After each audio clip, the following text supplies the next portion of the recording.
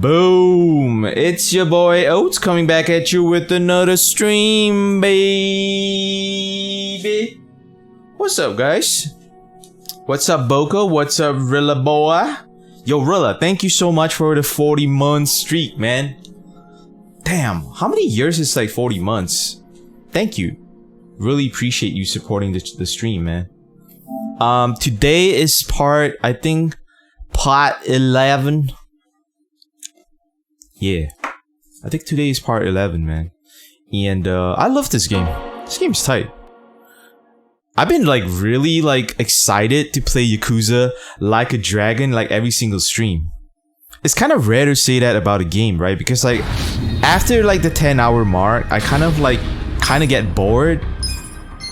You know, I want to do something else.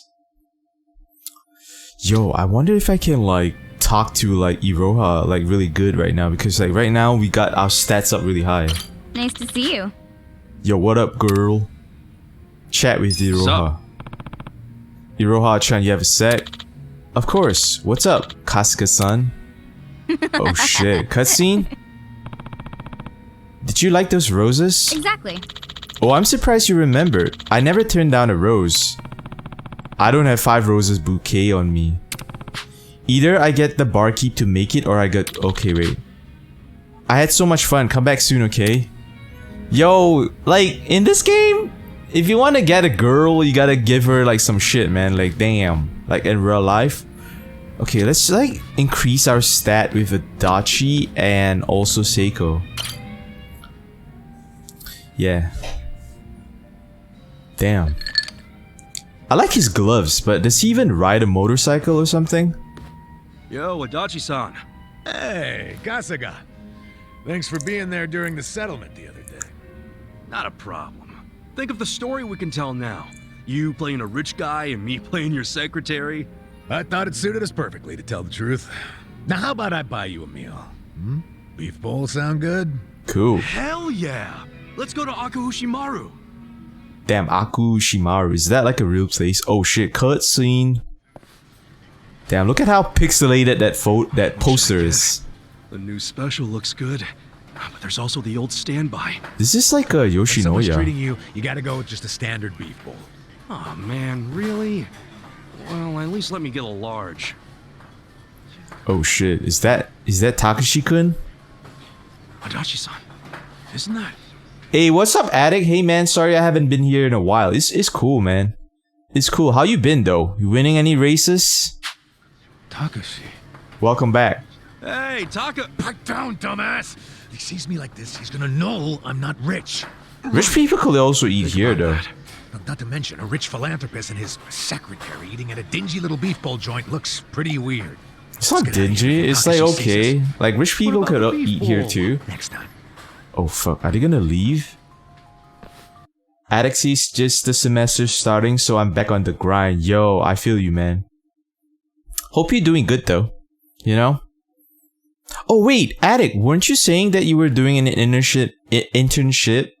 Oh, that was like during the summer, right? Hey, what it do, Sinaki? Yeah, it's okay you being late. What's up though? Let me just sit you down, Sinaki. Explain yourself. Why you been late for my stream? But you're not that late, to be honest. Like, I think I just started like 3 minutes ago, so you're actually early. I don't know why you say you're late, Sin. But you gotta keep it up. Keep up being early. You know? How you been feeling about this game so far? It's really good. It's really, really good. Initially, I had my doubts. And, you know, like, after the introduction, I played the game a little bit, and I was still not, like, convinced. You know? I definitely wasn't sold on this game. But, like, I'm gonna go ahead and say this is a certified hood classic. This is a certified 10 out of 10. Addict says, yeah, internship is over. It sucked, but it gave the money, so I don't care. More important, how's you, bruh? I'm, like, really good. I've been, like, I don't know. Can I be real with you guys? Like, I've been getting happier. Like, you know, I'm like everyone else, right? Like everyone in this world, like we are fighting with depression. Like some days we have it, some days we don't. And it's over like bullshit, right? We don't really have a reason to be depressed because we all live in a first world country. But like sometimes we just we don't feel good. But I don't know, man. The past few weeks for me have been amazing. Like I wake up, I wouldn't say with a smile on my face because I'm not a morning person, but I've been waking up really happy. I think this morning my cat like woke me up because it was like time for her breakfast. So she like so I'm like fast asleep, right? And she's like at the bottom of my bed and she's like meowing. She jumped on the bed, she crawled on my chest, and she just purred really loudly. So I felt like the vibrations going through my chest, and I really feel like I really understand like why the Egyptians like worship cats, because like cats are amazing, right? So I've been feeling really good, been copping sneakers as usual. I'm actually waiting for a sneaker drop that is happening tomorrow. I've been taking L's on sneakers too, right? Like I think I tried like I've been taking dubs and L's, right? So I don't know. I guess life's like that. Addict says it happens, and I'm glad you have been doing good. I'm sending you good vibes if it's worth anything, so the mood stays up. Yo, I appreciate that, man. And I'm gonna send back the good vibes to everyone right now. You guys like make streaming so fun. So like streaming for me is like it just feels like awesome because of you guys. Honestly, like I would still be doing it even though I don't have an audience, because like I like sharing my experience with people. But like I said, right, like some days, like I think like a week ago, I didn't stream. I took a break, and that was a great decision, because like I was getting burned out by streaming, and I felt like, it just feels like I'm doing this for a really long time, and I'm not like really blowing up, or I'm not like actually paying the bills with my stream. And it's not just about paying the bills, right? It's about like the validation that people give you about like a good job you're doing. So you guys like really make it worth it. Appreciate you guys, man. All right, let's get back to the cutscene. Oh, I knew it. That's the con man. Oh, maybe they were like homies. Okay, even though it was a bust, I still think that guy Yamada is a total sucker. Oh, they were homies, man. Come on. Just keep the pen pal thing with him going for now, okay? Okay. Damn. We'll come up with a better plan. One that'll make us really rich. Addict says I'll be lurking till I pass out because I got school tomorrow, but my phone will probably run out of battery soon. I'll see about staying longer next stream following your schedule. No problem, man. No problem, man. You do what you gotta do, and I hope you have a good time at school. You think the two of them could be working together? Hey, what's going on here, Takashi? Damn. Yamada-san? What are you Yamada? guys doing here? Oh, we're getting beef balls, cause we're broke. Now tell us what you're doing here. Yo, give me back my money. Yeah, that's right. Mr. Yamada Moneybags was fake. I made it all up. I'm just a jobless old fart named Adachi. Damn. Give me back my money. Adachi-san was just pretending to be a high roller, so Takashi wouldn't feel bad taking his money. Damn. This is your way of showing thanks? By taking everything I've got? Takashi, if I were you, I'd start apologizing. Otherwise, I'm gonna throw a beat Adachi-san's down. not the only one getting pissed off right now. We're the ones who need an apology. You've been lying about all this money of yours, and now it turns out you're just some bum. Just some stay bum. out of this. No, Fuck I'm outta gonna here. fuck you up now. Oh Messing shit. with us and stirring up Are we a gonna bunch of fight shit? inside You the got it restaurant? coming, man. Screw this. Time for me to kick your ass. Let's go out front. Oh, they're not gonna let us fight inside the restaurant. The Yakuzas are bozos? They all are. Except for Ichiban and Kiryu, because they are really good. This guy's easy, man. Let me just like do a bat breaker one time. This guy is really easy. Oh shit, okay, he has high HP. Okay, while he's on the ground. Ooh, look at that perfect guard. Okay, let me do like... Oh, Mega Swing. Or Bat Breaker. Check this out. Wow, 400. Boom, bitch. Okay, I parried the first one, but not the second one. I love this game, man. I love the whole RPG aspect about it.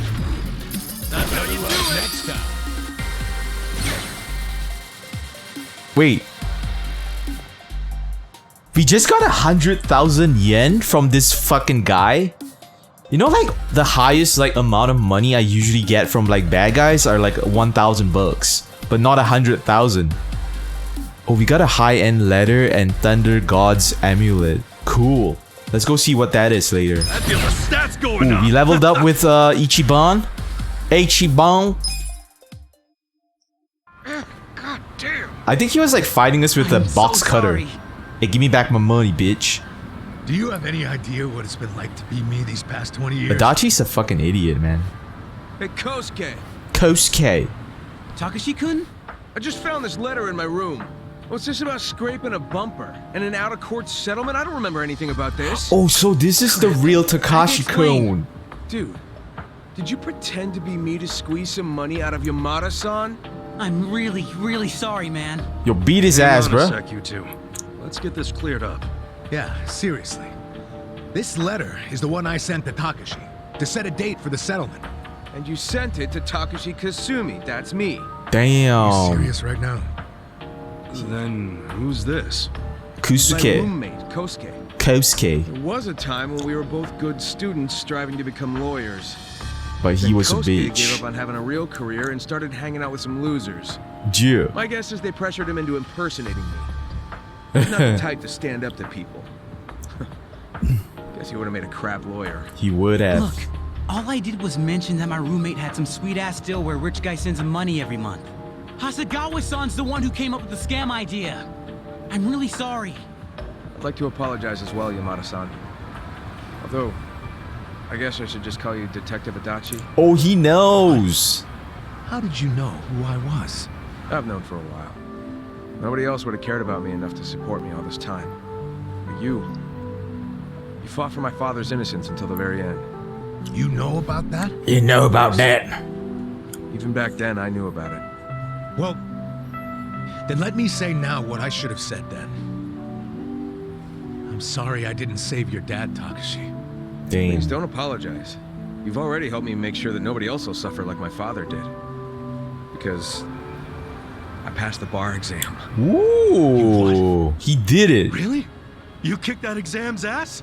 He kicked that exam's ass. They announced the results yesterday. So he's officially a lawyer. Damn, that's great, Takashi. Really, really great. I owe it all to you. All your help over the years really made a difference. Wow. You ask me, it was worth every yen. But I don't want to keep leaning on you, so I ask that you let your most recent gift be the last. Sure, you don't gotta ask me And you could twice. pay him back. Even The though glasses look like this time Kojima. next Yo, month, you I might be racist, Syndicate. A little sad not to help you. Oh, then... A little just bit, yeah. send it. Ain't gonna lie. You're After right. all, I could argue that you legally You're right. obligated yourself to keep doing it You're once right, you bro. started. What? Hey, maybe he's Kojima's Just kid, kidding, man. It's not real. And I should know. I'm a lawyer. Looks like Takashi could pull the fast Yo, one now on we got a Bozo. lawyer in our corner, man. So it's like Better Call Saul. If you need, Just for a second there. we need help, we just call this boy. And we probably don't have to pay lawyer fees because, like, you know, Nice to see a kid achieve something so big. we got the hookup. I mean, that's some real leveling up. Becoming a lawyer. I wanted to be a lawyer, Yeah. but God, Takashi must have worked his ass off. Ah, he's a good kid, all right. Adachi-san, I think your kindness is what taught him to be good. Ah, I don't know. Even without my money, I'm sure he would have made his dreams come true one way or another. That's just the kind of guy he is. You know, he'll be a great lawyer. He'll help a lot of people. I think you're right about that. Thanks for everything, Kasuga. Come on. Don't get all sentimental on me. don't get I mean, soft it's just on that, me. you know, we've gone through some shit together, you know, but in the end, it's, you know, good times. I'm glad we met each other. I really am. What a coincidence.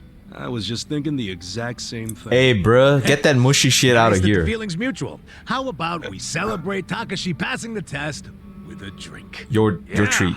To great future lawyers and great former detectives. Former detectives. Cheers! Cheers! Damn. Ooh, Friends on the Force trophy earned. Did we like max out our bond with Adachi?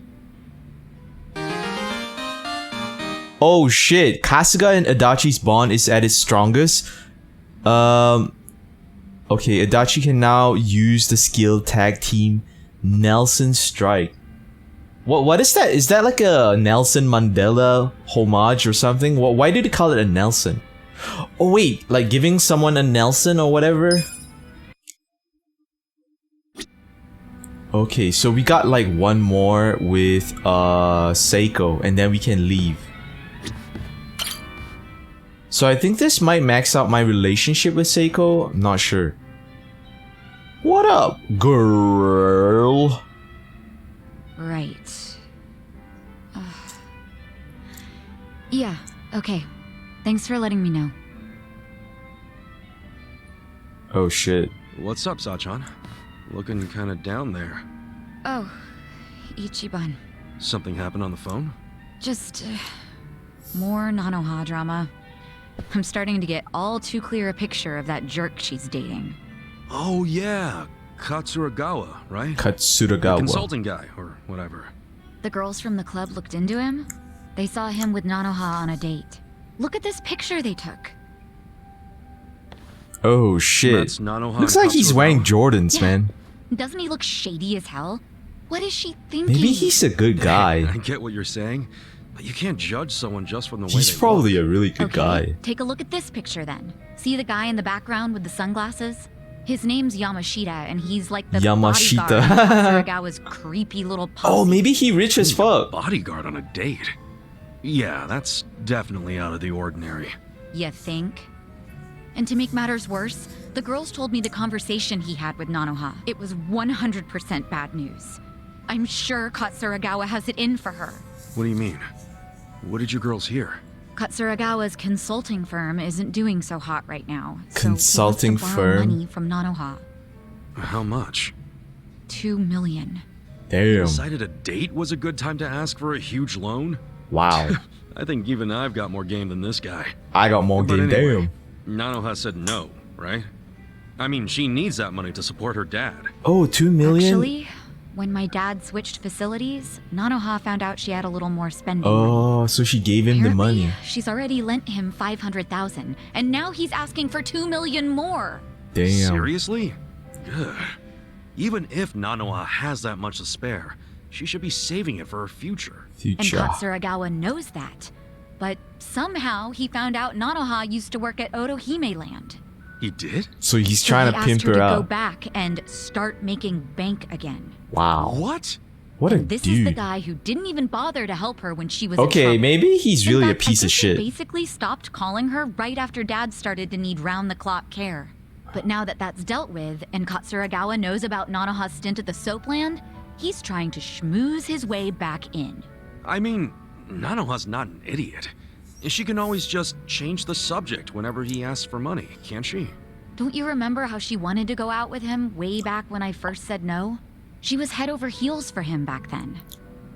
I don't know how she feels now, but it sounded like she held off on saying yes or no, but I'm afraid she might actually go back to the Soapland. You think so? Damn, this guy's a piece of work. Let's go beat he his really ass. does roll with a biker gang. It must be as the shit stuck on their tires. What other kind of guy would be pushing his girlfriend to work at a Soapland? To cover for his failures? So you're having the Damn. exact same thoughts as me. Yeah, that's Nice actually. to know I'm not crazy. Crazy? Sachon, even if he wasn't such a bastard, Nanoha could still do better. Like We gotta me. get him away from her, before she gets scammed and hung out to dry. But Nanoha never listens to me. She's not about to start now. Okay, we got 3 choices. Option number 1, I'm sure she'll understand. Or leave Nanoha to me. Or I think it depends on how you say it.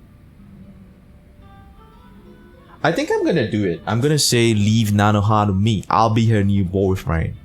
Well, if she won't listen to you, maybe she'll listen to me. What? You? Why not? What? We both used to work at Otohime Land, so it's not like we're complete strangers. But yeah, just leave it to me. She and Katsuragawa are history. Well, wait Damn. a second.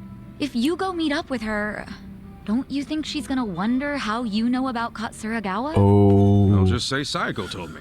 No, you can't tell her that you and I know each other. Damn. Think about it from Nanoha's perspective. She'll say to herself, if Saiko knows about this, then she must know about the Soapland. What's wrong with Don't that? you see? Guess you have a point there. What's wrong with that? Bad. It's okay. Just be honest. I can tell how much you care about this, and I really appreciate it. I don't know what good it will do, but I'll give her a call. Never hurts to try. Oh, she will give her a call. Oh, my passion Sorry to increased by make you plus listen to 20. all my family drama, Ichiban. It's no problem. I care about Nanoha too. She's my ex-coworker after all. Oh, she Still. was? Thanks. We never worked together, man. She was like an ex-co-worker by association. That's it. Damn, girl, you fine as fuck. No way is this over. Wonder what'll happen. I guess that's like another story. I'm just as nosy as Sachon. Damn. She didn't even finish her drink. Where's everyone? Where's the bartender? Where's Iroha? Oh, we are at level 3. I think like level 5 is the max. So we still have like... We have still a ways off before we max out with Seiko. Okay, so I think I'm out of here.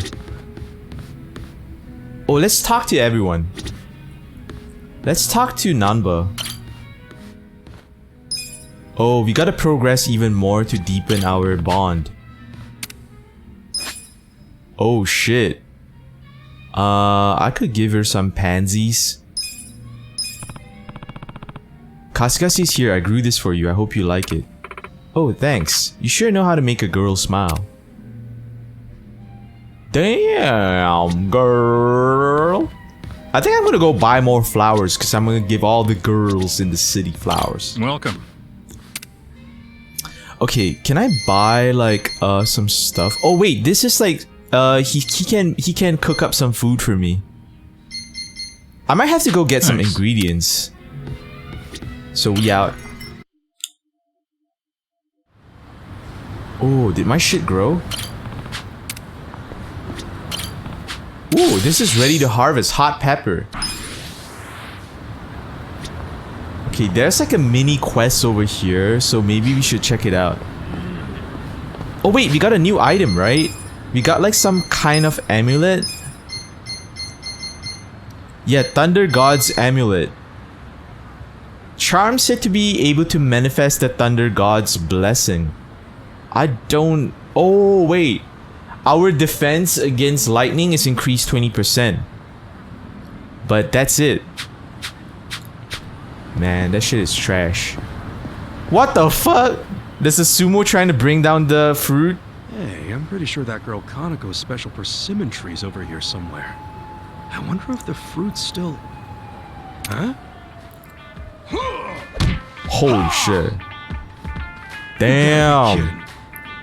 This fat fuck, man. What the hell are you doing? What's it look like? I'm practicing on this tree, boss. Why here? Can't you, like, do that shit at the sumo stable or something? I'd be more than happy to, boss. But I'm afraid that's no longer an option. Why is that? Look at this guy, The sumo man. stable's pretty small, with only my master, my mentor, and myself. What the I usually fuck? practice with my mentor. But one day, Look I at went the out for tits on drinks this with guy. Another wrestler, and well, had a large bottle of sake broken over his head. A bottle of sake? The culprit claims he was too drunk to remember anything, but because of him, my mentor's in the hospital.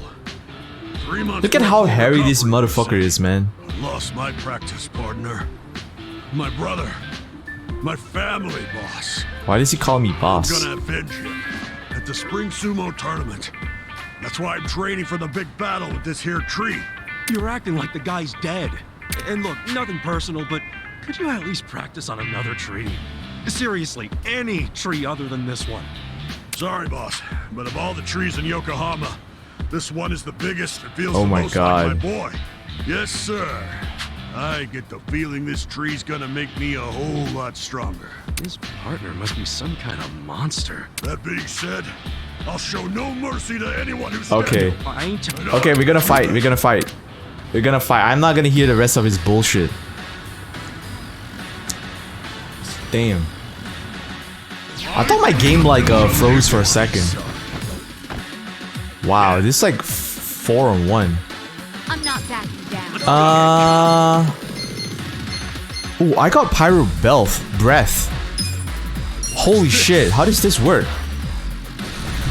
Oh, he's dead. No way he's surviving that. I got like a bigger version of the... Ooh, I got a power ring.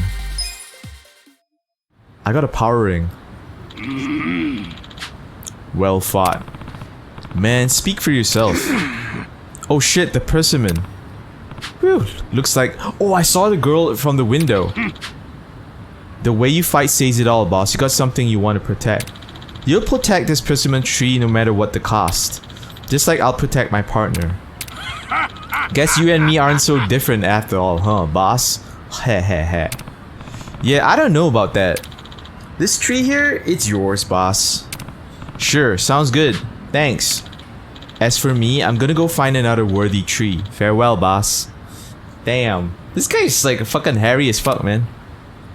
Get your ass out of here, bitch. Wouldn't it be quicker if you just found a different practice partner? Well, I'm just glad the persimmon's safe. I should check back from time to time. Oh shit, the girl is over there looking at the tree like some fucking ghost. She gone. Cool. That was fun. But right now, I'd like to go like buy some stuff. Okay, let me see. I think the place to get ingredients is like all the way here. I want to get some flowers and then I want to get ingredients, but I think I gotta take out some more money. So let's go to the convenience store. Oh, speaking of which, I think I could plant something new here. Oh, I think this thing grown. Ooh, mysterious mushroom. Okay, let's like plant mysterious seeds. Give nutrients. Let's give it like plant stamina. Oh wait, a super nutrient that instantly grows the plant and... Oh wait. Oh, plant stamina spark. We could go with this. Oh, I think 15 seconds is all it takes. Okay, let's plant mysterious compost.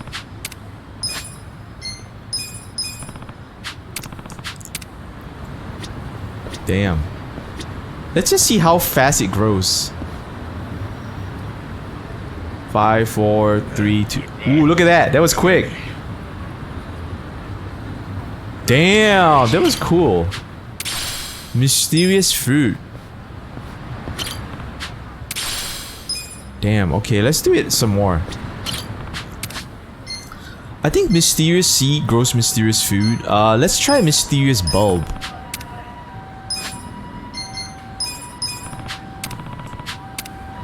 And this one. Mysterious compost.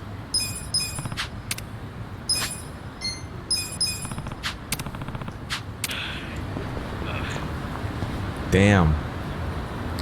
Okay.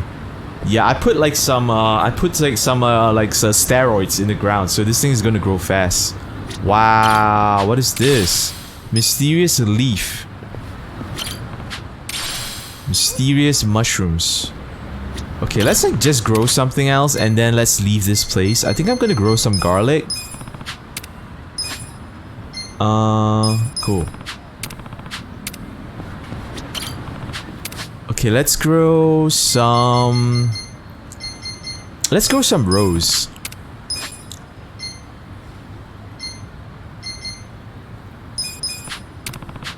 Okay, then let's like get out of here.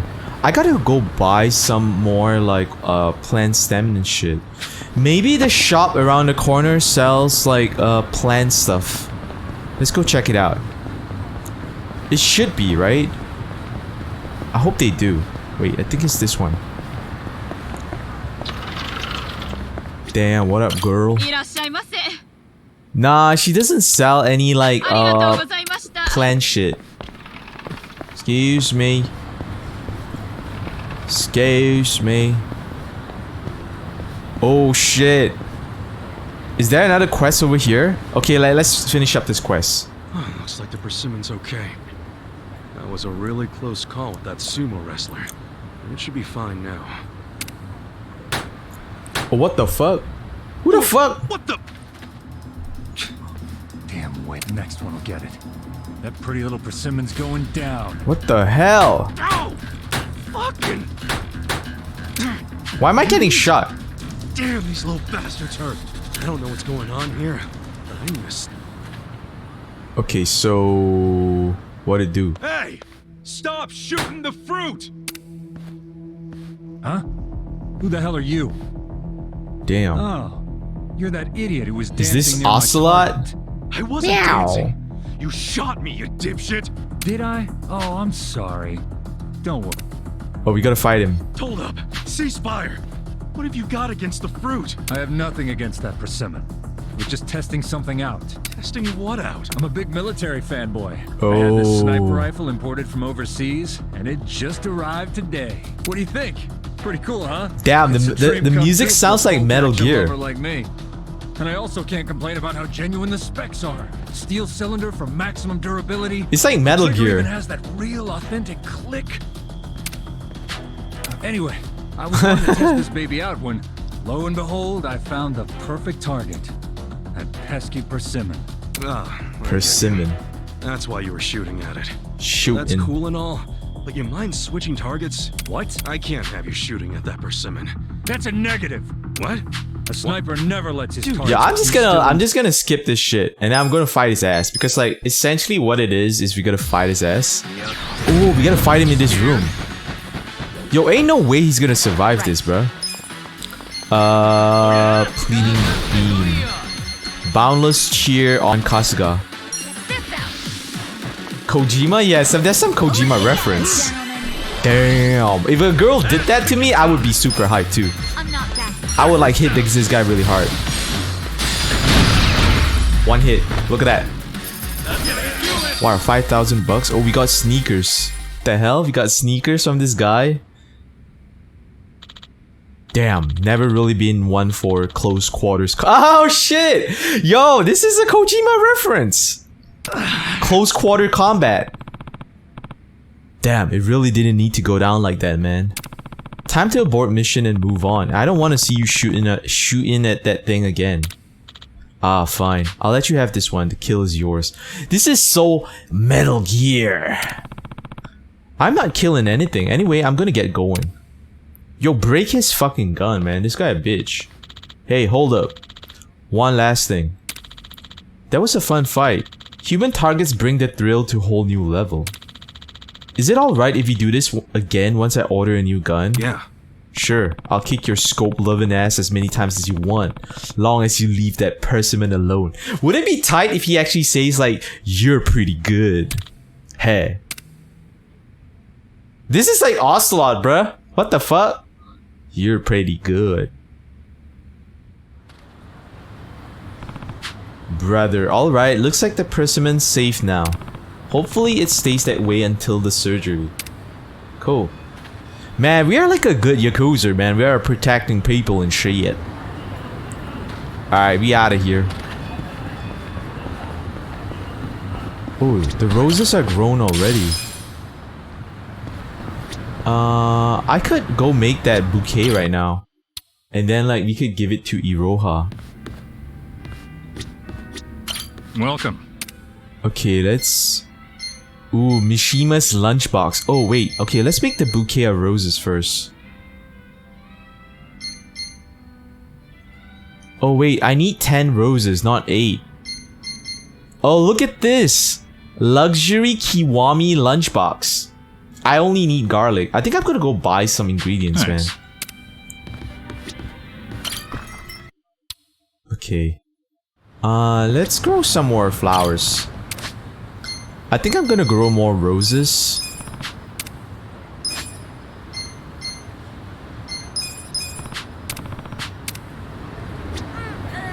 Okay, this thing's gonna take 5 minutes, so whatever.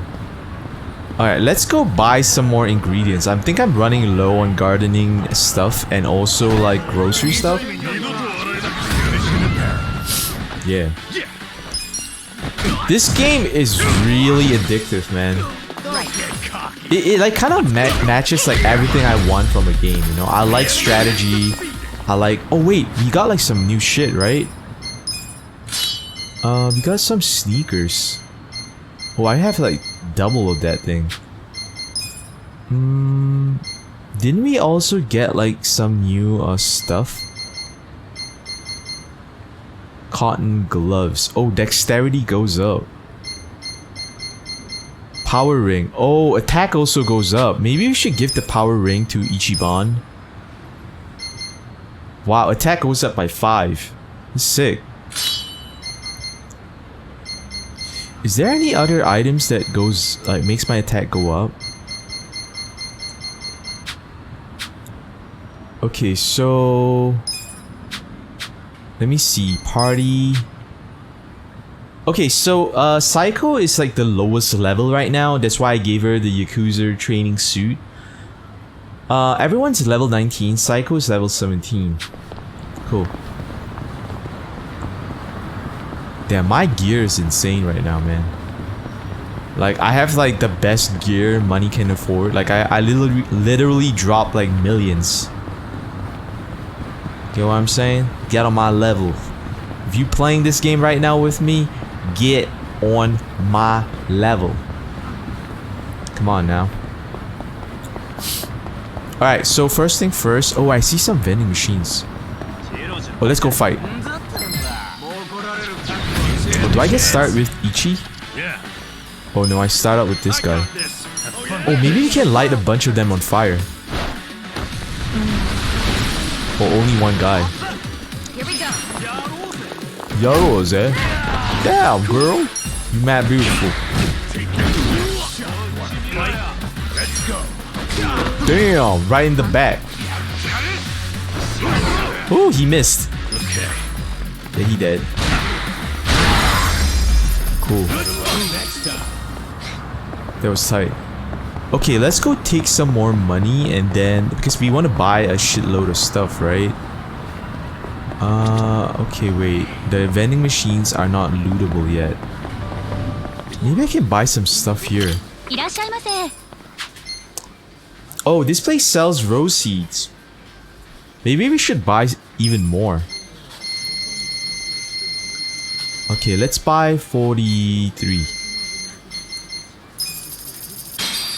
Pine seedlings, garlic seedlings, plant nutrient. Oh, so the convenience store sells like plant nutrients and shit. Tuna and egg sandwich. I'm gonna buy everything, man. Just make sure we are always like stocked with food and shit.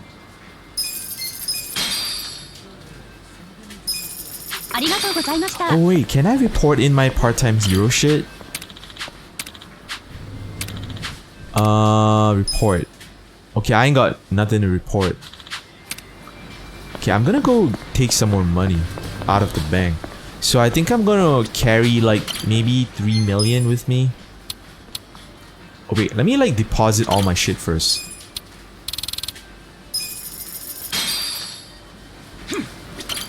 Withdraw money. Let's take out like 2 million. 2 million should be cool, right? And then we're gonna go buy a shit ton of like flowers and stuff. Okay, first thing first. Let me head. Man, I wish there were like more taxis and shit. Oh, we got a hero quest here. So yesterday, oh wait, it was like 2 days ago. I completed the Onabara vocational school. Like I did all the quiz, and it was tight. The fat guy is called Dine and Dasher, bro. What the hell? Okay, let's cheer Kasuga. Damn, she's like so cute. bitch. You're in it now. Let's get it. Okay, let's use like a mega swing. Kill everyone. Weak. Nice. I feel like Kasuga's got the lowest like MP. Okay, I think it's this way. Oh wait, can we grab a cab? Oh, now we can go there. Cool. Hamakita Park. Cool. Yeah, I kind of like the fast travel, man. Okay, now we are even closer. Okay, I think like there's... Okay, there's... Wait, can I hop over this thing? Cool. Okay, I'm there's like stuff I can harvest because like the last time I was here, I planted some vegetables. What the fuck? Look at this guy. This is like a pervert over here. Okay, we better save because this guy might be actually fucking strong. Okay, let's fight this guy.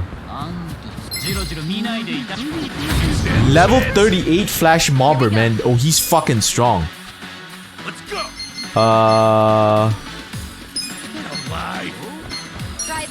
Okay, let's like make Ichiban really strong.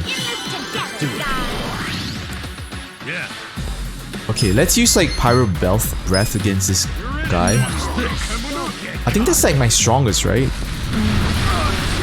He's on level 38. He's like fucking high. Okay, let's kill this guy. Okay, we got one more guy to fight. Holy shit! He almost killed Seiko, man. Let's use Tag Team Nelson Strike. Nice! Let's go. Damn! Is that a Nelson? How much damage is that? Yo, that bat I got is like different. Yo, beat his ass.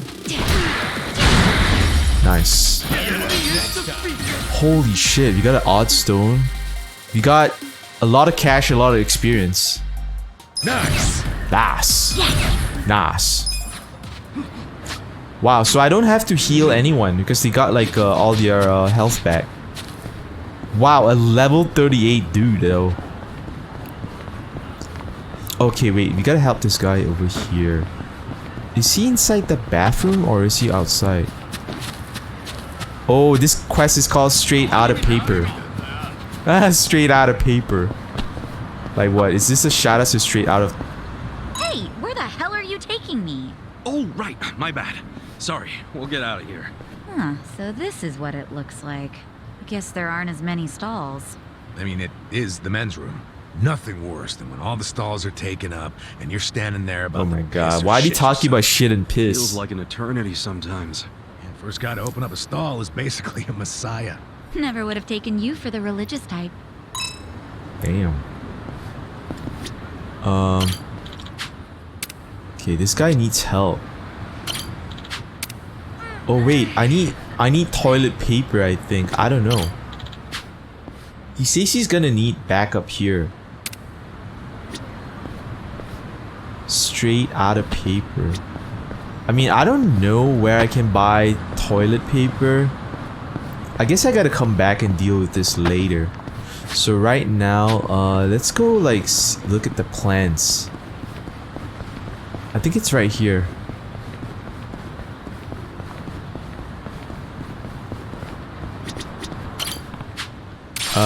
Daikon. Garlic. Mysterious leaf. Should I plant some more stuff? Okay, let's plant... I don't know. Let's plant... some potatoes. Give nutrients. Boost the gains, yeah. Okay, another one. Let's grow some carrots. Give nutrients. This one, yeah. And the last one, let's grow... I think like some onions would be cool. And let's give it also some nutrients. Okay, cool. I like maximizing like all that stuff for like this game, man. Okay, let's go buy some like supplies. I think they sell like cooking ingredients, so we don't have to wait for all like our plants to grow. We can start like cooking immediately. Okay, yo, yeah. Potatoes, let's buy like, I don't know, 100?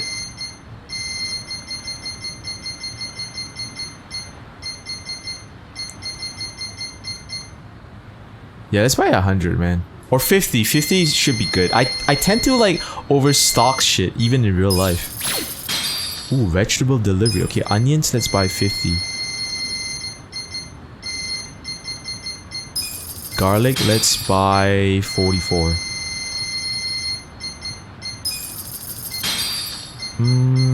Cool. Okay, tomatoes, let's make sure we hit 50. I'm carrying like 50 of everything. This one, 31. Hot peppers, 23. Mysterious mushroom. Mysterious carrot, 35.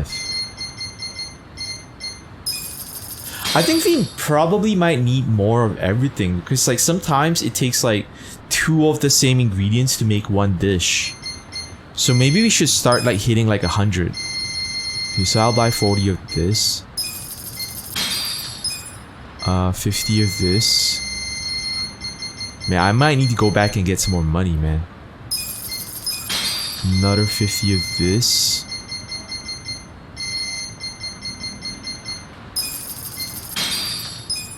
I might have to save some money to buy the flowers first.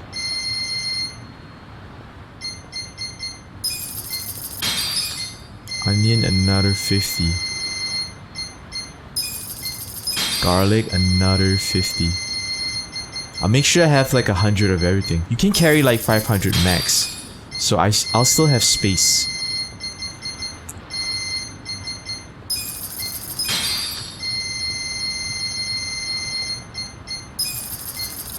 Ooh, super spender. I've spent already 8 million. Do I want to get more seeds? Yeah, I think I have a lot of seeds. Okay, let's go buy the flowers. What does this place sell? Oh, he sells ingredients. Like, as in like crafting ingredients. Okay, let's go and... Oh wait, I gotta loot the vending machines here. Maybe they got an item. No? No items. Fune Mirai Calm. That's the dream boat. I think there's another... Oh wait. Dragon card, huh? Sounds pretty fun. Oh yeah? Is it bringing back all the thrills? Wait, I already maxed out Adachi's like bond. Hey, what? What's exciting about a license center? Hey now, takes more than a couple of go-karts to get me that riled up. Oh yeah? What's it take then? Driving without a license? Well, that'll just bring out the cop in me. No, if anything, I'd say the ID photo machine is where it's at. ID photo machine? Right. Damn, okay. We gotta go back to the bar to level up Nanba's. Okay, so can we buy the bouquet? Okay, let's buy like a couple of bouquets. I think I'm gonna buy like 10 of 10 roses. Maybe like 9 lilies. And maybe another 10 pansies. Yeah. I think I'm gonna just buy until like I'm like kind of maxed out. Okay, I have roses. Let's buy another. Okay. Can I give the flowers to Seiko right now? Oh, I can. I gotta go to the bar first. Damn, those guys look pretty tough. Should we fight them? Okay, let's save. The enemies here are really high level. Oh, I think they're skateboarders. Maybe. Oh, they're hip-hop artists, man. Damn. Right. Okay, let's use like let's use Boundless Cheer on Kasuga. Damn, you mad cute girl. Pyro breath. Have fun with this. Maybe we can light two guys on fire. Alive. Let's get it done. You wanna Mega fight? swing. Check this out. You're gonna be in a whirl. Nice. Cool. Let's go. Okay, this guy. What the fuck? Flow stopper? He's gonna like spit out some bars? Miss. You wanna find us? Oh shit. This guy's called a mad gangsman. Nice. You wanna fight? Nice. Damn. Okay, so right now we're here. I'm heading back. What the hell is this kid doing? Let me see. The kid says, hey look, a rainbow stag beetle. Oh my, that's rare for the winner. Rainbow stag beetle. Damn. Okay, so I'm heading back. I think I can grab a cab all the way back, I think.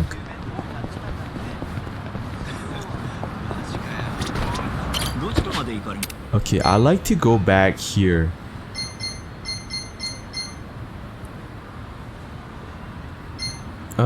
Wait, I think I should go to the Popo. Because the Popo has like, I gotta get some more money. I just spent like 2 million. Okay, where the Popo at? Okay, I think it's around the corner. Damn, that old lady turned around quick when I was like busting down that like motorcycle or bicycles.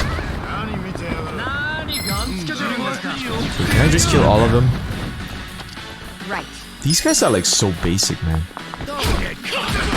I wish that the battles were like way more difficult. It's like a little too easy right now. Nice. Okay, first thing first, we're gonna draw some more cash. And also buy some more like plant like nutrients. I wish you can carry more than 5. You know? Remember back in Yakuza 0 you can buy like a packet of tissues? I'm ready to kick ass. Okay, withdraw money. I think I'm gonna bring 2 million with me. I might have to go back to the gambling den, man. Maybe like I don't know, 20 million isn't enough because now we are down to 10. Maybe we can hit up a restaurant. Okay, maybe I should grab the cab back home. I'm gonna grab the cab back home. What street is this called? This is called Jinei Station Square. I'm trying to like familiarize myself with this place. Oh wait, we also can get like an item, right? From a building. Because like we recently like leveled up the Suji Dex to a point where like the Suji Dex sensei was like, yo, I'm gonna give you something. Cool. Okay, let's go down south. Central Street. I think right here is cool. Damn, civil taxi. We got another. Oh, our style went up just by using a cab. What the fuck? Okay, so real quick. Oh, I gotta go here. Shit. Okay, wait. Let me see. Where's the Suji Dex Sensei's house? I don't even remember.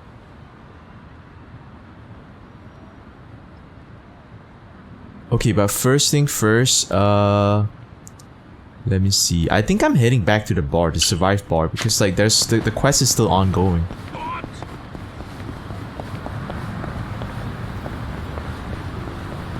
Excuse me.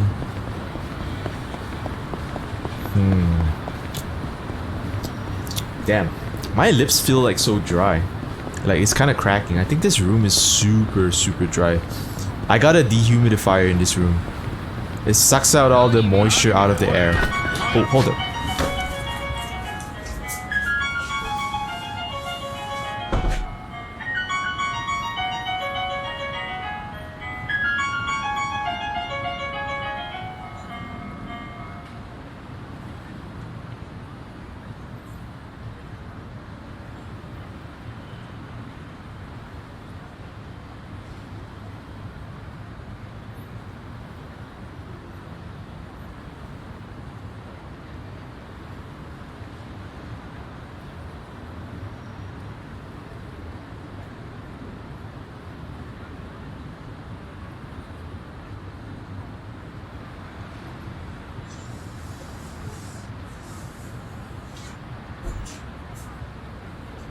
Damn.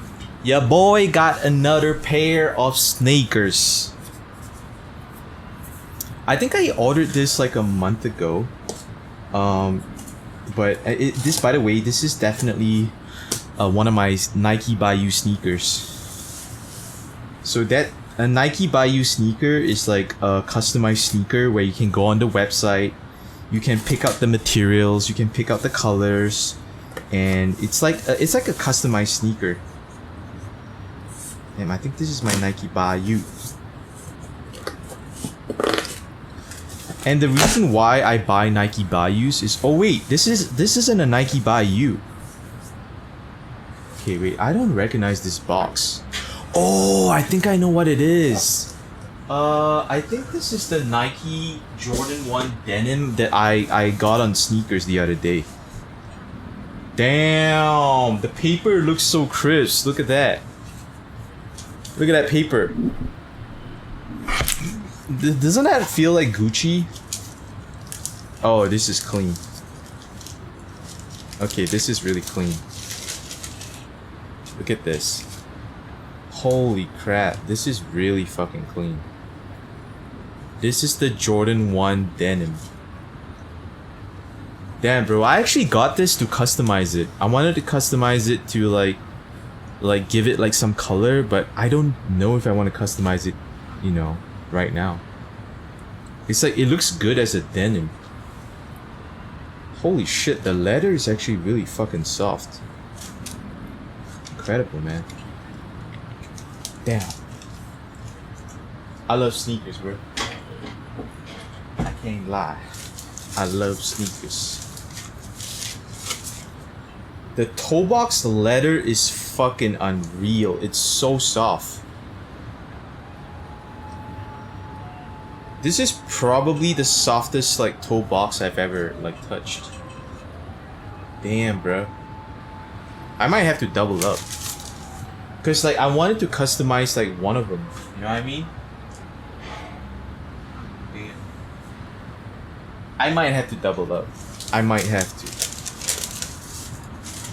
Or I still might just customize this pair. Probably. Damn, bro. This pair is so fucking clean. By the way, this is actually a woman's release. That means like they only release in small sizes, but like my feet is small, so I kind of like, you know, I kind of have it good. Damn, the leather is insane. I swear to God, like I don't think I felt like leather like this in any of my Jordans before. It's insanely soft. It's like really like touching like baby skin. It's like, and then like it just like, it's like butter. Like imagine touching the softest leather in your mind, and this is like what it feels like. It's so clean. Damn, this shit is clean, bro. I might have to double up a pair. I might have to. This is so good. Damn, this pair is super clean. The blue color is like not that vibrant though. It's like really muted. Damn, bro. Alright, so where were we going? Oh shit, I don't want to fight these bums. Oh fuck.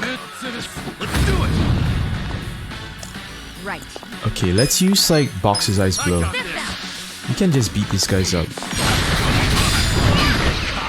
Damn, he's not dead. These guys are actually kind of tough. Wow, these guys are like actually kind of tough.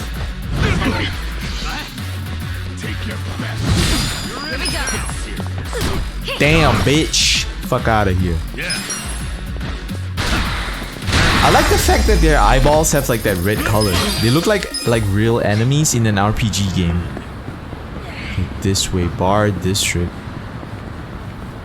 I kind of wonder if that honky honk girl will appear here.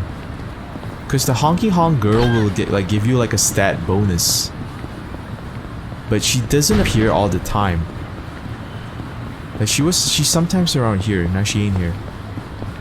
Uh-oh. What the hell? Is another quest? I don't want to hear this guy's shit, man. I want to like just fight him. Oh, he's just trying to curse someone. What now? Fuck it. I'm gonna skip his fucking scene. And then I'm gonna beat his ass. It's like a student. Right.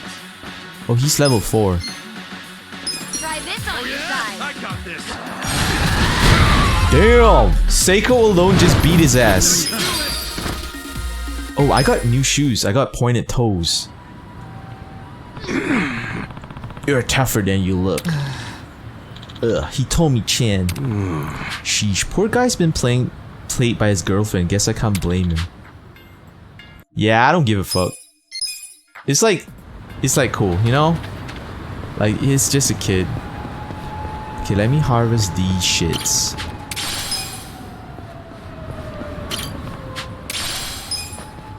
Okay, cool. And now, let's go rest up at the bar upstairs. I think, like... I thought Nanba was about due for, like, another level up. Okay, now we can, like, make some bentos and shit with this guy. Welcome. Okay, now we can make the, we can make a bonsai? Wait, no, we can't. Luxury kiwami, meal. The mysterious fruit I gotta grow.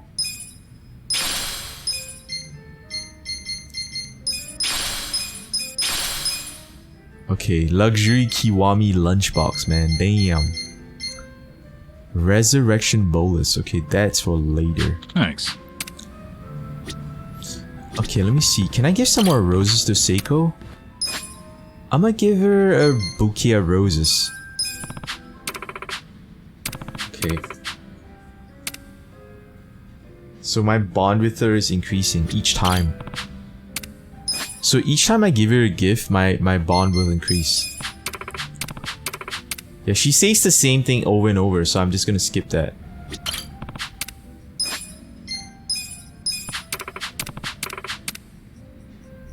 Plus 25. I think we can like max out to level 4.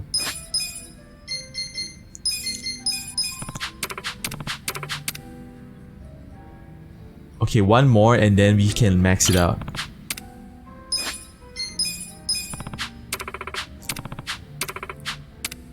Damn, okay, now we're at level 4. Are we? I don't think... Oh, yeah, now we get a story. Damn, what is that drink, man? It's pink in color. Small Yo, feet, yo, Sachon. small feet gang Oh, syndicate. Ichiban. Perfect timing. Listen to this. What's up? Oh, is it about Nanoha? Yeah. I worked up the courage to call her and asked if she'd been caught up with any bad guys lately. How'd Damn, that go? Well... she probably got pissed off. I mean, like asking her, Not good, huh? her little sister Gotta about say, shit like I that. wouldn't have started with the bad guys line. I just couldn't find the right thing to say. You should have been like, yo, I know it's how hard. you been, But girl? all that matters is getting Nanoha away from that dirtbag. I don't know. We'd been apart for so many years, I was probably way out of line to tell her to break up with her boyfriend. I'm pretty sure she wouldn't even take my calls if she knew I've been checking up on her this entire time. Damn. But at least she still doesn't realize I know about her being employed at a soap land. She can never find out, not ever. I'll pretend not to know for the rest of our lives if I have to.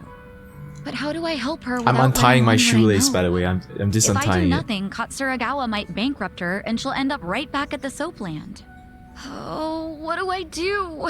What do I do? I'm freaking out! Okay, we got some options. Let's just find her someone better, or could always wait for a winner to roll around. A little herbal tea goes a long way. Wait, I don't know. All these options are kind of trash, man. Find her someone better, like as if she's gonna give up her last guy for someone else. Like, and if she does, doesn't that say a lot about her? Like, she's a shitty person if she does that.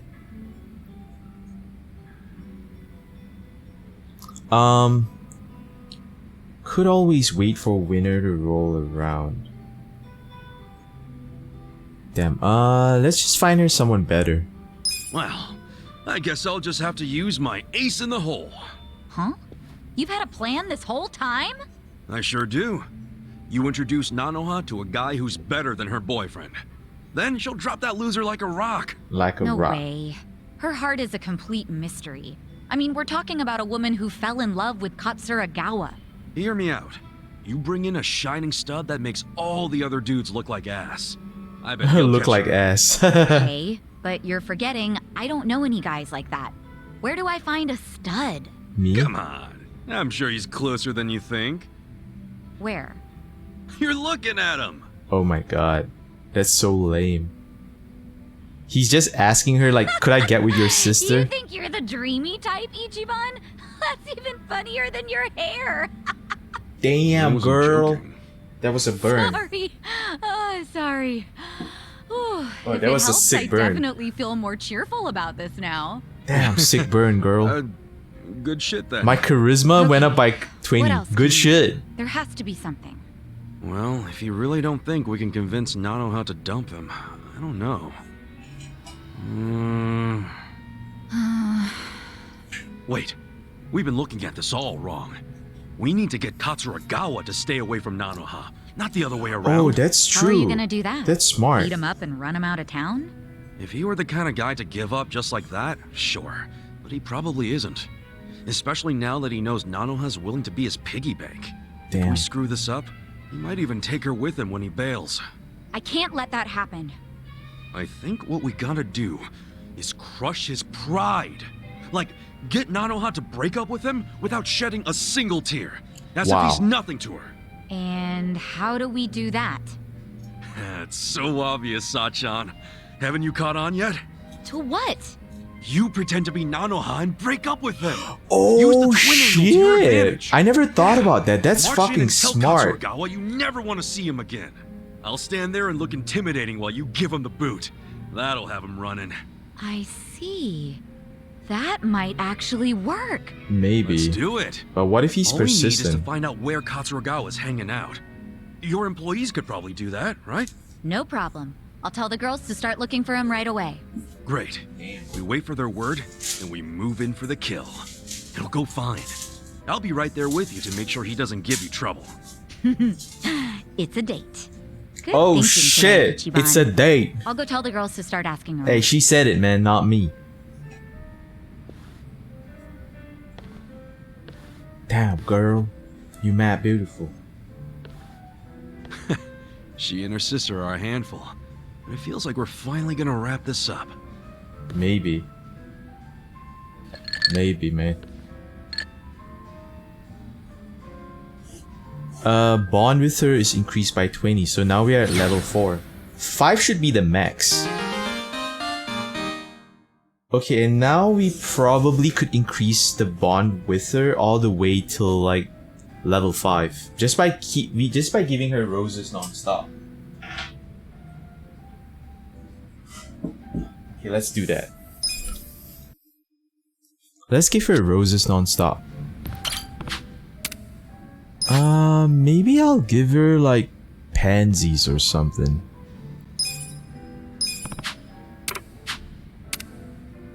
Okay, plus 10. But I think she like roses more, maybe.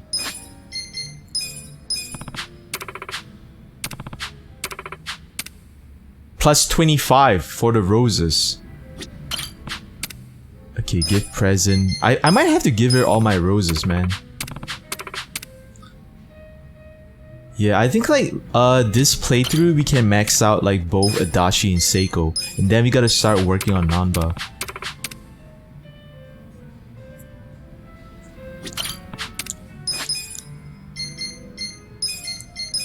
I saved the lilies for like the other girl. Okay, now she's like halfway there.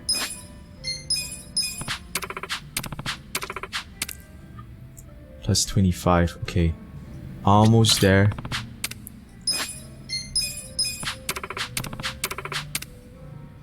Almost there. I think one more should do it.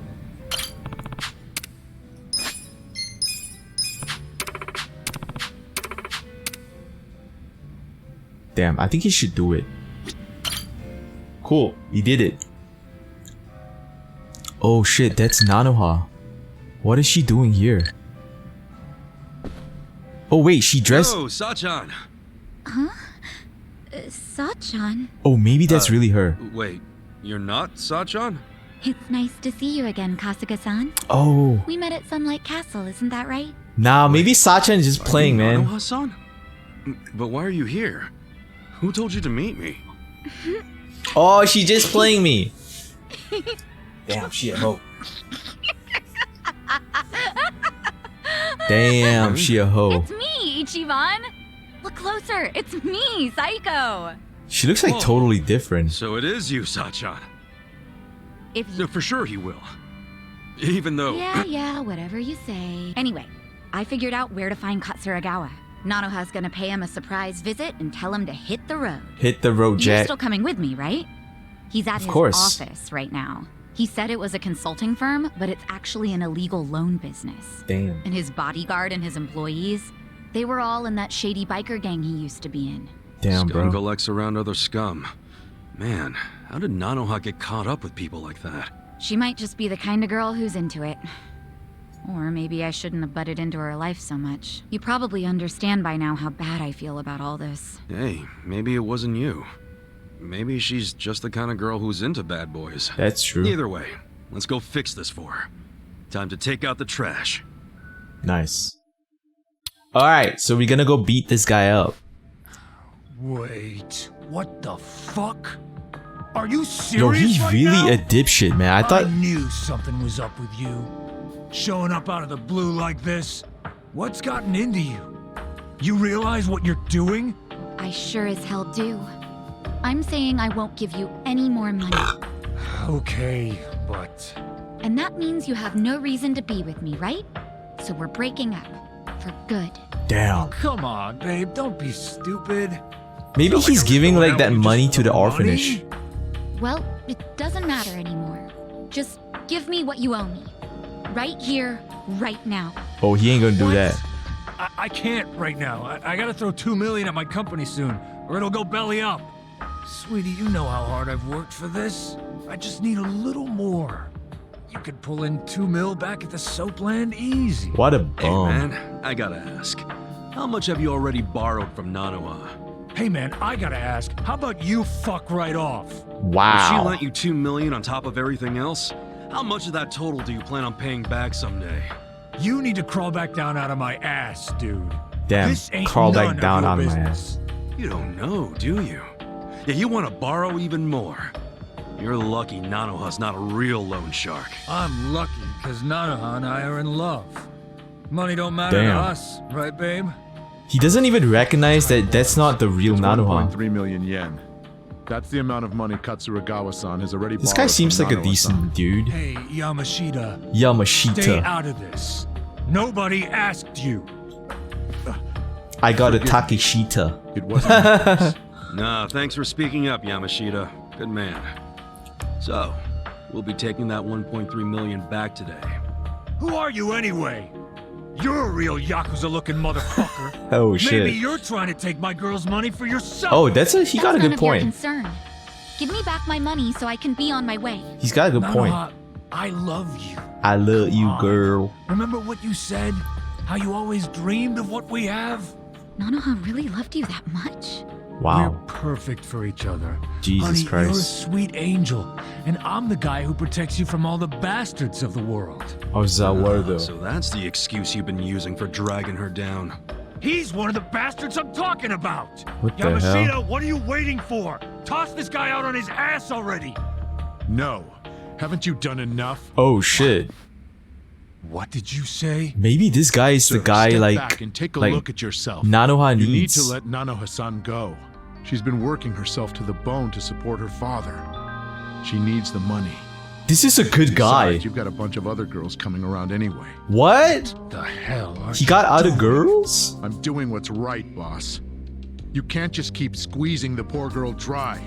And she shouldn't have to work at no damn Soapland. Hey, I man. can't just sit by and watch this happen to an innocent woman. It just ain't right. Damn, this guy. Why don't you think about who you're talking to? I'm the guy who saved your ass when you were a zit-faced teenager, remember? So unless you want to Oh, go back they got to a being safe in this everybody's little room. bitch. Every time someone calls you out or wants to leave your ass, you just make threats? Are all your boys with you just out of fear? I bet they all hate your guts. Wow. Alright, I'm just fucking sick of you now. All of you, stop standing around with your dicks in your hands and throw this guy out!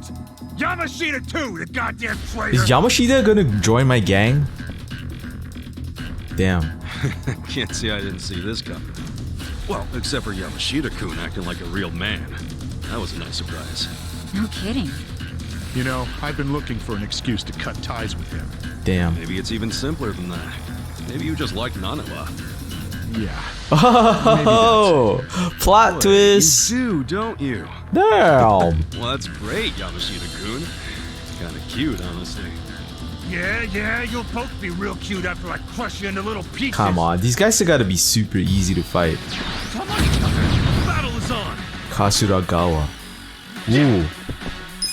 Mega swing. This is gonna be easy as fuck. Okay. You're gonna get. Here we go. Nice. Oh, he's taking the defensive stance. Let's use Boxer's Ice Blow. Whoa, what the fuck? He can retaliate? I'm not backing down. Come on now. Nice. Oh, he can retaliate. Here we go. Kakate koyo. This out. Nice.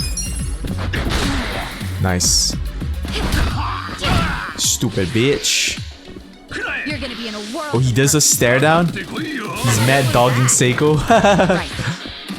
Yeah, Seiko's gonna beat his ass. Nice. Seiko with the finishing blow, baby. 200,000?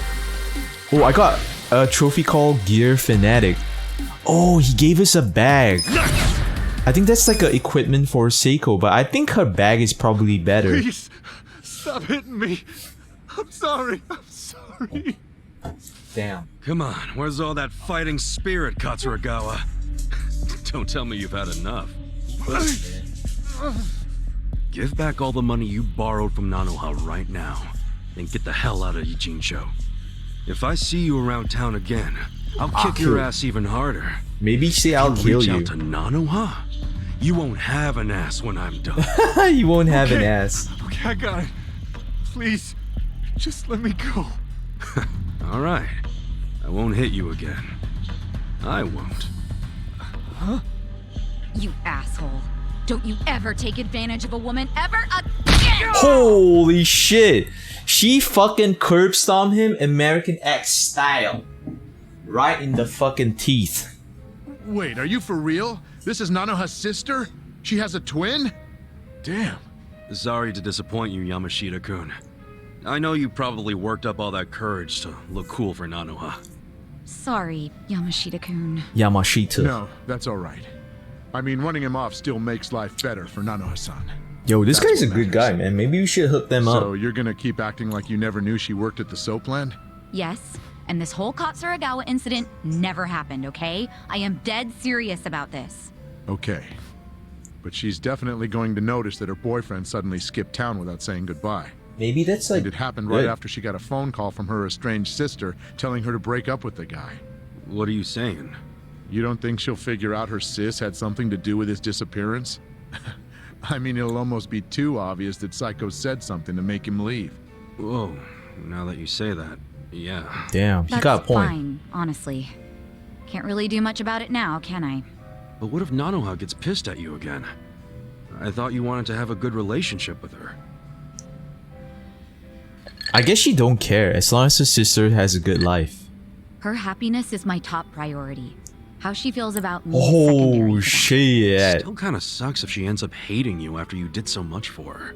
She would have ended up broke if she stayed with that douchebag. You deserve some credit. I'm just grateful I can still I mean, talk we to could her on the always phone. tell her.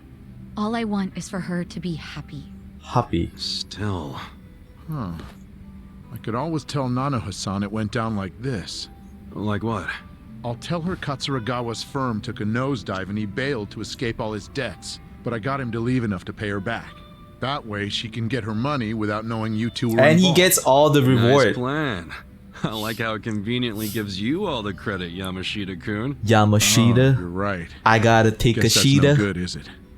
I don't want to take all the credit. Nah, don't lie, After bro. all, I only said what was Don't true. lie. It killed me to see her caught up in Katsuragawa. This guy thought he was slick, man. Trying to take all the credit. Telling myself that I would stand up for her if she ever needed it. He didn't Then even I'd get make involved in the excuses, fight. He telling was myself pussy. It wasn't the right time. When I saw her, well, when I saw someone I thought was her demanding what she was owed, I knew the time had come. Sachon, you hearing this? What do you think? Hey, Yamashita-kun. Yeah? Let's say you're at a restaurant or a store. How exactly would you treat the staff? I just try to be as polite as possible. Even though people don't expect it because of how I look. He doesn't look it's that still bad, the right actually. thing to do. Okay. Well, you pass for now. Oh my god, what a Setting stupid the bar fucking for being question. Your sister Squeeze kind of low, aren't you? I said for now, didn't I? Oh shit. Don't worry. I'm still gonna watch over Nanoha from my big sister perch somewhere. Sister. So if Yamashita-kun turns out to be a total creep, then I'll just have to step in. Whatever it takes to make her happy. Damn. I get that. I'd want the same. You're a good sister, Sachon. A good I'm sure sister. Nanoha will eventually realize that. Hopefully sooner than later. Thanks so much, Ichiban. That's twice now you've helped me. Now save you my be my sister. girlfriend, I Nanoha. really am grateful, you know. I'm glad you're in my life. I always be in your life, girl. Friends like sisters. Trophy earned. Oh, I think that's Mex. Seiko can now use the skill tag team Bombardier Bash. Cool. I can't wait to try that one out.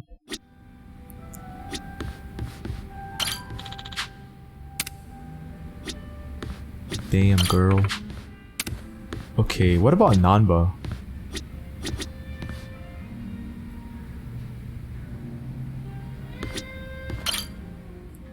Sineki says, Oats, am I still a problem for the government? I don't know, man. Are you? Still dressing up like you fucking gonna like join an Antifa raid? Come on, bro.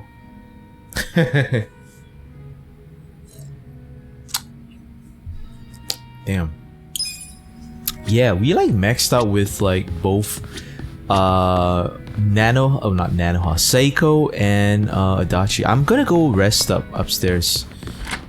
Cause like we could like recover some of Seiko's health. What you been up to though, Sin? Yo, you trying to get some pussy? Come on, man. Nice to see you. I'm gonna give Iroha 5 rose bouquets. 5 bouquets. Thank you so much. Wow. Holy shit. Hi, Kasuga-san. Cherry Iroha. If I was more irresistible, could have more fun stories to tell. Like charisma level 10. Kasuga-san. Oh, I need to be like charisma level 10. What is my charisma right now? Level 10 sounds a lot.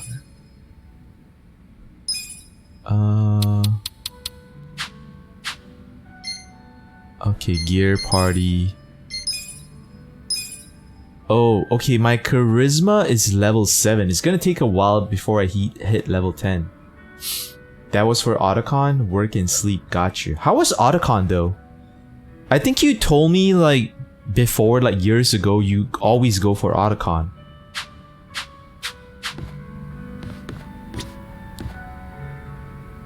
Okay, I'm out of here. And I think we should have some new plans, right? Oh, we got another quest here. I kind of hope we can wrap this up pretty soon. This like persimmon tree quest. Well, the persimmon looks alright. I wonder how Kaneko-chan I think this might be the last one. I hope her surgery went okay. Kasuga-san. Oh shit, that's her dad. You're Kaneko-chan's father. How's Kaneko-chan doing? The surgery go alright? Huh? No, don't tell me. Kaneko, come here. Oh shit. She's like different. She's like a happy kid. Wait, she's all better now? She is. She used to always stare out the window with such a hopeless look in her eyes. But these days, that look's been replaced with a smile. Her surgery was a great success. What and kind she's of even up on illness her feet did she again. even have in the No first way. place? That's great! She wanted to come say thank you. To me? Thank you, Kasuga-san. Oh, you welcome, You girl. protected the persimmon for me. I got you. Nah, no need to say thanks. I got you, girl. No, I had a lot of fun watching you. Oh, she was watching. Fighting a sumo wrestler, getting shot by a toy gun, comforting that witch boy, and Oh, all to witch protect boy. the persimmon. I got you, I girl. couldn't help but laugh. And it made me realize there's so much to see out there. It gave Yo, me the hope to Yakuzers, keep man. going. Yakuzers making the society a better Guess place. it was all worth it then. There Yeah. was also a part of me that wanted to skip the surgery just so I wouldn't miss out on the drama. Damn. Hey, good thing you didn't. I'm just kidding. She's a good Well, kid. it's nice to see you happy. I should also thank this tree. I'm still here thanks to this persimmon. What if the persimmon you're drops? right. Would you like to eat that persimmon? Well, what do you say we eat it? Huh? You want to eat it? You don't need it anymore, right? It's a Besides, fruit. Look how good it looks. You've wanted to eat it this whole time, haven't you? You got me. I mean, who wouldn't, right? It's a fruit. Oh, punch that tree, motherfucker. Oh, we gotta punch that tree? Wow. Oh yeah, look. It's nice and ripe. Yo, want you have a kids, bite. Chan? I'll have some after you. You should go first since you worked so hard Aw. to protect it. You could cut it in Sure. half. Okay then, here goes. Is he gonna bite into it? Oh, Is it fake? ugh. This is one of the bitter ones, huh? Bitter I persimmon. thought so. You mean you knew? Come on, Kanako-chan. Kanako-chan. I thought it was gonna be a fake, like someone like planted a plastic persimmon. We did it though. We did it. Oh! Tosai no Yama is a pound mate. Yo! Pound mate, man. That shit sounds so whack. Pound mate. Yo, hold up. Wait, let me talk to this guy. Okay. Damn. Alright, cool. So we completed the quest. That was awesome, man. I felt really good about it. Okay, examine. Can we plan something? Oh, we should plan the mysterious bulb and mysterious seeds. Give nutrients. Yeah, plan nutrients.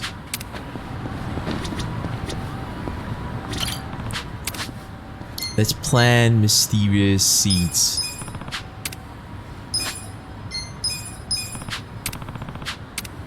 Okay, oh, let me see, where should I go next? I think I'd like to go to the romance workshop. Romance workshop and give like the flowers to like that girl. What up, girl? Yeah, I don't want to do like the main quest right now because like there's like mini quests and stuff. There's a quest at Janae's station. I kind of wonder if that's the Suji Deck Sensei guy. Okay, we might have to fight these guys. What up, bitch? Newbie Yakuza. Boom. Boom. Yeah. Come on. Damn. Damn, girl! Beat his ass.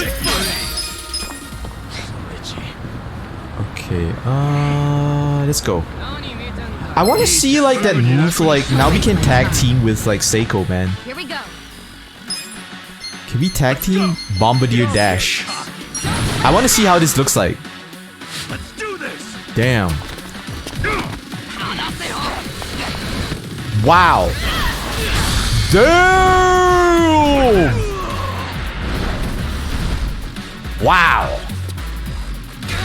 That was lit. That's 400 damage. Kakate koyo. That was crazy, man. That was sick. Should we go do some gambling? I really gotta make some more bank, man. I think we should go gamble some more.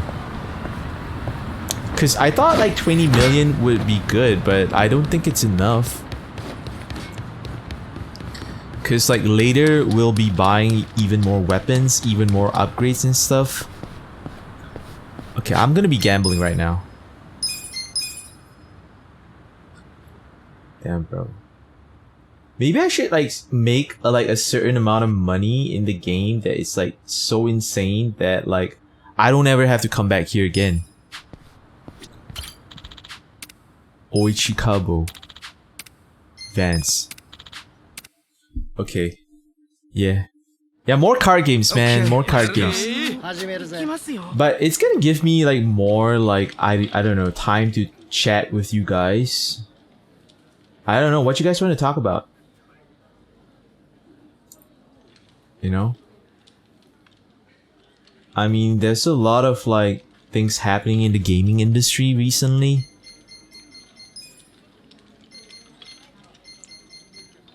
Oh, I don't have a lot of money left.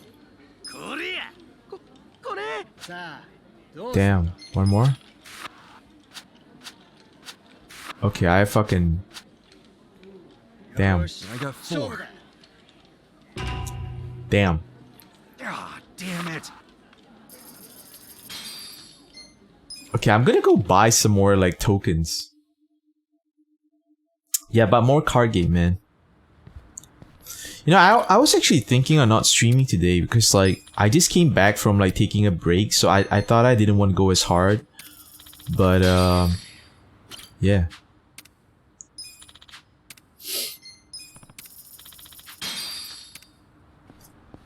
Like Xbox and Kojima? Didn't I talk about Xbox and Kojima? So he's creating a game for Xbox right now, right? That means like it's gonna be Xbox exclusive. It's a little bit traitorous, cause considering like the fact like when Kojima left Konami, like it was Sony that actually backed him up. If you really think about it, it was Sony that got his back. But Kojima like fucking like I don't know like he's not even like I don't know, he's like ungrateful as fuck.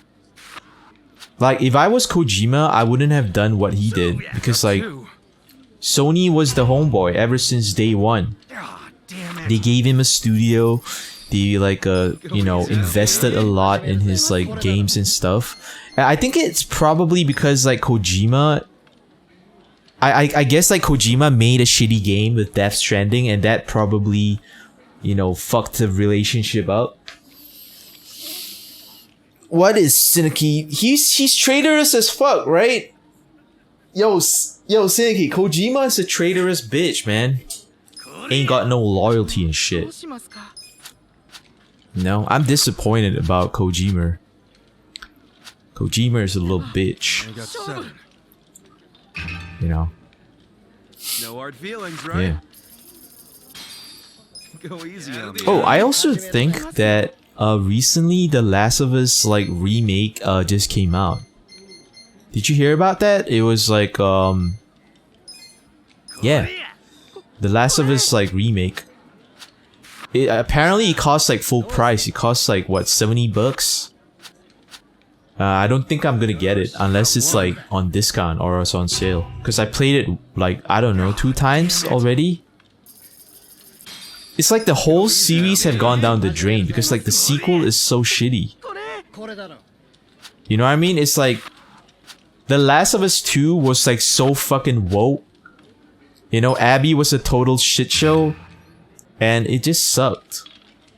Like, playing like The Last of Us 1 doesn't even feel the same anymore because like of how like shitty like you know, the second game is. I gotta say there's an exception for that, right? Because like the last Metal Gear game, like Phantom Pain, was also dog shit. But I still love the previous games.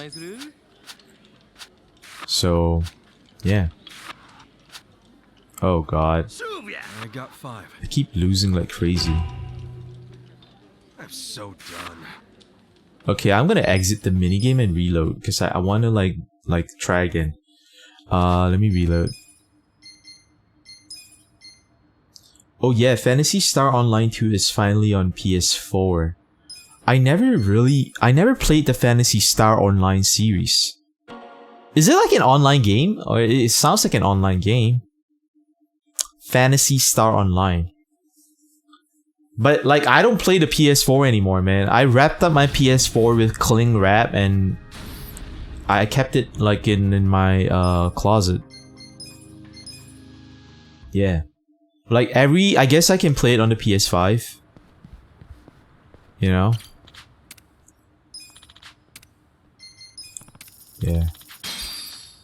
PlayStation is really killing it, but like I'm a little bit disappointed that PlayStation, like Sony, decided to increase the price of the PS5 everywhere except the US. Like at this point it doesn't even feel fair. You know what I mean? Just feels kind of scummy. You know, and Nintendo and Xbox came out saying like, oh, they're not gonna do the same. Like I think Nintendo has always been for the people, right? Remember back in like when what's that guy's name? Satoru Iwata, when he was the president of Nintendo, you know, rest in peace. Like he took a pay cut just to like not fire anyone when Nintendo was doing really bad. Like that's the type of leadership I want to see in a company. You know, so Nintendo's always been about the people, and Xbox can't afford to increase prices because they're doing really shitty. Right? Look at like where like Halo Infinite's right now. I think Halo Infinite is dead. Right? Go look up at all the videos of like what they're doing with Halo Infinite right now. It's so fucking bad. You know? I really hate like what Microsoft does with its legacy franchises. Like all of its legacy franchises are not even with the original company. Like Halo is not with Bungie. Like Crackdown is not with the original team. Gears of War is not with the original team. It's like with like I don't know what's the company called again. I kind of forgot. Yeah. It's like all their good titles are with different chefs. It's on Game Pass? It doesn't matter if it's on Game Pass. What I'm saying is that their games are shit. Right? And you know what's like worse about having a game that is like on shit? It's like the future games is gonna be shit. Right? So for example, let me give you an example right now. Like think about Game of Thrones, right? Game of Thrones was so good. And then they fucked up season 7 and 8. And what happened is like what if they continue allowing the producer that fucked up the show to continue working on the spin-offs? It's gonna suck even more. So yeah, man, it's dog shit, right? Hell yeah. Like Microsoft is like all about business, man. That's why the thing they're actually good for is like they're only good for buying up companies, buying up franchises. Like think about when was the last time like Xbox actually put together a dream team that made a really fucking cool game. Never. Like if you think about like any like company that's been killing it in terms of games, it's Sony. Look at like their studios, right? And there's even rumors that they're like wanting to like buy out Square Enix. And the reason why is because they really care about their franchises. Even though like I'm not a big fan of like Final Fantasy. Like Final Fantasy right now feels like kind of like whack. But, you know. I got 4. Yeah. I always felt like Final Fantasy was like it was always gonna be shit considering like the guy who was their designer became the game director. Cause now they're gonna only focus on like what makes the game pretty. Instead of like what actually works. You know what I mean? It's kinda sad. Hell yeah! Continue playing or should I save? Continue. Go easy on me, huh? Yeah. Nowadays, games don't really excite me anymore. I wish it does. I guess there's only 1 or 2 games out there that are really dope. Like, I think like Hogwarts Legacy is coming out. You know, I think that's probably the only one I'm excited for. Like every other game out there, I'm kind of like bummed out on. No hard feelings, right? I just wish like I think the problem with like games sucking as they do right now, especially like a company like Ubisoft, is they are too like focused on like quarterly earnings.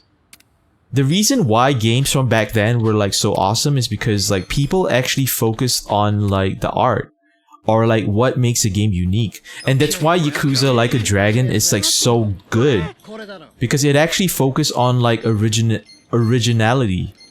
It focused on like trying to keep things fresh, you know, great writing, you know, all that stuff. Right now, games always just feels like a rehash. You know, if you look at all the fucking Assassin's Creed games, they're so fucking boring. You know, I just watched a review of like Valhalla, and apparently it's the same shit from hour number 1 all the way until you complete the game. And the story is so unsatisfying, you know? Like gaming nowadays just feels like the only reason they make games is so that they can like appease their investors. That's about it. Once a company gets really big enough to like you know, kill it out there, they're not gonna like work hard anymore. Like why would they? You know? Why would they like do anything good? Damn. No hard feelings, right? Yeah, so I'm really sick about games. You know, and I haven't seen any like good indie games like, you know, release anything.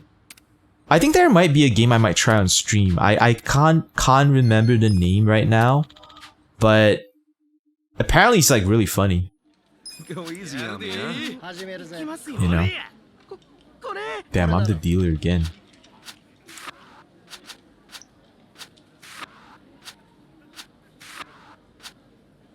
Ooh, okay, I'm gonna win again.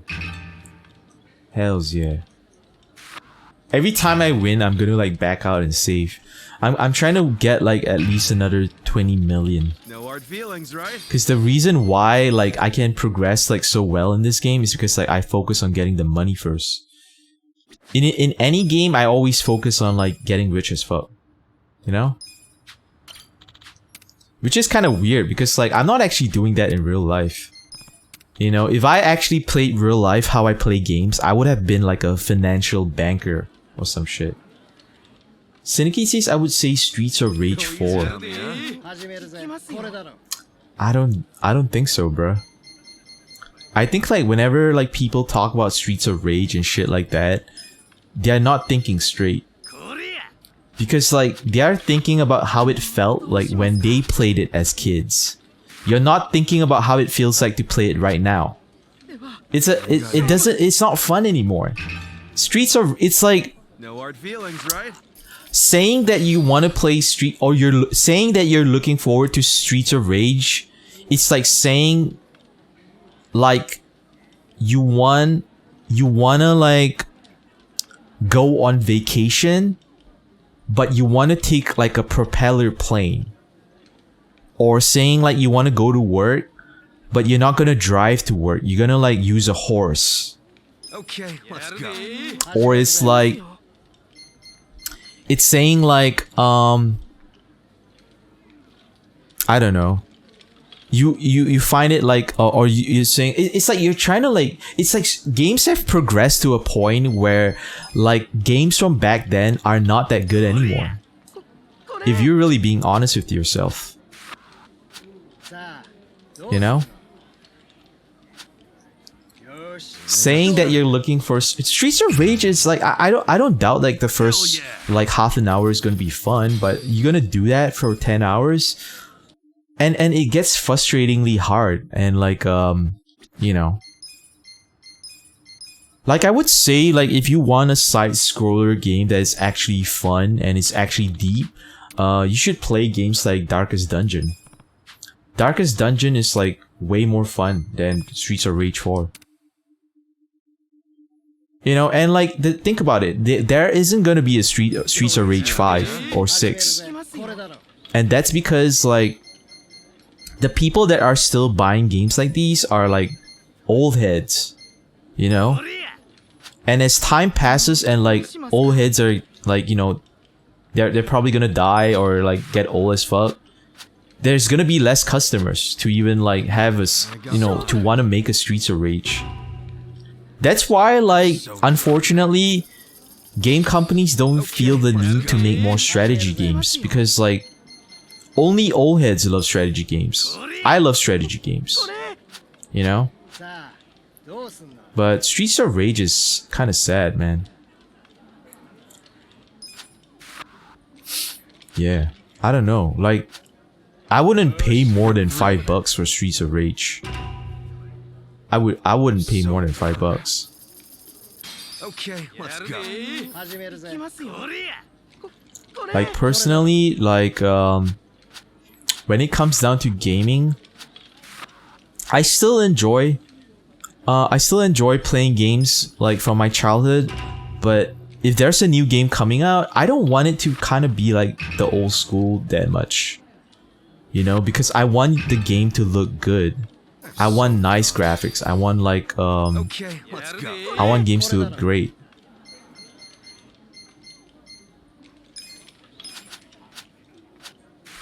Yeah. Oh shit, why did I press showdown? I got 3. Fuck, I might have fucked up. I pressed showdown. God damn it, man. You can't like fucking button mash this game. You gotta play it smart.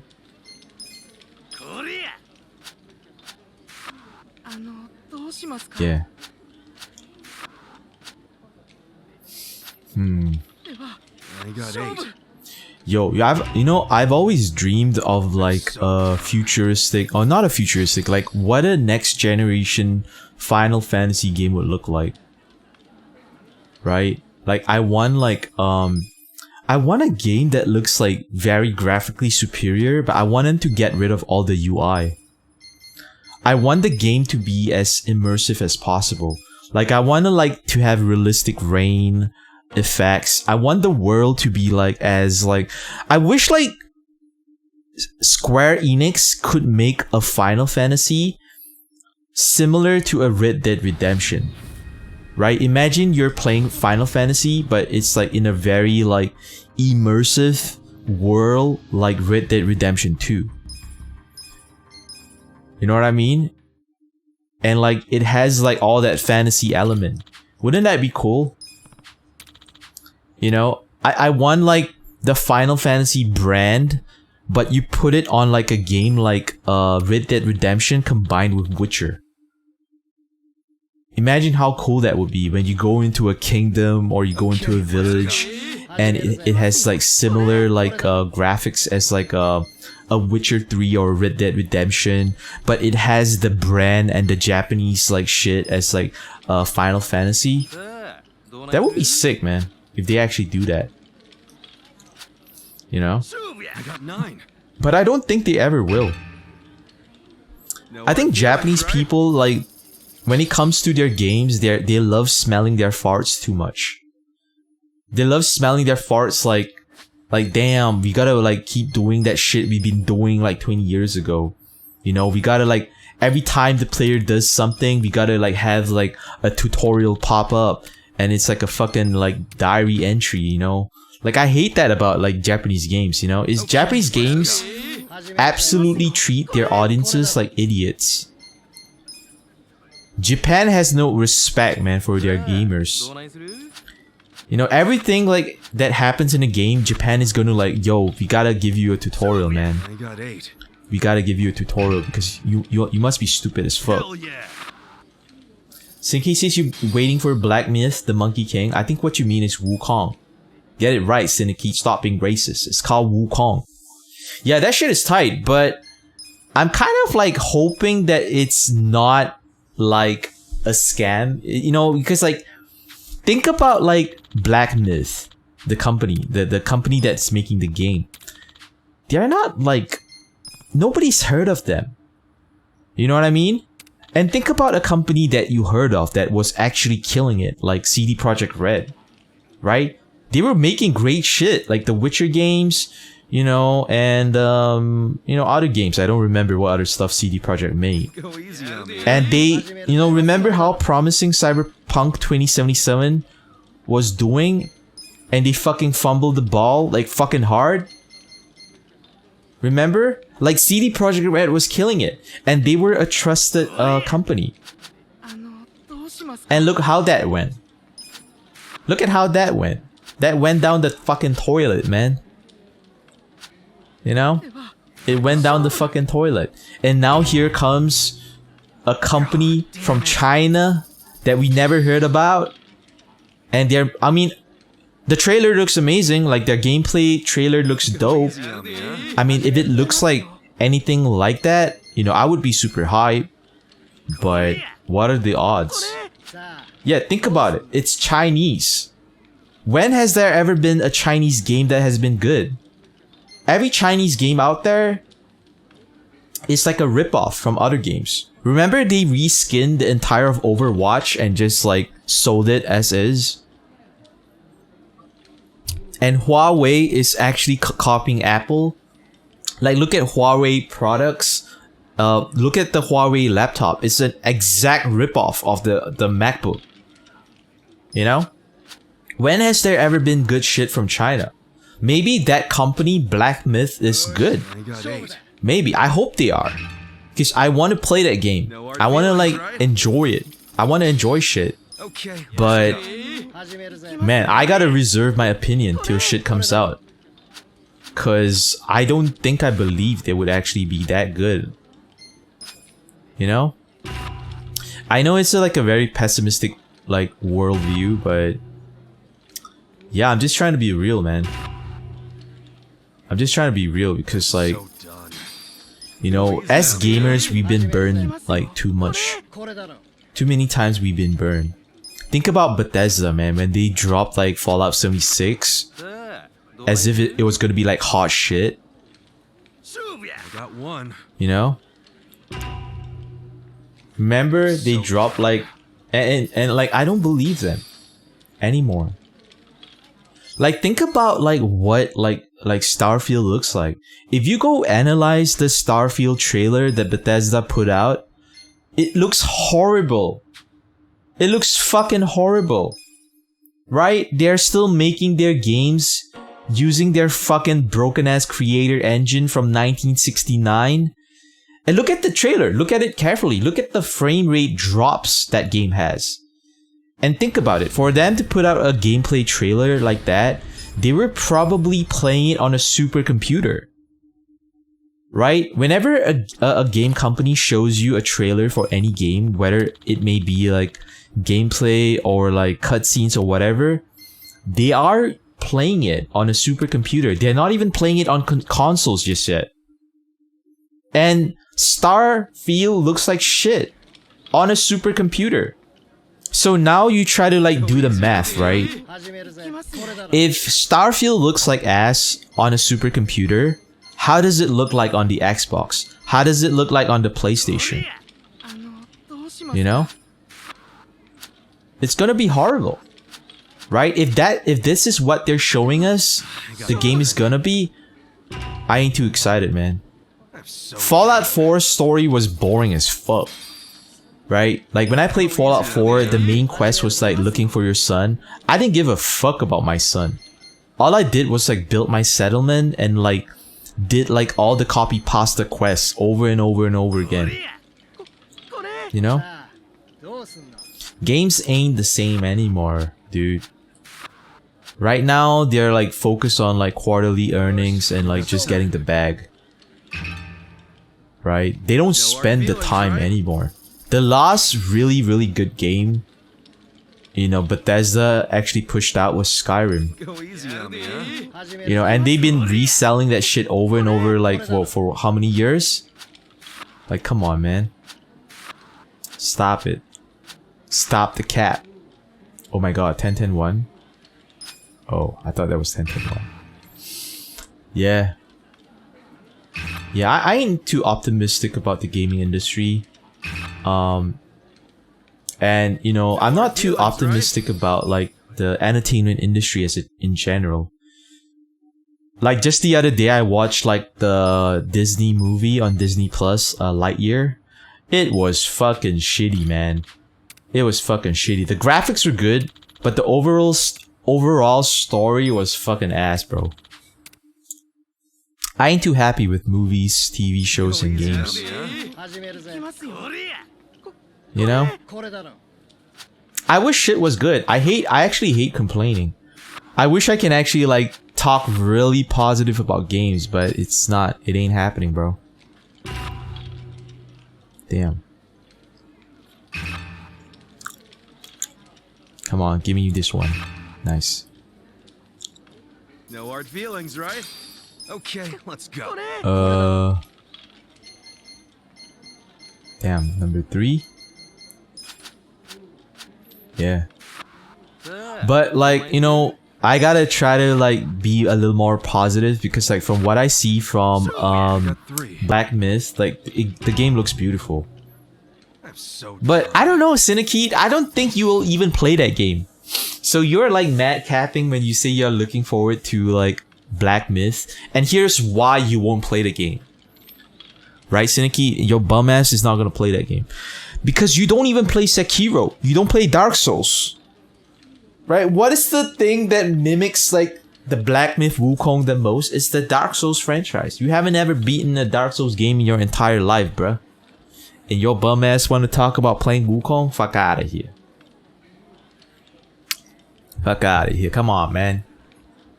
I'll tell you what you'll play next, Nikki. You're gonna play the next fucking Division game.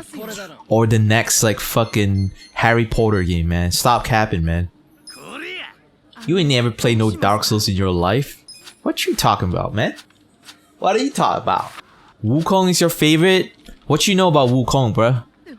What you know about Wukong? You not about that life. I grown up on Wukong because I am a real Asian boy. But stick to the games to begin with. You never beaten a Souls game. And the Wukong game is a Souls game. Technically. Yeah, it is a Souls game. Yeah. Damn, bro. I hope, you know what I hope? I hope the Wukong game actually makes it difficult. They don't pussy out and like try to like make it like, you know, journalist mode easy, you know, that I don't hope they don't give me that fucking easy mode shit. I want it to be hard as fuck. It'll be even better if they can make the game harder than any fucking game like From Software has released. You played Sekiro until completion? I don't believe it, man.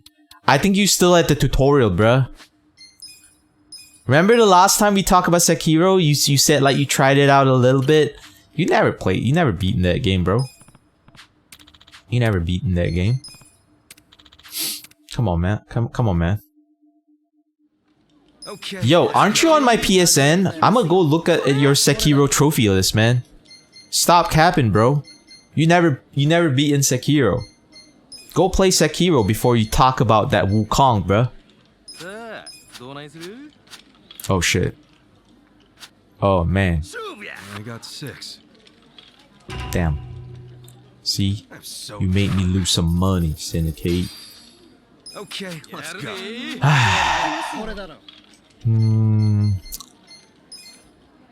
Yeah, bro.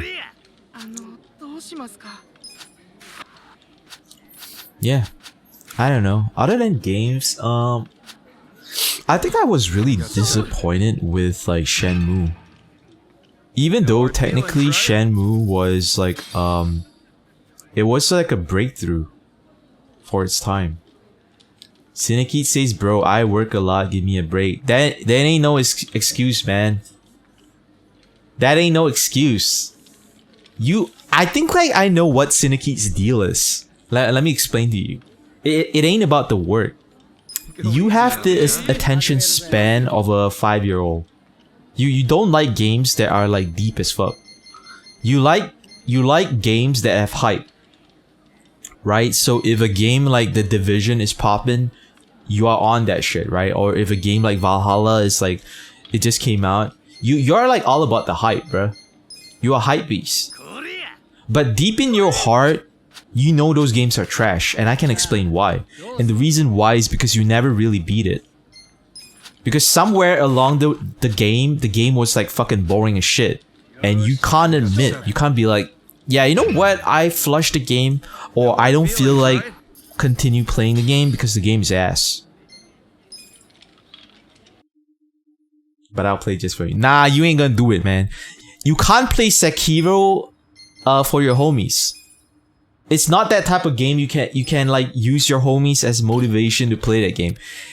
The only way you can beat Sekiro is if like deep in your heart you feel like you need to up your game as a gamer. Because for me, Sekiro is more than a game.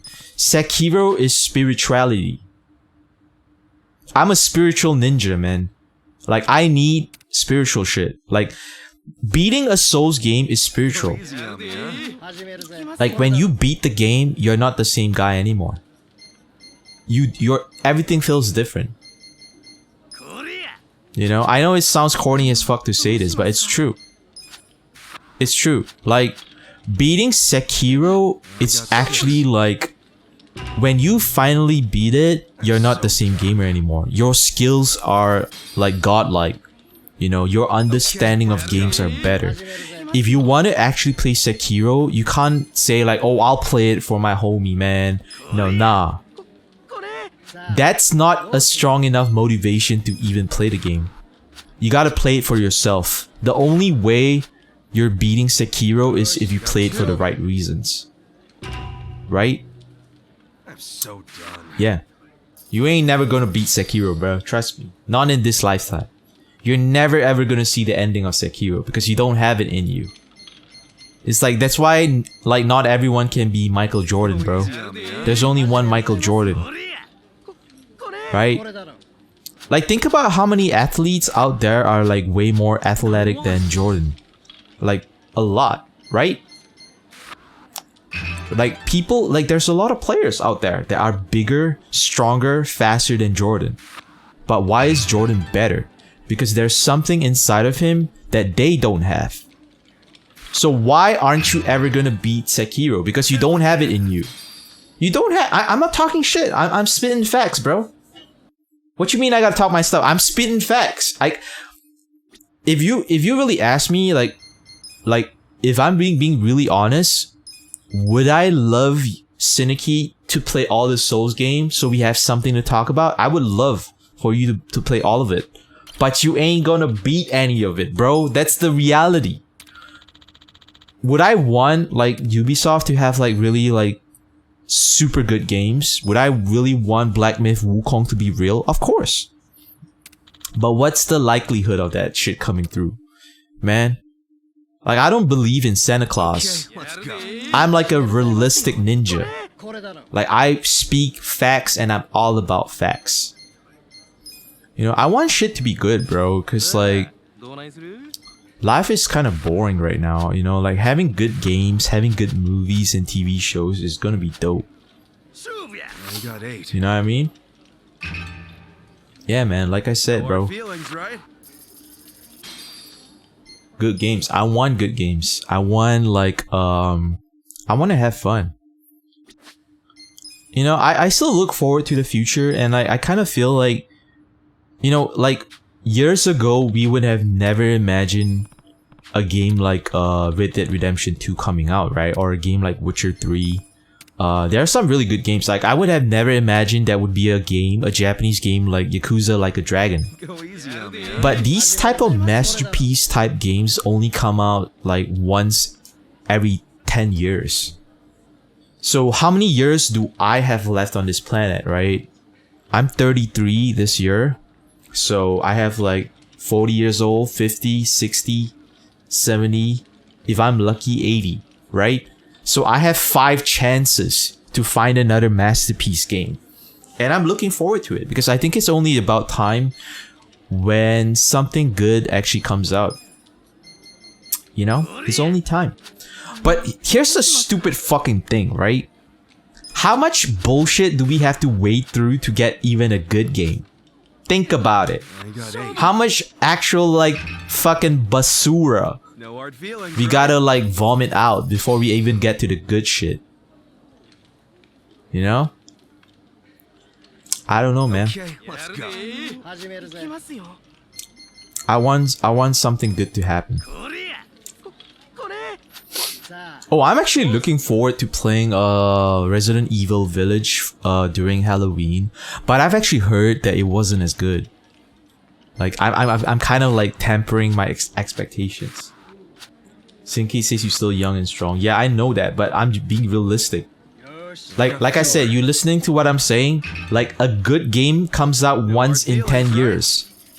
So how many years is that you have left? How many tries you have? 5. I have like 50 years left.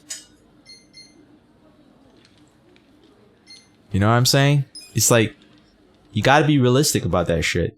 That's why I kind of hope like they have like this like chip that you can put in your brain that makes you immortal and shit. Like you can transfer your consciousness into a robot. Cause I want to live like long enough to play like a game that is so realistic that I'm actually in the game. You know? That would be dope. Okay, let's go. Yeah, man. Nowadays, whenever I'm done streaming, I'm really tired. Because whenever I stream, I put in like everything I got.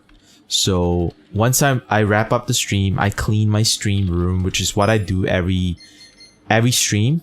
At the end of every stream, like I wipe down my computer, I wipe my desk, I sweep the floor.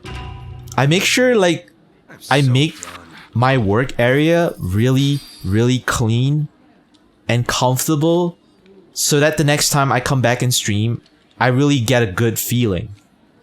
That's why like streaming for me is like a lot of work. Because when I do something, I go in either 100% or I don't go in at all.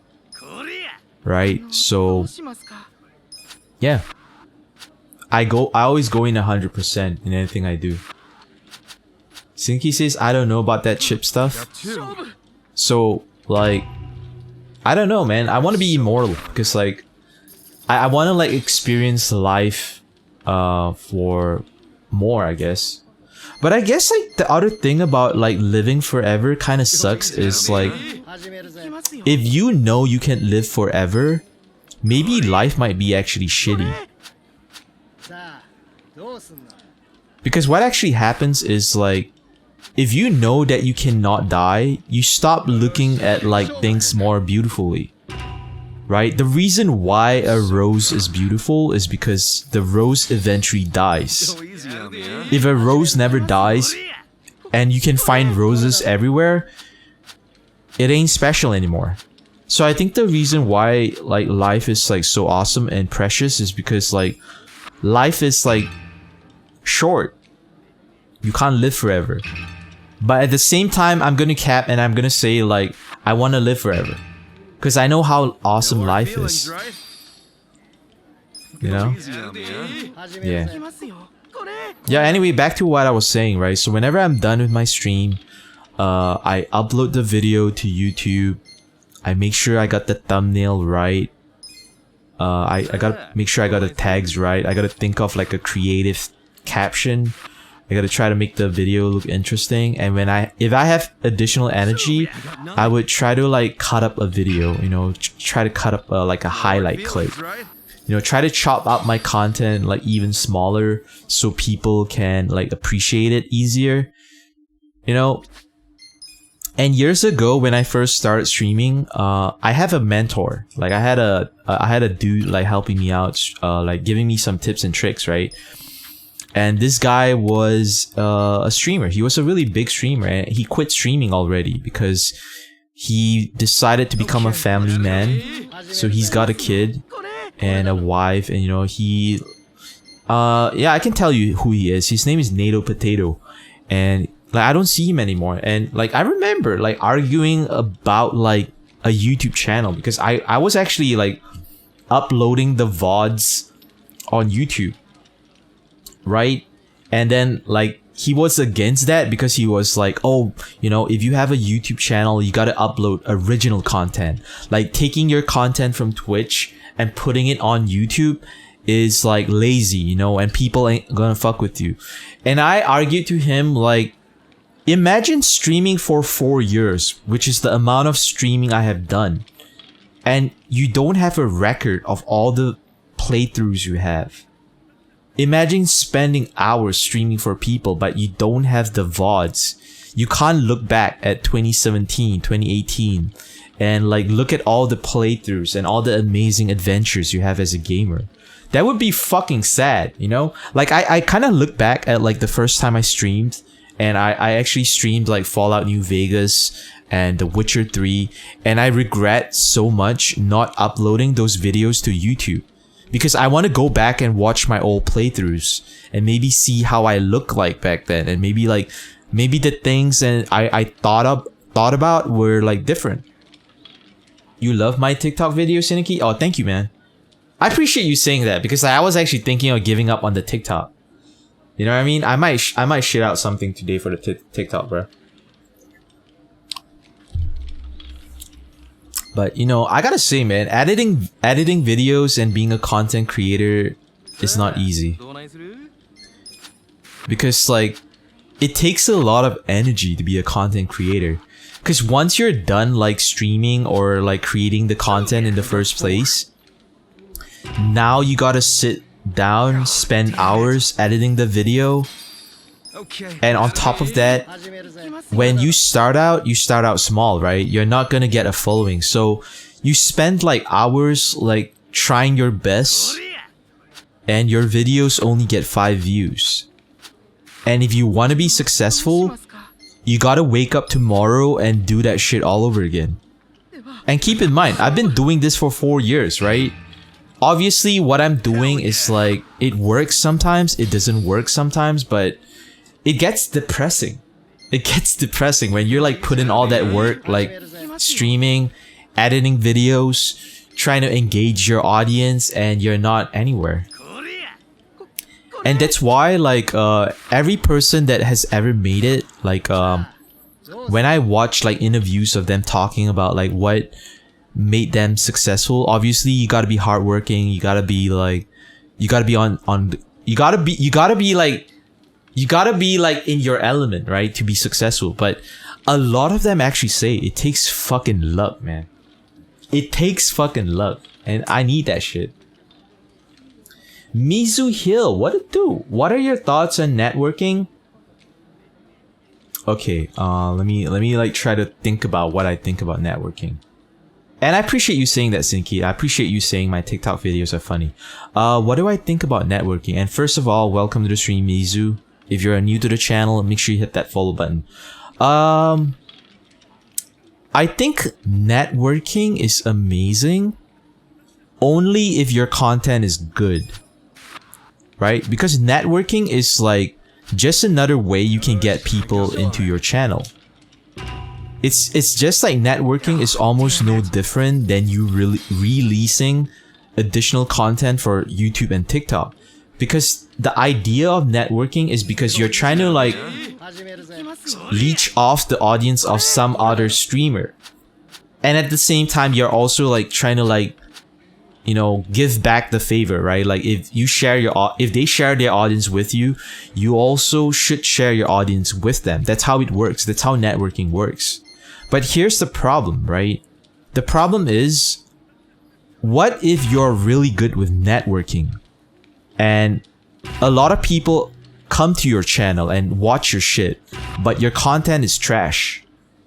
right? So I think networking is great, and if you're really good at it, it's gonna help you out. But I think what is more important than networking is actually creating good content, right? It's like a restaurant, right? Like, you may have the best posters promoting your restaurant, or you have a commercial on TV. Like, people are gonna like come to your restaurant and all that. But what if your food sucks? I think I recognize your name, Izu. My bad. You've been following me for a while. Thank you. Thank you so much. Yeah, you've been following me since June this year. Thank you. Are you also a streamer? I think you are, bro. Wait, let me see. Let me check your profile real quick. Cause I haven't I don't actually check my followers. Oh, you are a streamer. Yeah, I think like that's my opinion about it, right? Like, I think networking is important, and like maybe the reason I suck as a streamer because I don't network as much. I guess there's a little bit of pride that comes with like networking, like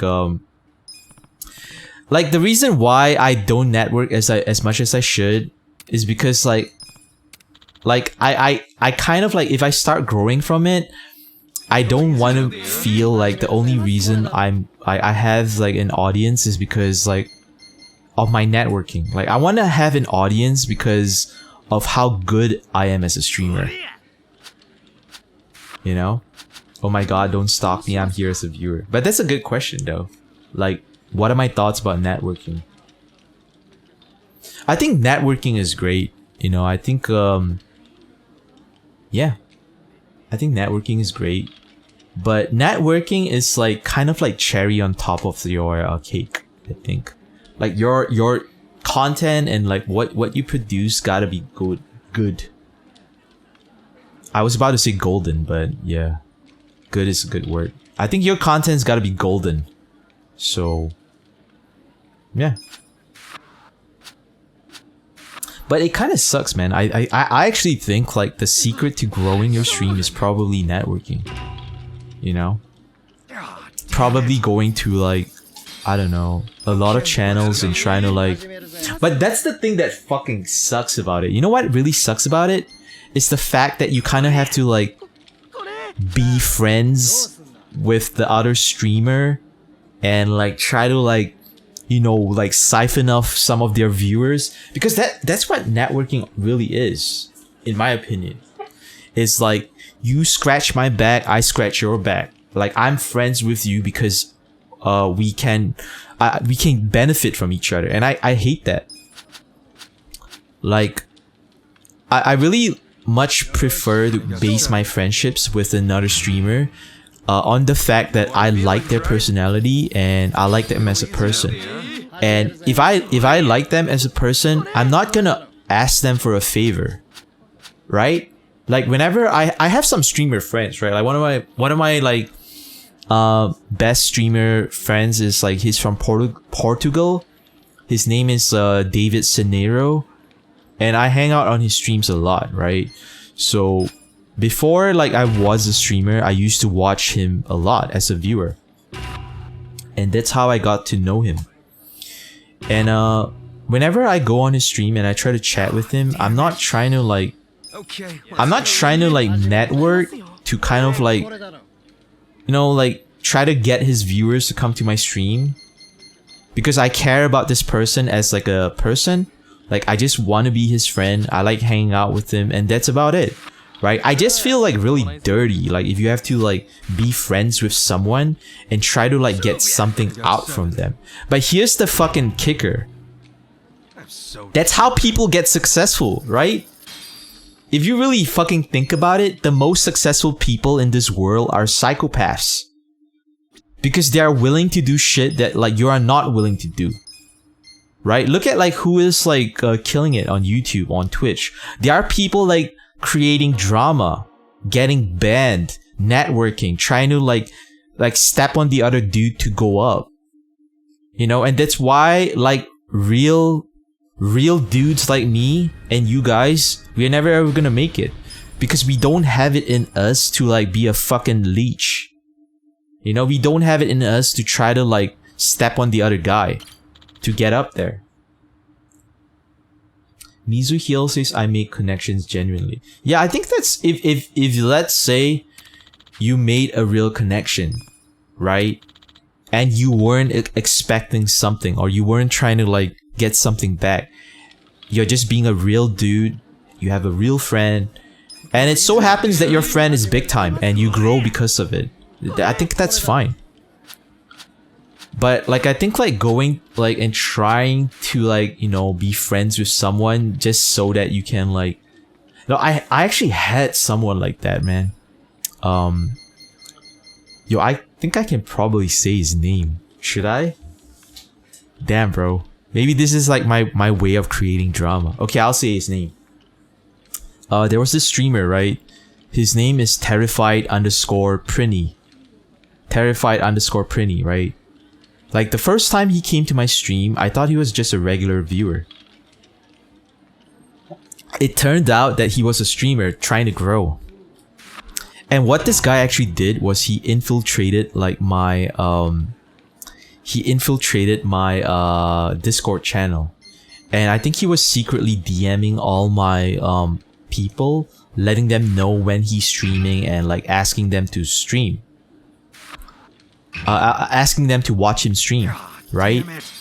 Okay. And like when I found out about it, like I confronted him. I was like, hey, what the fuck are you doing? Like, why are you trying to siphon off my viewers and trying to like get them to come over to your channel? And then he said like, oh, that's because you never made it clear as a rule on your Discord channel, right? You never like explicitly wrote on the rules section that nobody can promote their stream on your channel or like try to talk to your viewers.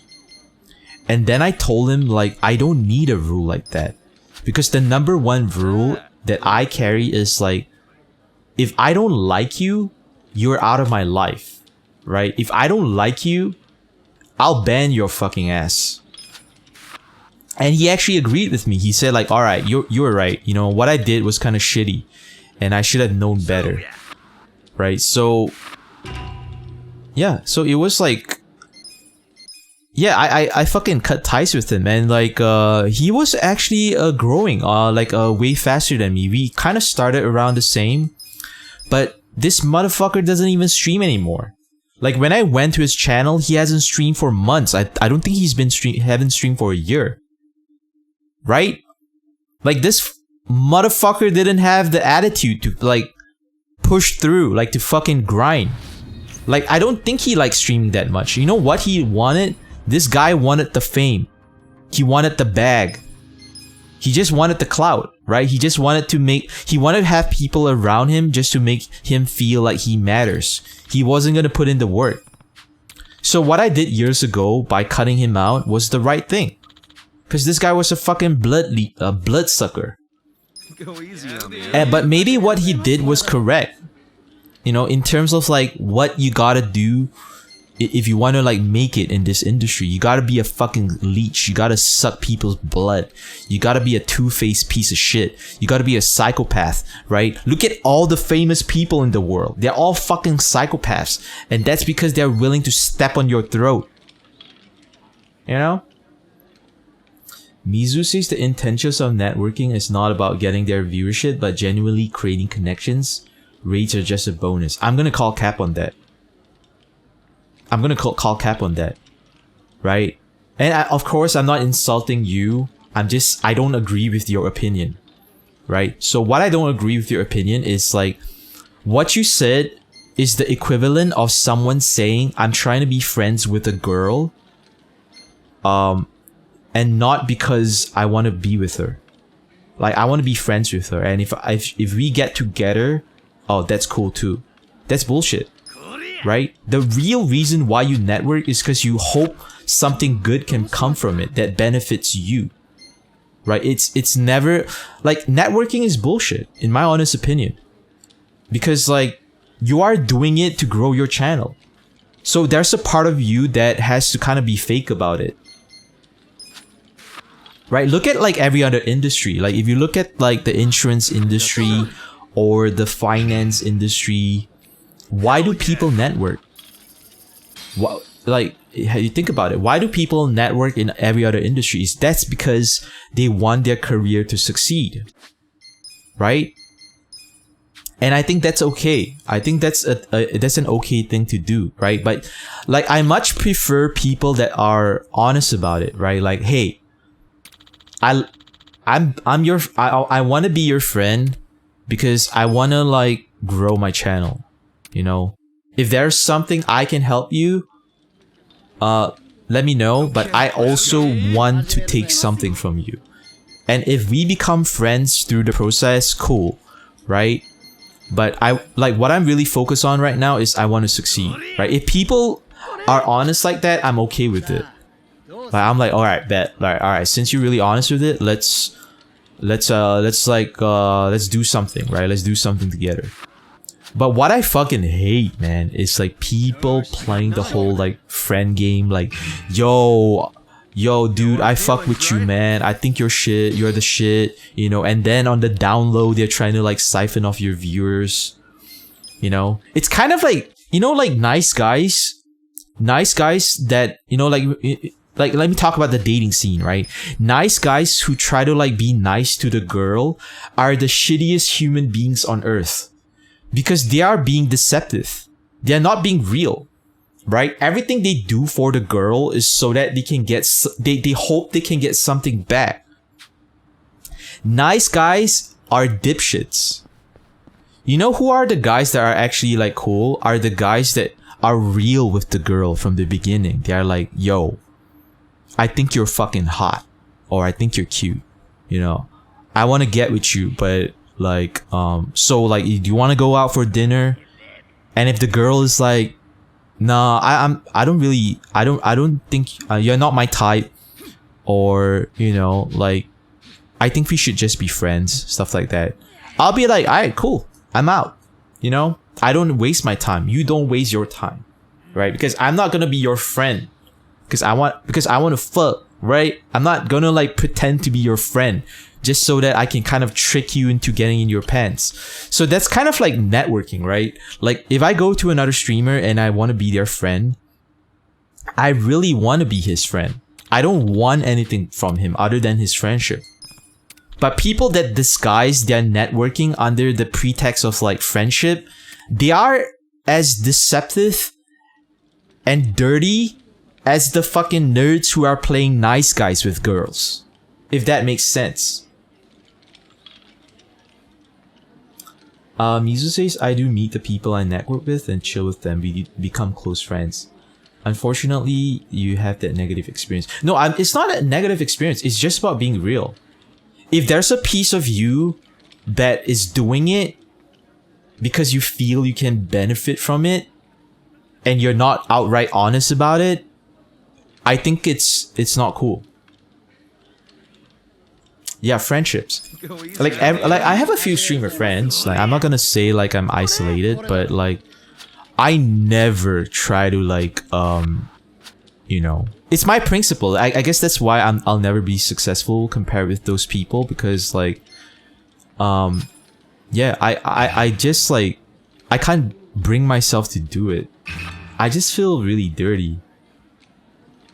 Mizu says, now man, I don't benefit from it. Hell yeah. You don't do it to benefit from it. But let's be honest. Like, if say you're like just, you know, you're chatting up with like some other streamer, like say you become friends with them, right? But what if nothing happens? Like, they don't raid you or they don't share their audience with you.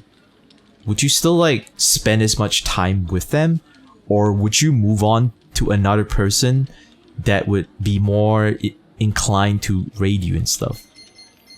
The honest answer is like, most of us would move on. Most of us only do like what's best in our interest. We are not really concerned about like you know.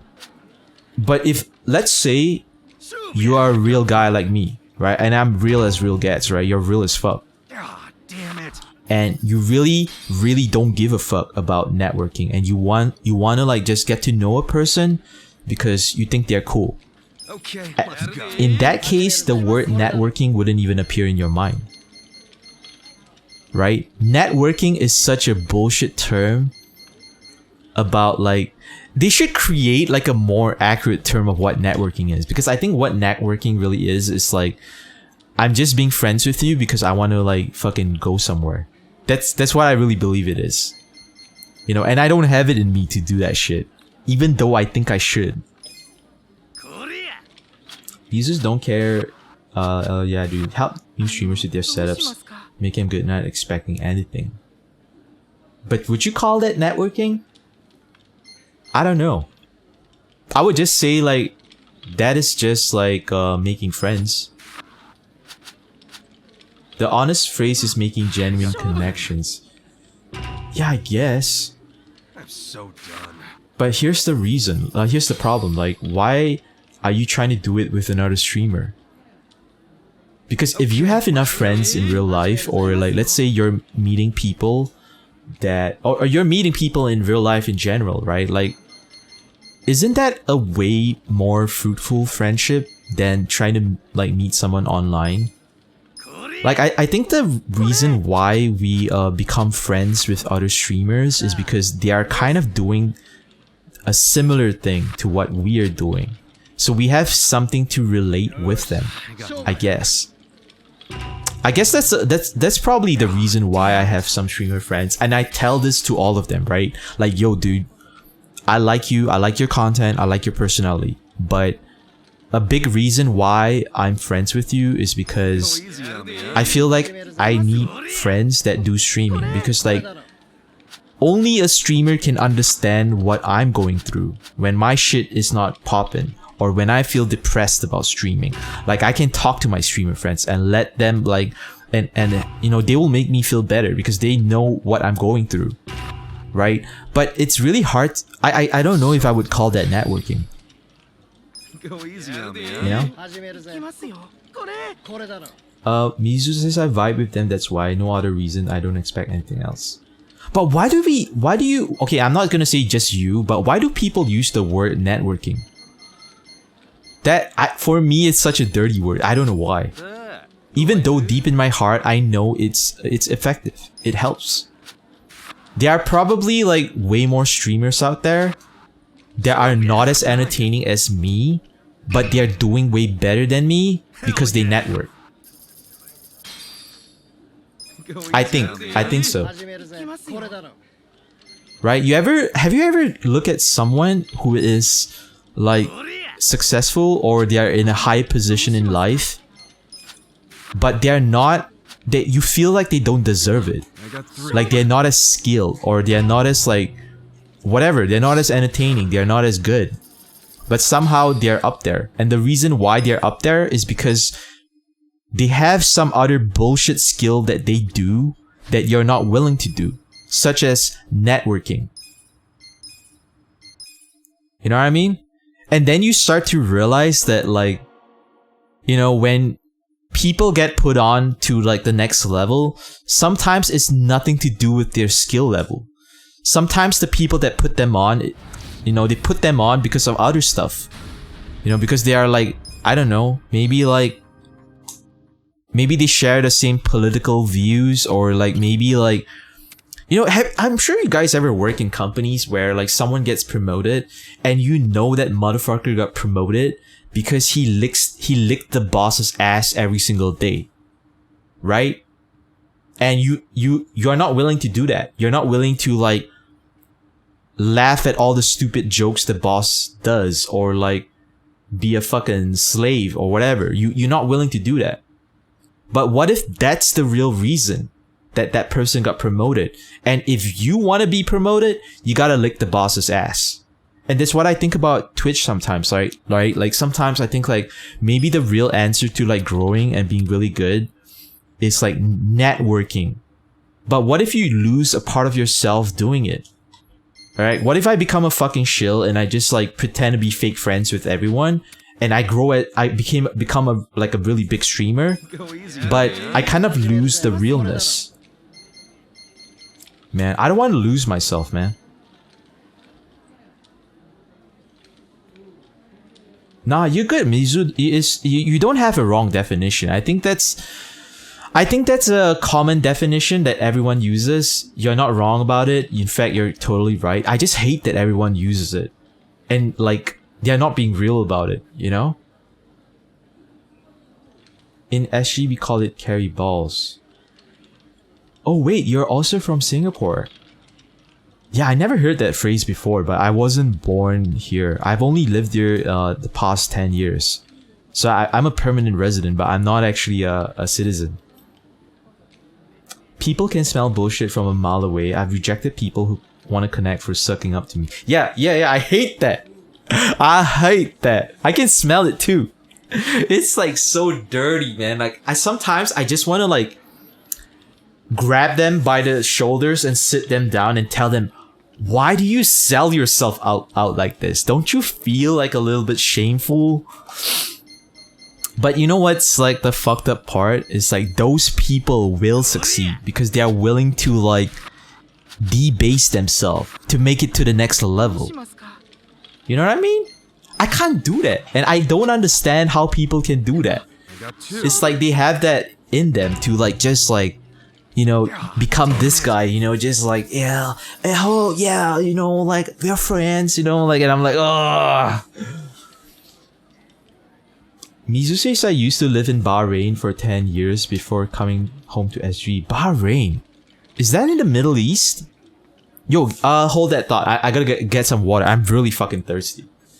For water and for pussy. But I'll be right back now. I'm just playing. I'll be... Okay, what was I saying? Oh, you live in Bahrain, man. I heard that word before, man. I can't remember if my dad actually been to Bahrain. Because my dad does a little bit of traveling for work, so... Sounds really familiar. I definitely heard about that country before. Bahrain. That's a very interesting topic, man. Like, talking about, like, streamers. Like, there's like a few streamers that I actually watch that are really fucking real about life. You know, like, I love to watch streamers that are, like, really big, but they have, like, an attitude like it's not fake. They don't give a fuck about getting bigger or, like, trying to, like, grow some more. Stuff like that. And, you know, like, but the thing is, like, as much as I hate, like, fake people and, like, people that are trying to, like, that, like, leech off your shit to get to another level, I can kind of appreciate the hustle. I'm never ever gonna knock someone's hustle to, like, get to the next level because, like, imagine having to, like, fucking give yourself up or try to be fake just so that you can have a better life, right? Like, I kind of have some respect for that, but man, I can't do it. I can't do it. Like, the thing that I'm willing to do is I'm willing to go hard and I'm willing to stream for long hours, you know, put in the work, stuff like that. But sometimes, man, sometimes when I see like another streamer and they like rise and they're not even that entertaining and the reason they're up there because of like some other bullshit and I'm like, yo, maybe I'm wrong, bro. Okay, let's go. Maybe I'm wrong. Maybe the way you gotta do it is like you gotta be a fake piece of shit. Sometimes I wonder, man. Sometimes I wonder like, yo, what if I like fucking, you know, pretended to be like a really nice guy, you know, stop cussing on my streams, and whenever like someone appears in my stream, I'm like, I treat them like a fucking king. I'm like, yo, welcome, yo, please sir, please don't leave my stream. You know how many people I banned from my stream because I didn't even like the way their name sounds like? Siniki can relate. I ban people for saying the wrong shit. I'm too fucking real for Twitch, bro. I should never say I'll never be big, but I don't know. Mizu says everyone has their own flavor of ice cream. If everyone's the same, then it's boring. Yeah, that's the problem, man. I think I'm too idealistic. I'm really too idealistic because like I really feel like, you know, people should be a certain way. You know, if you're not the same way, you're fake as fuck. You know, like I don't fuck with you. Things like that, man. It's not a very positive way to live life because like you know, like you want everyone to be like you, or you think shit has to be a certain way. Hell yeah. Yeah. So yeah, I do agree. I do agree, like everyone has like their own thing. Everyone has a different belief. Yeah, man. But like I think the number one thing is I don't ever want to be fake about it. Because I think like growing up, like there were times I tried to like do what everyone else is doing. Like, you know, when I was young, I tried to be friends with a girl first. You know, try to like, you know... Actually, I never did that. I don't think I've ever done that. I have never been friends with a girl first before I ask her to be my girlfriend. Like literally right off the bat, like the first time I see a girl and I think she's pretty, like I'll be like, yo, do you have a boyfriend? And she's like, and if she's like, yeah, I do, now I'm like, alright, whatever. Or if she says like, I don't have a boyfriend, I'm like, yo, cool, do you want to go eat? You want to go for dinner? You want to go out? You know, if she says no, cool. But if she says yes, cool. I never ever like wormed my way into a girl's like pants before. I've always taken the L like a man. You know? And whenever I want something from someone, or like I never hidden it. I've always been like, yo, I need this thing from you right now, you know? I just hate like coming off as fake. But the problem is like I meet so many people that like I kind of fake about that shit. Right? They kind of worm their way to be your friend because they want something from you. Right? I remember there was a guy that like wormed his way into a friendship with me because he liked a girl that was within my group.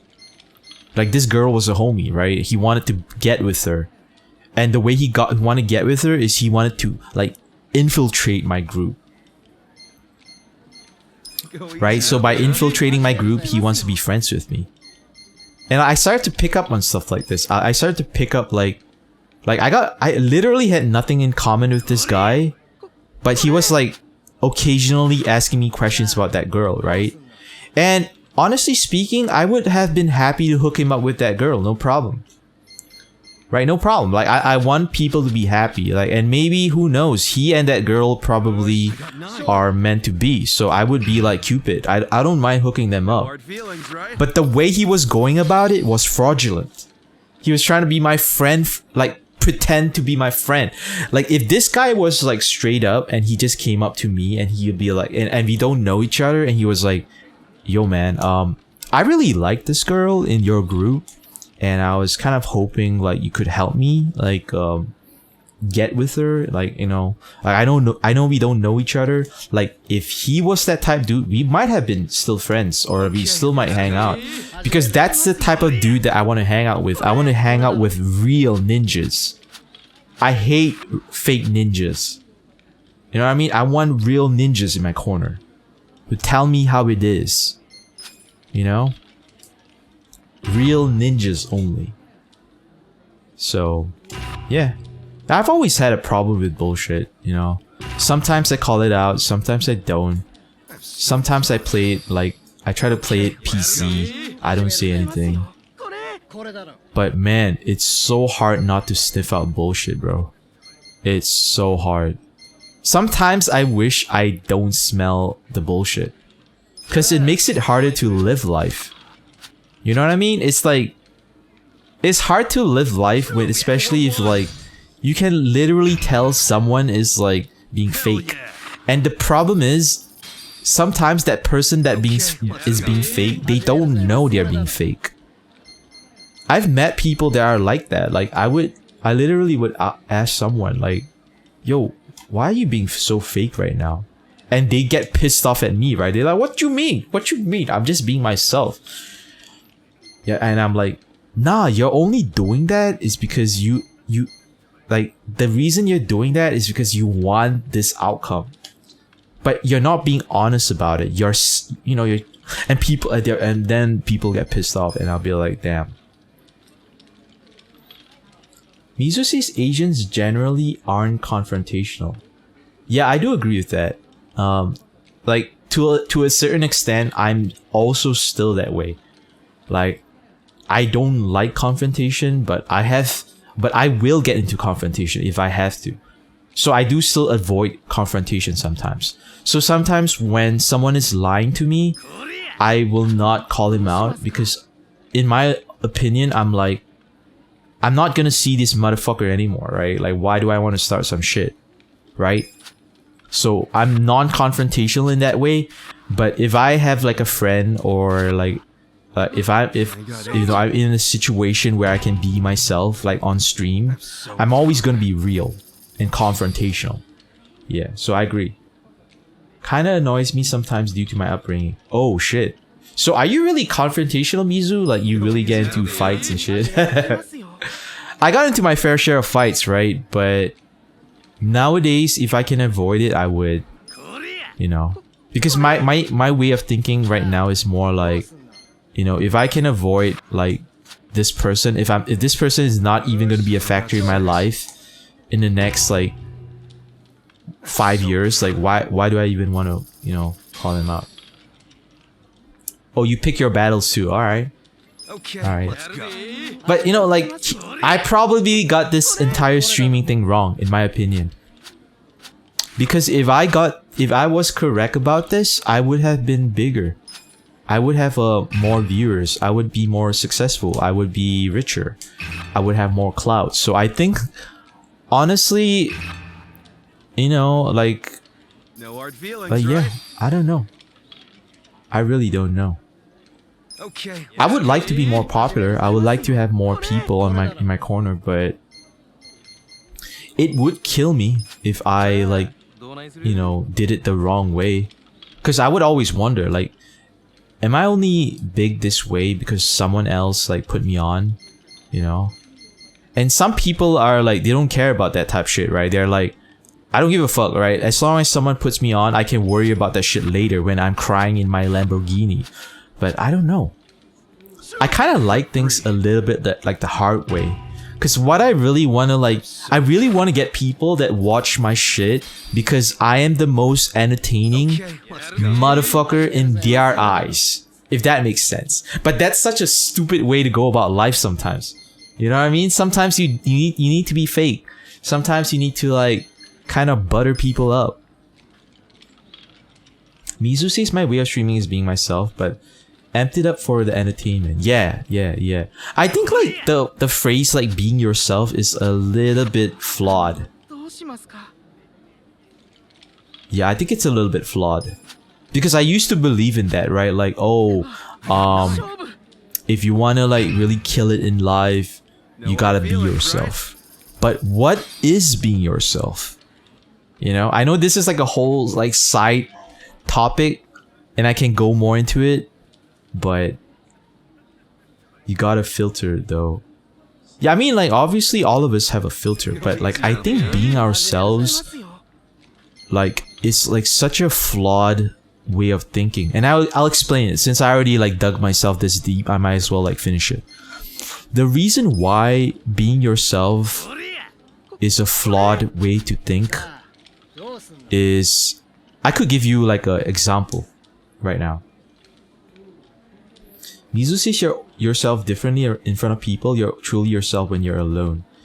That's true, but some people are not even themselves when they are alone. Some people are also still fake with themselves. I got 7. Okay, let me explain that first. Let me address that first. People are fake with themselves when they're alone. Because like some people, have you met people that like whenever something bad happens to them, they never take responsibility? Like even when they're alone. Like when something bad happens to a person, right, and they go back home alone, right? They're not talking to anyone. They're not like they don't have to pretend. All they have to do is just be themselves. But they cannot accept responsibility that whatever bad happened to them was because of them. They blame everyone. They blame the world. They blame their friends. They blame the environment. They blame other people. So, does that mean they're being themselves when they're alone? I don't think so. I think like people are also equally as fake when they're alone as they are when they're in front of people. Because they have such a problem like admitting that like, oh, I fucked up. Or the real reason this thing happened was my bad, you know, but it wasn't entirely my bad. It was like 60% my fault, 40% other shit, you know. People can't admit that. A lot of people are like so fragile inside that they rather like blame everyone other than themselves. So that's the definition of not being real, especially when they're alone. So I think people are equally as fake being alone as they are with other people. Okay, what was the other thing I was saying? Okay, the other topic I was saying about was being yourself, right? So the reason why being yourself is fake is because of this. I'll give you this example right now. So I always use the example of getting with the girl, right? But that's because it's the easiest analogy I can use. Because it's something you want something, right? You want the girl, so you gotta take some actions to get her, right? So I'm gonna use that as an example of why the phrase "being yourself" is very flawed, right? So you like this girl, right? So you like this girl a lot, and you want to get with her, but you don't know how to get with her. So what do? You go ask your friends. You go ask your mom. Hey, I like this girl a lot, but I don't know what to do. And what would your friends say? And what would your mom say? The number one thing they would say is be yourself. Right? Hell yeah. Right? But what if being yourself is not the best version of yourself? Because think about it, like how do we become the best versions of ourselves? Is we go through some adversity, we go through some fuck shit, right? We gotta like deal with that and come out through the other side. Like, what if the version of yourself going to that girl is a shittier version of yourself that you haven't discovered a better version of, but you're just being yourself, right? Like, and that's the problem. That's the problem. And I'm not asking you to be fake. I'm not asking you to like pretend you have confidence that you don't have. But what if the real answer is like, you should go out there and try to like get that confidence. Like go learn how to be more confident and go learn how to like be more charming. Go learn how to be like more of a reliable dude. Right? By the time you learn all those skills and they truly become like yours and that becomes who you are also still being yourself, but you are now a more superior version of yourself. So whenever the reason why the phrase "be yourself" is so bullshit is because what is yourself, right?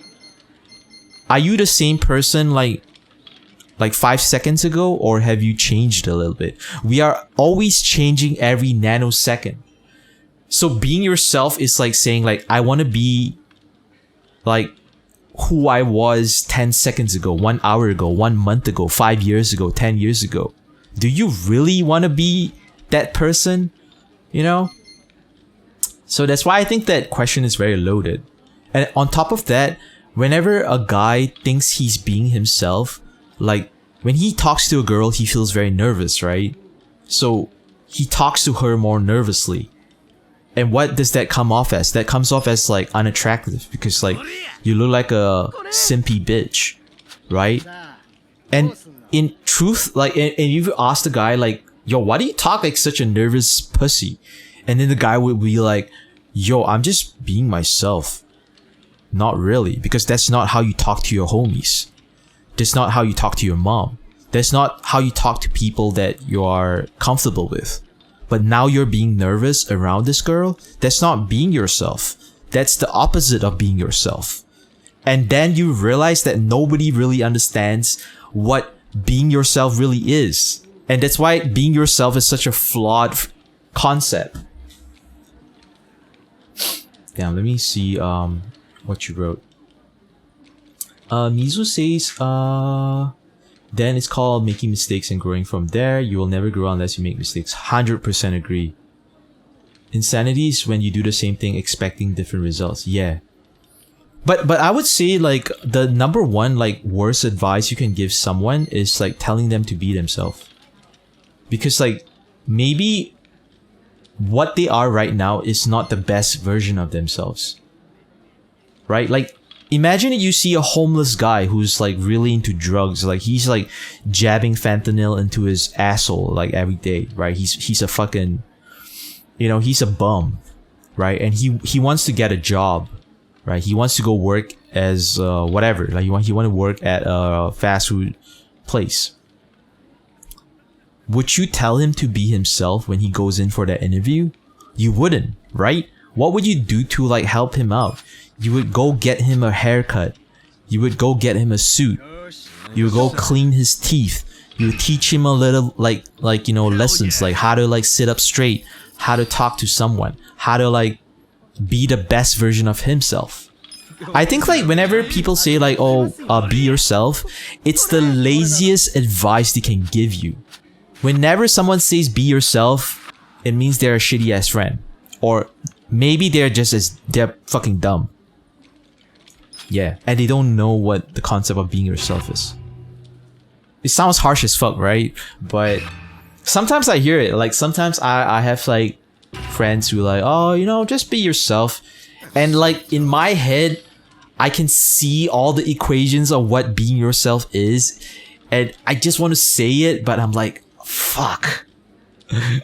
Yo, if I talk about it, it's like, I'm gonna sound like such an asshole. And I just don't say it. I'm like, whatever. You know? Mizu says, I just realized when a friend says be yourself is basically the self that your friends perceive you to be at that point. But what if your friend is an asshole and a bum, and the reason he likes you is because you're just like him? That's not the best version of you. There's even another better version of you that if you try your best to achieve and then you be yourself, it is amazing. Right? So that's why I don't trust my friends. Because my friends are pieces of shit. And by that definition, I'm a piece of shit by association. If my friends are amazing, like let's say I do have some amazing friends, right? I have friends that are killing it in life, that are incredibly charismatic. And by extension, I am like them. Because they can associate with me and I can associate with them. Right? That's how I think like a good marker to like taking advice from your friends or like looking at who you are as a person is who you associate with. If your friend is that type of dude, you are just like 2 steps away from that. So if your friend is a liar, cheater, he likes to flake, and then he tells you, bruh, just be yourself. I'm like, nah, I'm not listening to you. Misa says, so you will never know what is truly yourself because each friend has a different lens than you. I think you can find who you really are if you piece together the puzzle pieces, kind of like a murder note. You gotta really, yeah, but I do agree that at the end of the day, like who you are as a person is an illusion. Yeah, who you are as a person is an illusion because like whatever you are right now is a reaction to whatever, you know, you were born into. The reason you have this name right now is because your parents decided to name you, or even the way you think about life. So were those ideas even originally yours? And the answer would probably be no. Like your personality, like everyone else, was a product of nurture, nature, and I guess a little bit of your own consciousness.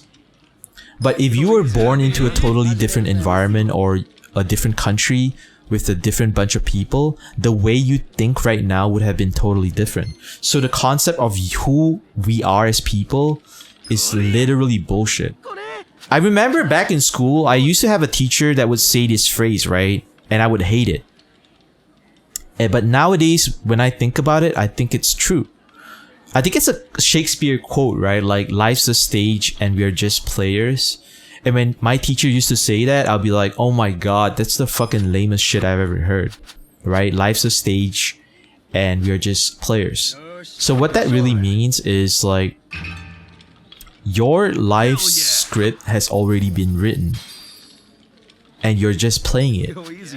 Your ideas, your motivations, and your dreams are all products of the environment. They are not truly yours to begin with. So what is the concept of self? Like, who are you really? Because if you are basing who you are on the things that, you know, like, were there before you, or, you know, you had no control, you were just born into that way of thinking, you were, you know, whatever ideas you have are like just ideas that happen to fall into your lap. And that means the concept of self is actually fake. We are all who we are, but we are actually not who we are. Is that too crazy? That's gonna be murderers. Nah, that's not what I mean. Yeah, I believe choice is an illusion. I totally believe choice is an illusion. People fucking, like, you are the only person right now that actually knows what I'm talking about.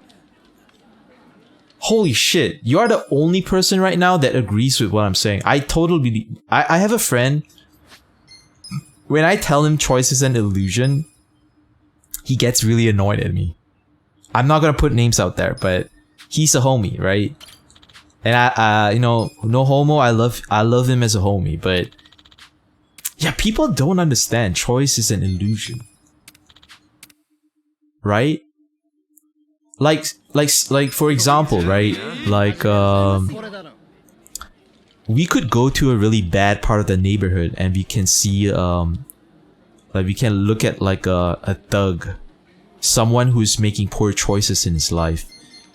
And we could judge him and be like, yo, why the fuck are you making these poor choices? Or why are you doing the things that you do? And the real answer is that person doesn't even know other choices exist. Because all he knows is that life he was raised in. That thug life. So he's only doing shit that were presented to him. He doesn't have much options in his mind. And even if he starts to develop more options, was that really by luck? Or you know, it so happens that he was meant to learn about that new shit. Right? So I really feel choice is an illusion. I feel like, you know, whatever happens to us has all already been predetermined. It's just like we can't see all the moving pieces. Right? Like, there are things that we can calculate. For example, right? If you bounce a ball with a certain amount of energy and strength in the right conditions, you can predict how high the ball is going to bounce. But why can you predict it? The reason why is because you have the available means to calculate the ball's trajectory and positioning in the future. So why can't we predict our own futures? Because there are a lot of invariables that we cannot calculate right now. But what if in the future there is a supercomputer that can calculate every grain of sand, every drop of sweat, every direction the wind blows, every little random occurrence that happens in the world? It can calculate your childhood, the way you were raised, what you will choose. Like, it's kind of like Minority Report, right? Where in that movie they could predict like when the murderer is gonna kill the next person because they have a computer that could do all those calculations. So what is life really? Because life is actually a fucking scam. You know, whatever is gonna happen is gonna happen anyway. And all we are left with is to understand why it happened. But sometimes we are just not in control of it. You know? It's crazy. It's crazy. And that makes me sad sometimes because, like, I don't know, maybe I'll never make it as a streamer. Maybe that's in my destiny.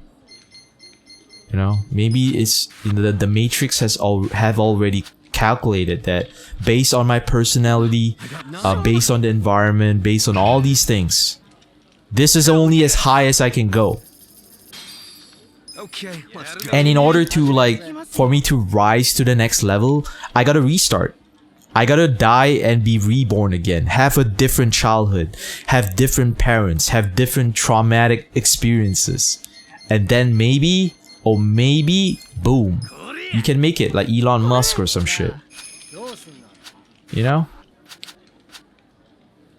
Yeah, I'm a firm believer that life is predetermined.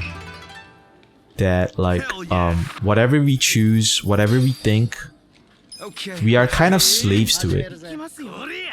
Because like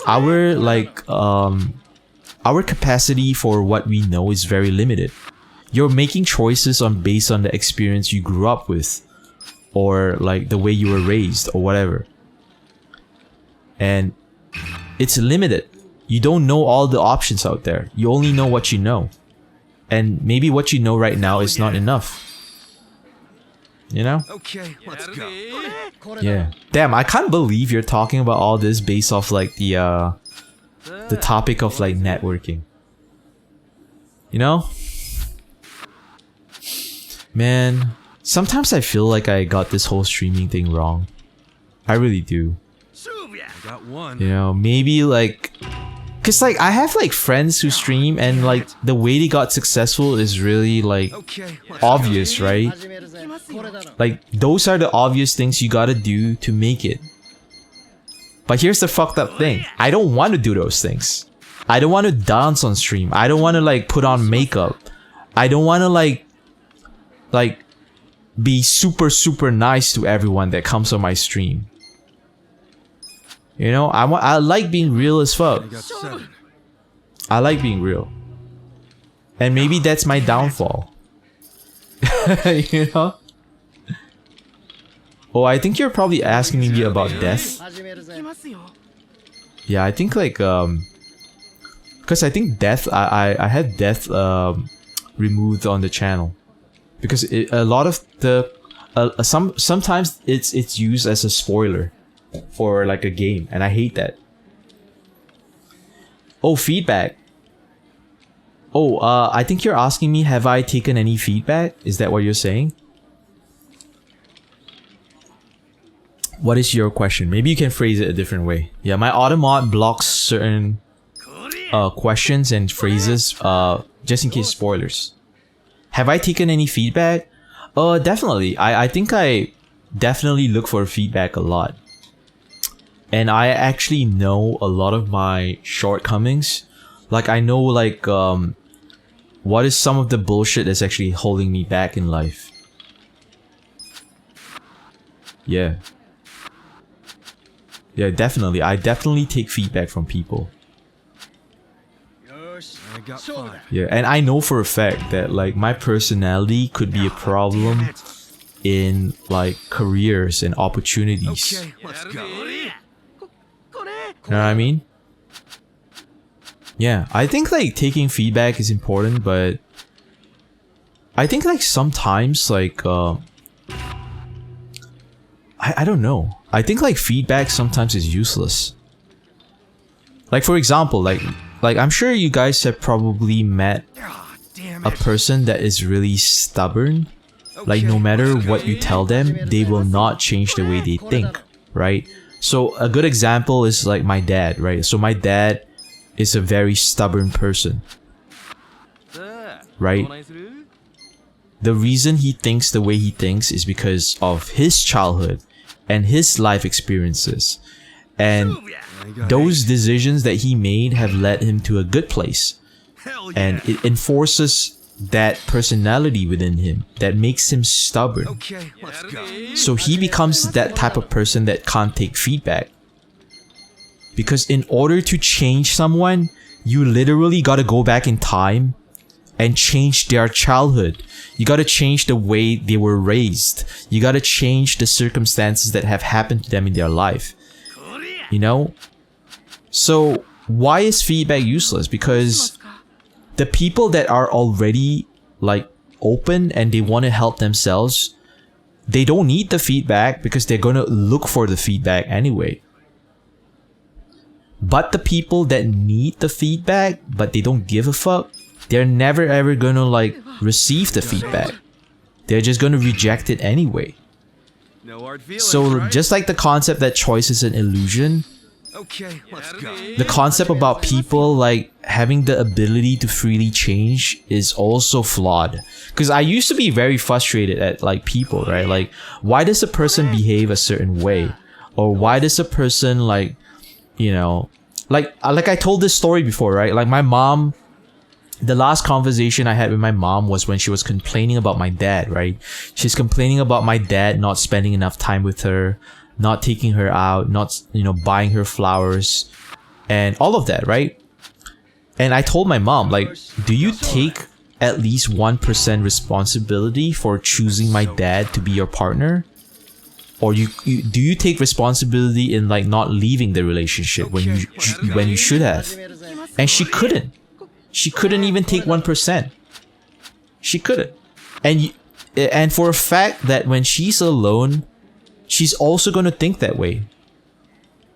She's always gonna think that way. So some people are never, they're not supposed to see certain things. They're always gonna play the part, the script that has been written for them is gonna play out. They're gonna always do whatever they're gonna fucking do. And that's why I said in chat, like, Syndicate is never gonna play Sekiro or Dark Souls because it's not in his personality to play those games. Right? Like, in order for Syndicate to really play games like that, some crazy shit's gotta happen. Right? Like, maybe a girl, like, breaks his heart and she was a really big Dark Souls player and maybe he'll, like, go play it. You know what I mean? Yeah. I don't know, man. Like, I feel like I took too much drugs when I was a kid, and that's why like I fucking see everything. Yo, it's so fucked up, you know? Like, sometimes I wish I don't see the world as I see it right now. Sometimes I wish I was just as ignorant as like the other guy, but it's fucking hard, man. It's fucking hard. Sometimes I wish I'm not as like aware. You know, remember what they say, like ignorance is bliss. You know, the people that are the most happiest in the world, they don't know shit. Like, you know, someone could be like someone could be lying to them, or someone could like be trying to like, you know, be smart and say some like talk some shit, but they wouldn't know because they were ignorant. They were like, oh, he's just being friendly, or you know, he's not lying, I don't think he's lying, you know. And those people tend to be really happy. It's fucking hard, man. I feel like the more successful you are as a person, or like the smarter you are, the more miserable you are. You know, I think like intelligence is equally a curse as it is a blessing. It is a blessing because, you know, your intelligence can pull you out of really tough situations. But your spirituality as a person is like deeply affected because you can't let go of shit. You know, you can't see everything. So you know how some shit is gonna play out. You know, that's why sometimes I kind of like, I'm like, oh man, I don't know. Yeah. Damn it. I had like a lot of like conversations with my dad. You know, I don't talk to my dad anymore. I haven't talked to him in years, but I think I remember like when I was a teenager, like I used to question my dad about a lot of shit. And I think that he came to a point where he was really annoyed because I was questioning his religion. I was questioning like why he believes the thing he believes. And a lot of like a lot of the facts that I can garner from like talking to him was like, sometimes people don't even know why they do what they do. Right? Like when I really get down to brass and taxes, like why my dad, you know, believes in his religion, you know, he believes the way he thinks, it's just simply because that was how he was raised. And he can't fathom that there is a secondary or third way to think. He's just stuck with it, like, you know, his fucking brain, and his fucking brain will not let him realize that the way you're thinking right now is kind of stupid. You know? And I used to get a lot of arguments with my dad, and yeah, it was kind of sad actually. Because like we would never like, I mean, we were really cordial with each other, but there were a lot of shit we don't see eye to eye. Yeah, I gotta close my window. I think I heard some thunder outside. Just give me a sec. Mizu says thanks for sharing. No problem, man. I'm a pretty open book. I'm not ever ashamed of my past. Hell yeah. I probably did some really stupid shit when I was younger, but yeah, man. I'm not really close with my family at all. I'm not close with my mom. I'm not close with my dad. I haven't spoke to them in like 3-4 years. Yeah. The reason why I think I haven't spoken to them because like, you know, I think like there was like the time I went back to meet them, they threw out all my shit. And they threw out all my shit not because they wanted to spite me, was because like they were just like, my parents are the type of people that they don't really give a fuck about who you really are as a person, right? No hard feelings, right? They want you to do things only because they think it will benefit you. Like my parents didn't give a fuck about like when I did art, right? Like so when I was like 18, 19, I was like learning about digital art. I was trying to like become a concept artist for the gaming industry. And my dad was kind of supportive about it, like just a little bit, right? But my mom was very skeptical. Like my mom doesn't believe that's a valid industry, right? She doesn't, I mean, obviously she wouldn't, right? Because she didn't put any research into it. She doesn't know anything about it, so obviously she won't. But here's the stupid part. She doesn't care enough to go research about it. Right? So my mom will always hold like all these like boomer thinking in her head. She always holds all these like stupid like, oh, you know, like, you know, this is how you gotta live life to be happy kind of thinking. And she would, even if the reality is presented in front of her, right? She doesn't like, she's like so stubborn.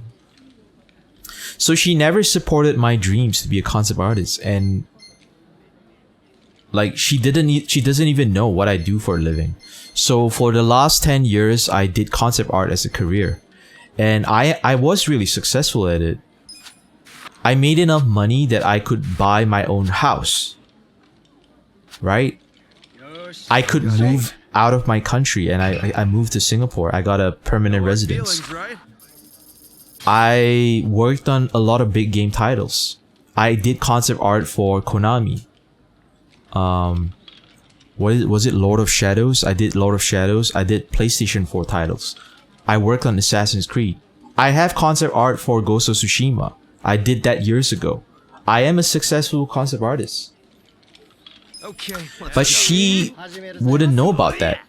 And you know what happened like 3 years ago? I think like they were driving me to the airport, and my mom was asking me like, how long are you gonna do this streamer thing? That was the last straw, right? She never believed me when I wanted to be a concept artist. So why would she believe me that I want to be a streamer? So I resented that. And on top of the fact they threw out all my shit without giving a fuck about that it meant something to me. They were just like cleaning house. They threw away all my old consoles. They threw away my video games. You know, because I don't live there anymore, right? They didn't even bother like telling me like, hey, do you want to like pick up some of your old stuff? They didn't even do that. Right? And on top of that, not believing in me, like, why? Why do I want to have this relationship with you? That's why I don't talk with them. I'm so done. Because it doesn't matter whatever I'm gonna say. They're just gonna always be who they are. And because like, it's so hardwired into them. So I don't want to put up with my mom's negativity anymore. I don't want to like, I don't want that energy. So I'm out. You know? Do I wish things were different? I definitely do. You know, I wish I can talk to a dad or a mom that really give a fuck about you. Just for you. the problem with having Asian parents is like they think like money and stability is way more important than fulfillment and happiness. Like they think like jobs and money is like is the way that like you know you live life better. I fucking hate that. And that's why my parents and I will never see eye to eye forever. I ain't even mad because like it is what it is, right? Life is what it is. And it sucks, man. Yeah. I think I ever told my dad about the concept. I think I came up with the concept of like choices and illusion like really early into my teens. I think I definitely talked to him in you know one day when he was driving me somewhere. I told him like the reason he does whatever he does is because like that's the best option that he has right now, but it's not all the options. And like a lot of it is not actually his choices. It's like the, you know, and he got fucking like, I think he got uncomfortable, man. Like when I talked to him about shit like this, he just like was like, yo, you know, I'm out, man. I don't feel comfortable talking about shit like that. He just got really quiet. Like my parents are the type of people that are really stubborn with their own beliefs. And whenever like they don't have anything else to say, they shut down. Yeah. Whenever they don't have anything else to contribute, they just like shut down. They don't even like give their opinion about anything. It's kind of wild, man. Especially other people, you know, like people don't really give a fuck about like things like that are beyond, you know, like beyond their lives, you know what I mean? People are only like interested in making money and like, I don't know, getting pussy, I don't know. Like it's just always the same shit. It's so hard to talk to someone about the concept of fulfillment or like life beyond death or that choice is an illusion or like the Illuminati exists, you know? Shit like that. Yeah, that's why I don't have too many friends, man. That's why I don't have too many friends, cause like, people are just crazy, man. It's just like I can't find people that are on the same wavelength as me. You know, I still like talking about like really normal shit though. Like I love talking about sports. I love talking about, you know, what I saw on TV last night, but other than that, it's like most people are not really curious about shit. You know, like most people don't really know who they are, or they don't even question like where did they come from, or like where are they going, stuff like that. I'm really interested in like ancient civilizations, different ways of thinking, philosophy, life, stuff like that. Like I truly believe that there is an ancient civilization out there that was way more advanced than we were, because we can't replicate their buildings, like the pyramids. So and think about it, right? The pyramid is so perfect. It's like perfectly aligned to true north. You know, if you calculate all the stones that built the pyramid, that is the number of the speed of light. You know, it's like perfectly placed in the meridian. It has like so many symbology around the pyramids. That means the people that built the pyramids knew way more shit than we do, right? So they probably had the answers to like what happens when we die, or where we actually from and where we going. But people don't give a fuck about that type of shit, right? When you talk about like, yo, what do you want to talk about? They only talk about like stupid shit and nothing deeper than that. Mizo says you did have all these type of talks when you were younger, but now it's meh to your friends. But that's because your brain right now is being hardwired to become a drone. right? Get a job, pay your mortgage, you know, start a family, and it's like that, you know, because the society programs future society. Like once you're in the system and that's how you think, that's, you know, it's really hard to escape from it. That's literally what it feels like to be getting stuck in the matrix. People don't ask themselves like more important questions, like what is the meaning of life? Are we just killing time before we die? Shit like that. You're aware, but you can't be fucked anymore. Yeah, I get it. I get it. No, I think I know the reason you don't give a fuck anymore. Okay, let's go. I know a reason why you don't give a fuck anymore. Because it feels like pointless. I know how exactly you feel. It feels pointless to even try. Yeah. And the reason is because the system has tricked you to thinking that way. You know, because all evidence, like, you know, has shown that, like, the reason why people are so depressed in life is because they're disillusioned by it. Man, there's definitely one thing I would love to try before I die one day is I would love to go through an ayahuasca ceremony. I'm not sure if you guys know what an ayahuasca ceremony is. I could explain it a little bit. So, an ayahuasca ceremony is an ancient practice that has been around for a really long time, ever since the Egyptians, right? So, ayahuasca is a type of brew, is a kind of tea, which is a combination of two different type of non-psychoreactive plants, right? So, on its own, those two plants are not psychoreactive. That means you can eat those plants and not feel anything. But when you combine these two plants, they become psychoreactive. And specifically, they trigger the pineal gland in your brain, literally where your third eye is. And they produce DMT. So what is DMT? DMT is dimethyltryptamine. And it's a natural occurring substance in your body. Like your brain produces it, your lungs produce it. I think it was the liver. I can't remember everything. But basically, DMT is the thing that helps you dream. Right? And you know what's the weird part about DMT? DMT is produced in large amounts when you were born and when you die.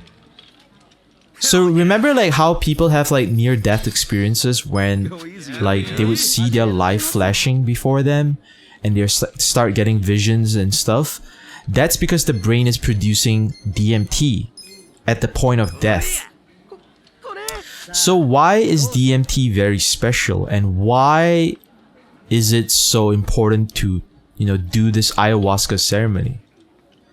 And the reason why is because DMT is literally the key to unlocking another dimension.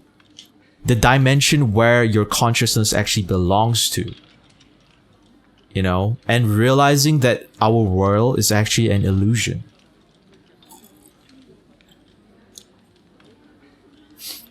Mizu says a box is waiting for you in the future, as in like a coffin. Yeah, I can agree with that. Okay, back to what I was saying, right? Yeah.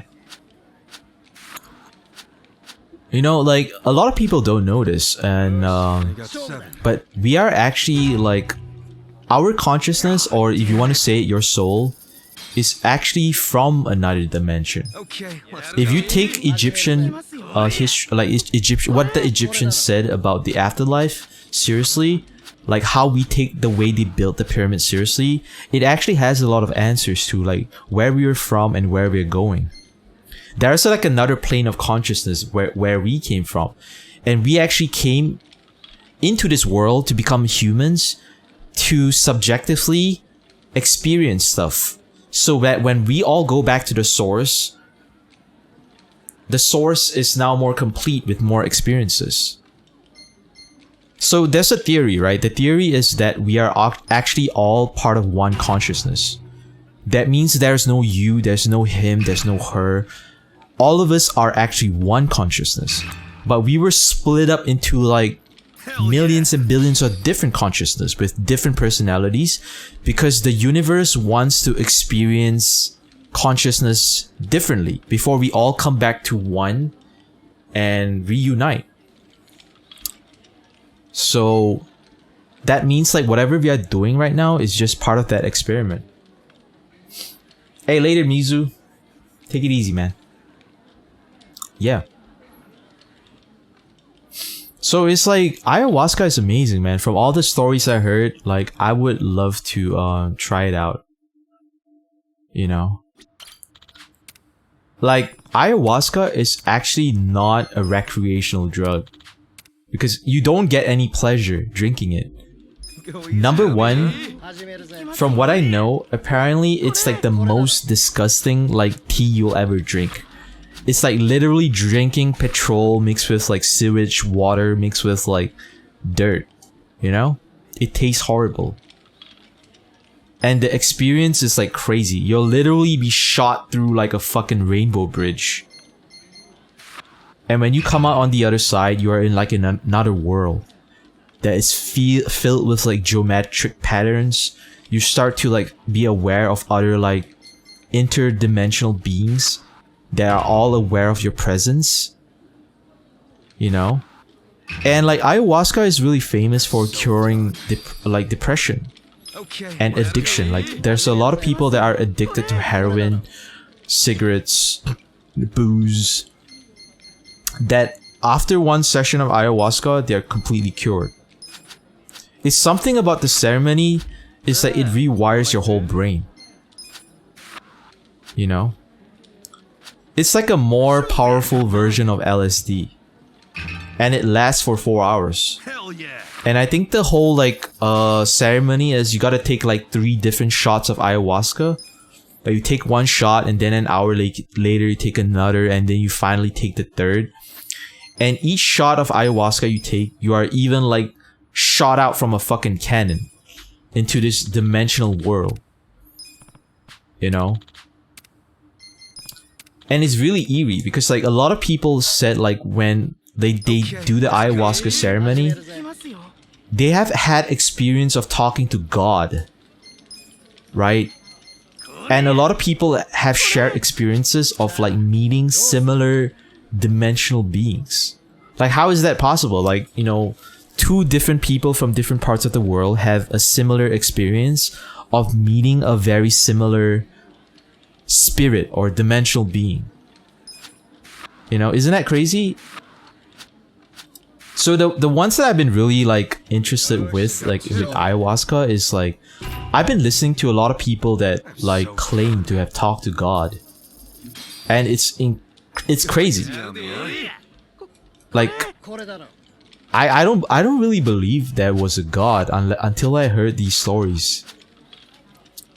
And that's why I would really love the opportunity to try out ayahuasca, but you know, ayahuasca is, I don't know, I think it's banned in Singapore, and if you want to do it, you gotta like arrange like a fucking trip to go down to Peru or Brazil to do it. Yeah. It's just fucking wild, man.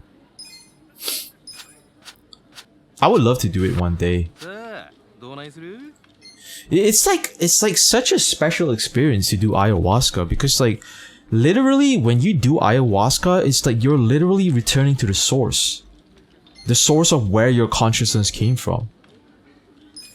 Because like from what I heard from a lot of people that did ayahuasca and they were shot into this like incredibly geometric world with a lot of patterns, and like they are in that mode, in that world, they felt very comfortable in it because they felt like they are always meant to be there, or they were from there.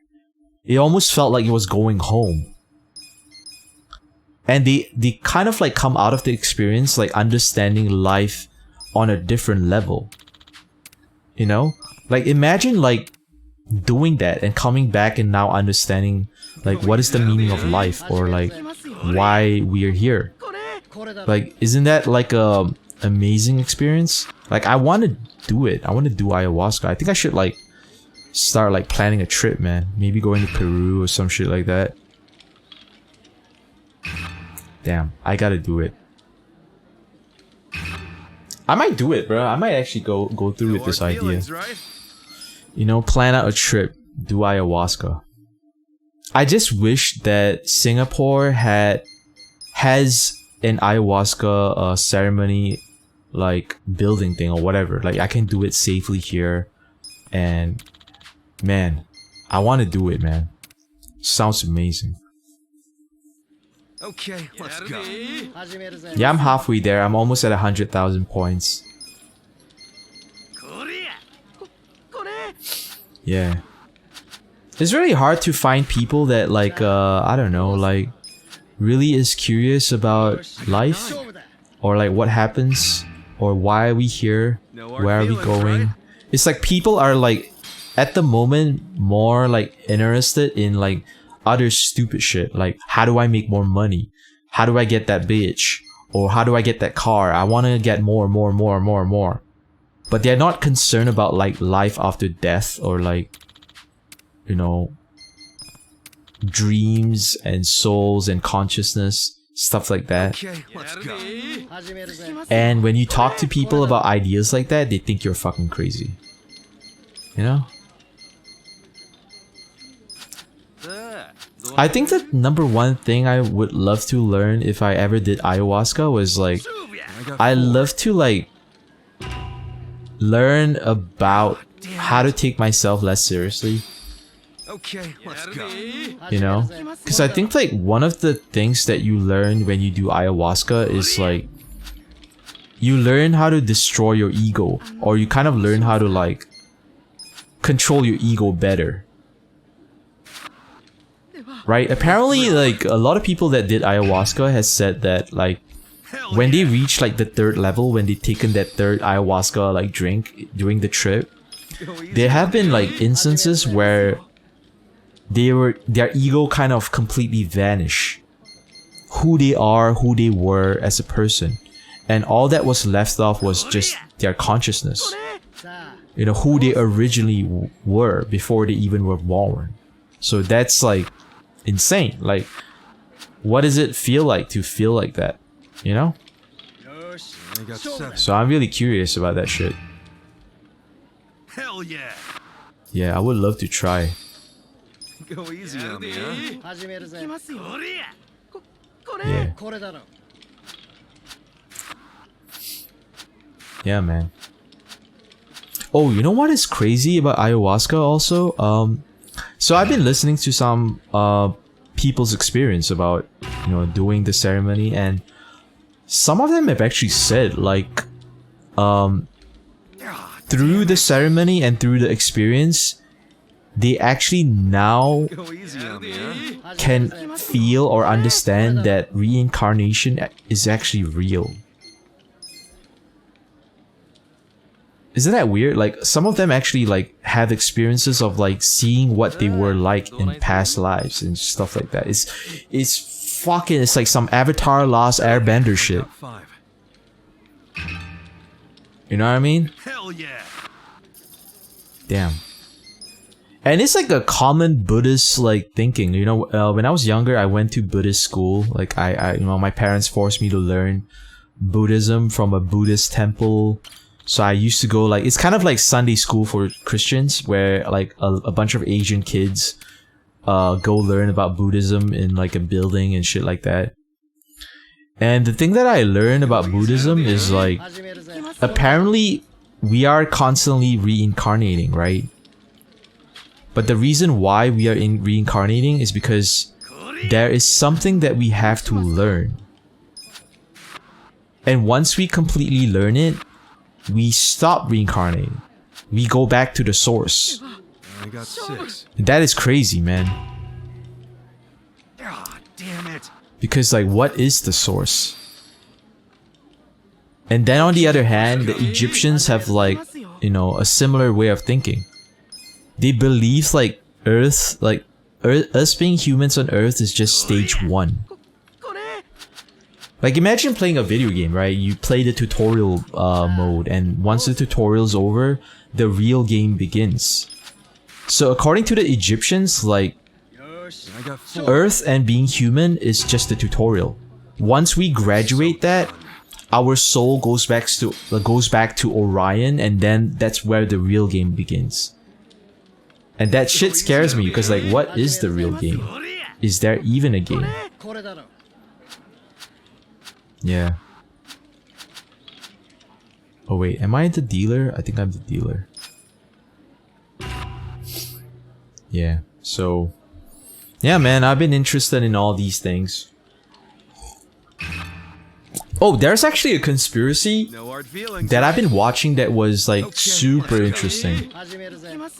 You know, ever since I was a kid, I've always been like super big into like space and the moon landing and stuff like that, right? Like I love the idea that we went to the moon and you know, the ability to travel to space and like it's like Mass Effect or Star Wars, right? I love that shit. When I was a kid, I watched the Star Wars movies and they changed my life. I started to think like beyond planet Earth.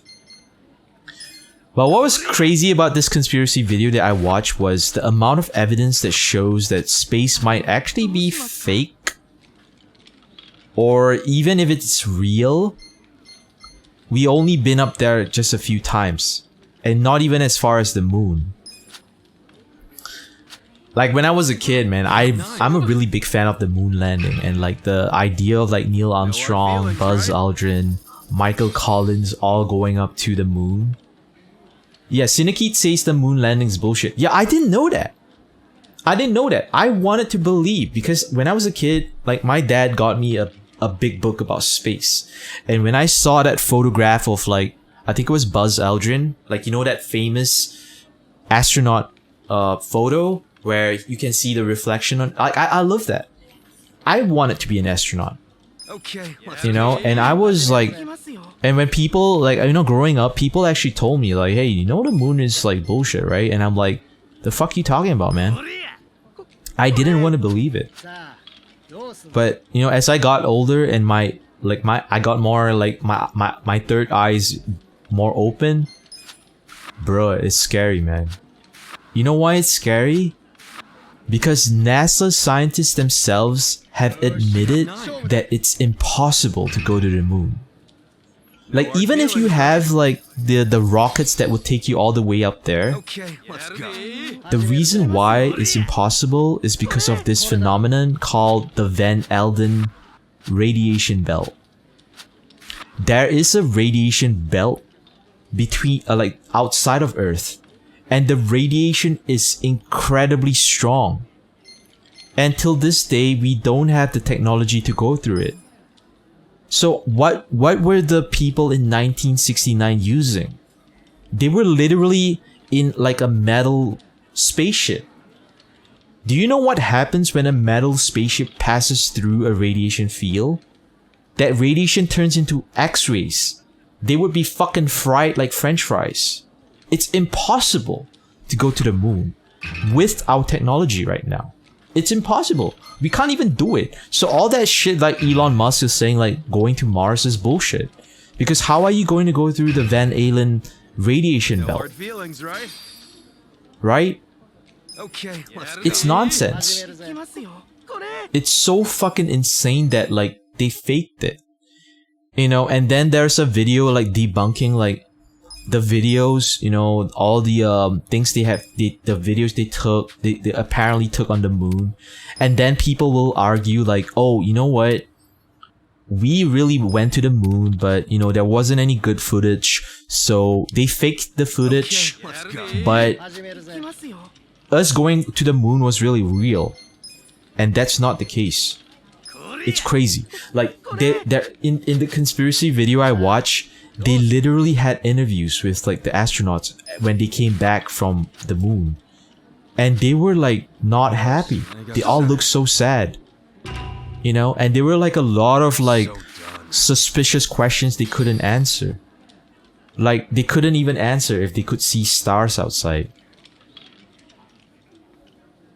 I just feel sad because, like, when I was a kid, like, the person that told me about the moon landing was my dad, right? And my dad was incredibly proud about, you know, us going to the moon. And he told me, like, stuff like, you know, this is what we are capable of if we put our mind into stuff. And it's like the greatest achievement of human history. No hard feelings, right? And only for me to find out that that shit was all fake. You know? Because, like, apparently NASA lost all the telemetry data of going to the moon. Right? Did you guys know that, like, NASA has claimed they have lost all the data, all the technology that got us to the moon? How is that possible? You know what is that the equivalent of that? The equivalent of that is like literally Microsoft creating Windows and saying they don't know how, they don't have the data you know, they have of creating Windows. Like, how is that possible? So what NASA has like said was like they lost all the data because they overwritten the tapes with like newer shit. And that's how you know they're lying. You know? There's no way you do the greatest thing in human history, like going to the moon and losing all that data. Right? Impossible. Impossible. Because the moon landing is supposed to be the greatest thing a human has done, right? Right? So if you ask most people, like, what is the greatest thing in your life? Like, oh, the greatest thing in my life was when I got married to my wife. Do you have photos of the wedding? Yep, I do. Do you have the marriage certificate? Yeah, I do. What are some of the greatest things you have done in your life? Oh, the greatest thing in my life was having a kid. You know, when my son or my daughter was born. Oh, do you have pictures? Oh, yeah, I have pictures. Do you have a birth certificate? Do you have, like, witnesses? Yeah, we have all of that. And now you flip the question around, right? What is the greatest thing men have achieved going to the moon? Alright, do you have the telemetry data? Do you have, like, the technology, like data? Yeah, we kinda lost that shit, man. That is bullshit, bro. You know that shit fake as fuck. Yeah, it was fucked up, man. We never went to the moon, you know. I think space still might be real, but a lot of the videos that they shown, like they are on the ISS, the International Space Station, is faked. It's all done with wires and shit. I fucking hate the fact that that is true. You know? And now I don't even know if the world is flat or whatever. I don't want to believe the world's flat, but I haven't looked into it. Yo, Sin, can you like, are you a flat earther? Because I don't want to believe the earth is flat, but at this point of time, I might have to, man. Fuck. I really believe the earth was, I really believe like we went to the moon. I really believe in space. It just sucks that all this bullshit was just a fucking lie. Yeah. No hard feelings, right? Okay. It'd be nice if we actually went though. You know? I actually really believe that we were going to Mars, but I guess we'll eventually get there one day, but I don't think we'll go there in the next 50 years. Cause like, how are you gonna get through the Van Allen radiation belt outside of Earth? You can. And you know what's the scary thing about that Van Allen radiation belt? It almost reconfirms the theory that we live on a prison planet. That means like the Earth was supposed to contain us. Right? Because like when I was a kid, I've always wondered like how the Earth was formed and stuff like that. Okay, let's go. And you know, like one of the weirdest things is like the positioning of the moon. How our moon is the only moon in the entire solar system that can perfectly eclipse the sun, which gives a lot of theory that the moon actually is a hollow alien base. And then it makes you wonder where did water came from. And water is actually a very alien substance. And then a lot of like suggestions have actually, like, a lot of theories have actually came out saying that water was actually introduced to Earth on a meteorite. That means like Earth was probably uninhabitable, but it was actually seeded by an advanced race, and they're watching us. And the radiation belt is actually there to keep us here. Like, we are not supposed to like get out of it because we are supposed to be trapped here. You're not a flat earther, Synergy? Alright. I mean, but like, you gotta keep an open mind, man. Maybe those guys were onto something. Maybe those motherfuckers know like more than we do. Just like the fact that I didn't know the moon landing was fake. I thought that shit was real. But that shit is not real. You know what I mean? So it's just crazy as all. Right? And also a little bit sad because like, I guess like the reason why I felt maybe I can understand why the America did what they did was because, you know, we were under a supposed Cold War, like with the Russians, and there was like the, you know, like literally showing that you can go to space is showing the enemy that you can launch missiles into their country. Like, don't fuck with us, right? So when the Russians launch Sputnik, the satellite, to orbit, and they also had like the first cosmonaut, like Yuri Gagarin, like he went around the Earth, like America panicked. America was like, yo, we don't have shit to show. Right? And that makes it even more suspicious. Because America does not even have like a basic... Like, they don't even have the basic like experience of going to space. Yet the first time they ever go to space was the fucking moon, and they succeeded the first try. How the fuck is that possible? Like, if Russia was the first one to go to the moon, at least that shit was kind of believable, right? Because they did a lot of like stuff. You know, they launch a satellite, they launch the first man, they launch a dog to space. They have like, they actually have the data and the technology to go to the moon. And America doesn't have shit. In fact, if you look at the technology of America before they were going to the moon, they couldn't launch rockets that far. They couldn't, their rockets were not accurate. Right? And you're gonna tell me they fucking landed on the moon? Bro. Seneki says we all did at one time did believe. Yeah, but what if they're right?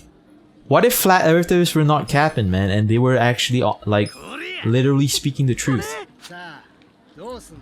I might actually look more into this, man, because like I really feel like I can't believe anything, you know, right now.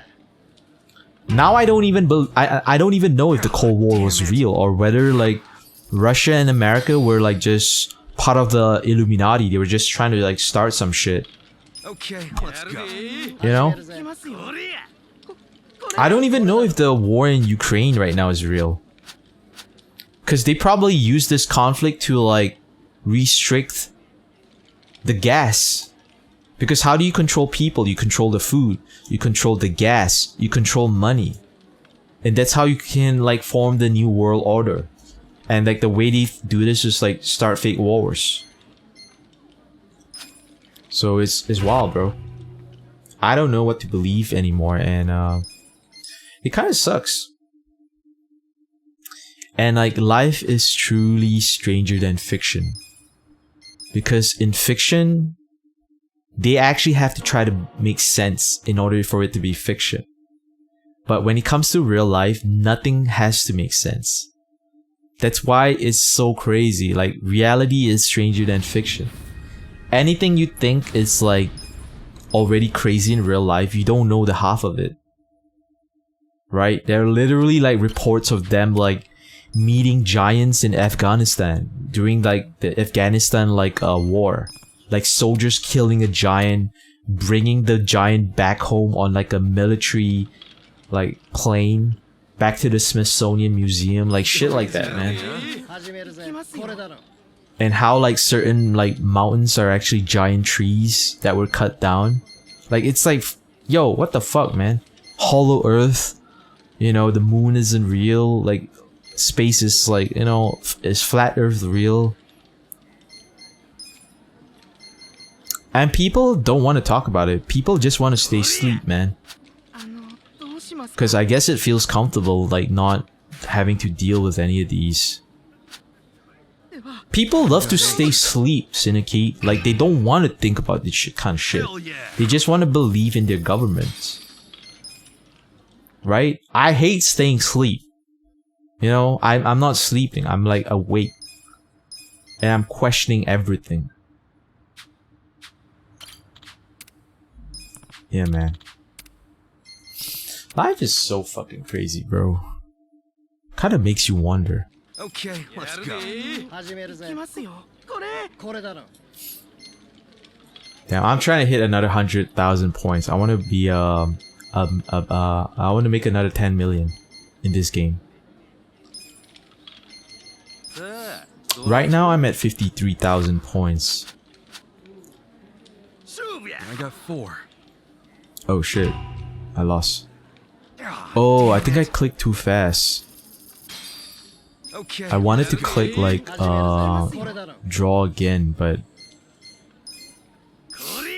yeah, bro.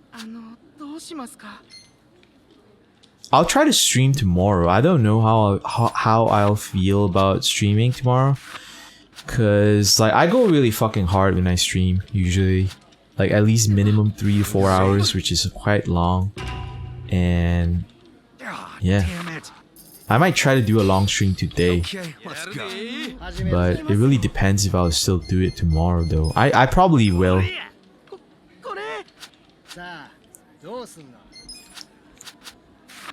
But you know, like, I'm kind of jaded about reality at the moment. I kind of feel like whatever I'm doing right now is just like, we're just all killing time before we die. You know? And when we die, we don't even know where we're going. Like, death is an illusion. I agree with that. And we are going back to the source. But maybe, like, the one thing that I don't want to deal with is, like, if I die, I don't want to be reborn again, man. I just want to go back to the source and just chill out. You know? Okay, let's go. I don't want to reborn again and have to suffer all this bullshit. You know, would you, I mean, like, if you finally die, wouldn't you like to just return to the source? How cool would that be, man? Not having to, like, deal with, like, this bullshit again. You know, having to, like, you know, because, like, I don't know, man. I guess, like, life is amazing, but you gotta put up with a lot of shit. I wonder if the people, the Wachowski brothers that made the Matrix movie, do they know more than they are telling us? Because it feels like the Matrix movie has like a lot of answers and a lot of like, you know, like meaning. Especially the first one. Okay, let's go. Every year I go and watch the Matrix movie again. And I kind of like find something that I never find before, or I like discover something, you know? This is such an amazing movie, The Matrix. Hell yeah! I really miss movies in theaters that actually make you think. The movies that actually open your mind. I watched like a movie recently that was really good. It's called The Game, starring Michael Douglas. And how like a company he hired like is playing a game with him in real life, but the game is so realistic that it helps him break out of that reality that he kind of lives in. I don't want to spoil the movie at all, but like I recommend you watch it. The Game. It's really good. Yeah, man. Yeah. I really love searching up conspiracy theory. And like a lot of the good shit about like conspiracy theories are not even on YouTube. I have to go on websites like BitChute. Hey, what's up? Aisute? You might like Everything Everywhere All at Once then. Good morning. I came just at the right time. Hey, welcome to the stream. I don't know what you mean by Everything Everywhere all at once then. Well, what is that? Is that like a movie or what are you talking about? Hey, welcome. You love The Matrix too? Actually, all of the Matrix films. I love all the Matrix films too. Oh, it's a movie? What is it about? Hey, welcome. I love meeting like-minded people. Because sometimes I just feel like I'm alone. Just sharing these crazy thoughts about like life and stuff. You know, and like my parents think I'm fucking crazy, right? But so do my friends. And I don't know, maybe they're onto something. Welcome. So there's a movie called Everything Everywhere All at Once. I gotta look that up. Is it on Netflix? Okay, let me like Google that. I'm gonna copy what you just wrote and paste it. So at least like once I'm done streaming, I can remember to go watch it. Everything Everywhere All at Once is like a fantastic realism film about mental health, really, but it's so over the top and weird and amazing. Ooh. Is it? Oh, it's a new movie. Oh shit. Oh, it's starring Michelle Yeoh. Damn, there's a scene where she got like a fucking eyeball in the middle of her forehead. Damn, this movie might be Illuminati as fuck, man. Damn. Yeah, I might check it out. I'm a fan of Michelle Yeoh. She's actually from the same country as me. She was born and raised in Malaysia, exactly where I'm from. She's brilliant in this film. You absolutely love it. It's deep and beautiful and unexpected. I think I'm gonna check it out. Yeah, for sure. Are you into conspiracy theories? Like, what are your interests? Like, and also, are you also a fan of like Yakuza, like a dragon? Right now I'm farming for money, so I'm just gambling. And while I'm gambling, I'm just like going on a rant. And like just... I don't know, I feel like doing Twitch is like better than doing therapy sometimes. Sometimes I just like turn on my camera and just fucking talk for hours and just like fucking unpacked everything in my head. It's amazing, man. Yeah. Yeah. I'm really big on conspiracy theory. I think there's an amazing app out there. It's actually called Gaia. Gaia. It's kind of like a streaming web platform. It's like kind of like a Netflix, but except the videos on that platform are like very interesting stuff. Like talking about the pyramids, the Mayans, and like how it like, you know, talking about like wormhole portals, dimensions, and it's like done by people that are actually researchers and scientists. I followed you a while back. I don't remember what you're playing. Not really a fan of Yakuza, but I just sat by my PC and saw you live and thought I'd listen in. Not so much interested in conspiracy theories. I'm addicted to watch stuff a lot about various cults and how people get out of them or don't. Oh, I'm also pretty interested in stuff like that. Like Axiom, right? Where that famous actress from Smallville. I think I watched the documentary Going Clear. Scientology. And then there was also the Heaven's Gate cult where they believed that a UFO was gonna come and like pick them up, so they all committed Sudoku together. Yeah, that one was kind of messed up. Yeah, I think we might have some similarities. I think like what I'm interested in is like I'm really interested in unconventional ways of thinking. I'm interested in like stuff that they don't teach you in textbooks, or like what people, you know, what the media doesn't want you to know. So yeah, I'm interested in all types of stuff. I think there was a period of time I was like watching a lot of like serial killer documentaries, like Ted Bundy and Jeffrey Dahmer and fucking Ed Gein. Yeah, that shit was kind of wild, man. Damn, Ed Gein is the real life inspiration for the Texas Chainsaw Massacre, right? Like when police like went to his like basement, they literally found like skin, like a skin suit, and they found like people's heads and fucking like body parts like in his fridge, and he was actually eating people. He was dressing up as them. And yeah, Ed Gein, man. Ed Gein was a even crazier guy than what they portrayed on the Texas Chainsaw Massacre movies. It's like, yeah. You skip those? You are too empathetic. Yeah, it gets like a little crazy. But it's still fascinating. It's just fascinating like how does a serial killer thinks. Like why do they do that shit, right? So, and you know, like, here's the scary part. You know what is the scary part about serial murderers? Is the fact that we could have been them, given the right circumstances. Because like, you know, the number one question people usually ask is like, what makes a serial murderer? Is it nature or nurture? But I mean, obviously the answer is both, right? It's a little bit of nature. It's the way you were born, the way your brain is wired, or maybe in this case, unwired. And it's a little bit of nurture. Maybe you have gone through some trauma. And the perfect chemistry of both nature and nurture will transform you into a serial murderer. And sometimes you don't have any control for that. You were just born into like a situation where you just feel like eating people.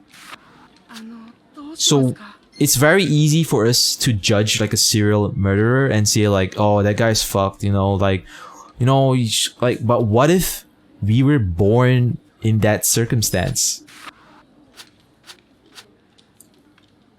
Isolation and where you're born, how you're subjected to things also matters. Yeah, exactly. Like they were born in the perfect storm. Maybe they were born with, you know, a lot of serial like, how do we call? Should we just call them serial killers? I fucking hate pronouncing murderer. Okay, remember how like serial killers like there's a research they actually do where they say like a lot of serial killers actually lack development in the brain, the amygdala, where there's like, that's where like humans have empathy. Right? They actually all have similar brains where they kind of lack this part. And also they grew up in like abusive childhoods where they were, you know, fucking molested or whatever. And sometimes not, right? Sometimes they had like perfectly normal childhoods, but they fucking went crazy. So the real question is like, I mean, the real question is like, maybe what if we were in their situation? That's why they are very fascinating. Hey, what's it do? Muzamil? Hello. Are you a fan of this game? Tell me something about yourself, man. Aisute says propaganda can change your brain so much too. Yeah, that's literally nurture. If you were born into a country or a family that teaches you like certain things, that is gonna affect how you view the world. Like I think like in the case of that serial killer Ed Gein, he grew up in a very repressed childhood where his mom like kind of shamed him for being a guy, or like, you know, it's just like sex is a really dirty thing, and he grew up to become like a fucking psycho, right? So that's part of the nurtured part. Muzamil says, I don't hear rain in the background. Are you really Singaporean? I'm not Singaporean, but I live in Singapore. And maybe it's not raining in my side of town, but I do hear thunder though. What's up, Muza? Yeah, I'm not Singaporean, but I'm a permanent resident here. Ah, man, I want to just keep winning, but this game is kind of rigged. Yeah, where are you from, Muza? Like, which part of Singapore? I need your exact location with postcode, and I need your IC. Aisude says, do you like living in Singapore? Yeah, I love living in Singapore, but there's a lot of things about Singapore I don't like, you know, and sometimes it's really hard to talk about it because like, you know, I don't want to sound like I'm ungrateful, right? Because I think Singapore is an amazing country, but there's a lot of things here that I wish were different, but talking about it like might get people pissed off, right? They might like say like, yo, if you don't like where you don't like Singapore, like it's not I don't like Singapore, I love Singapore, but I just wish Singapore was, yeah.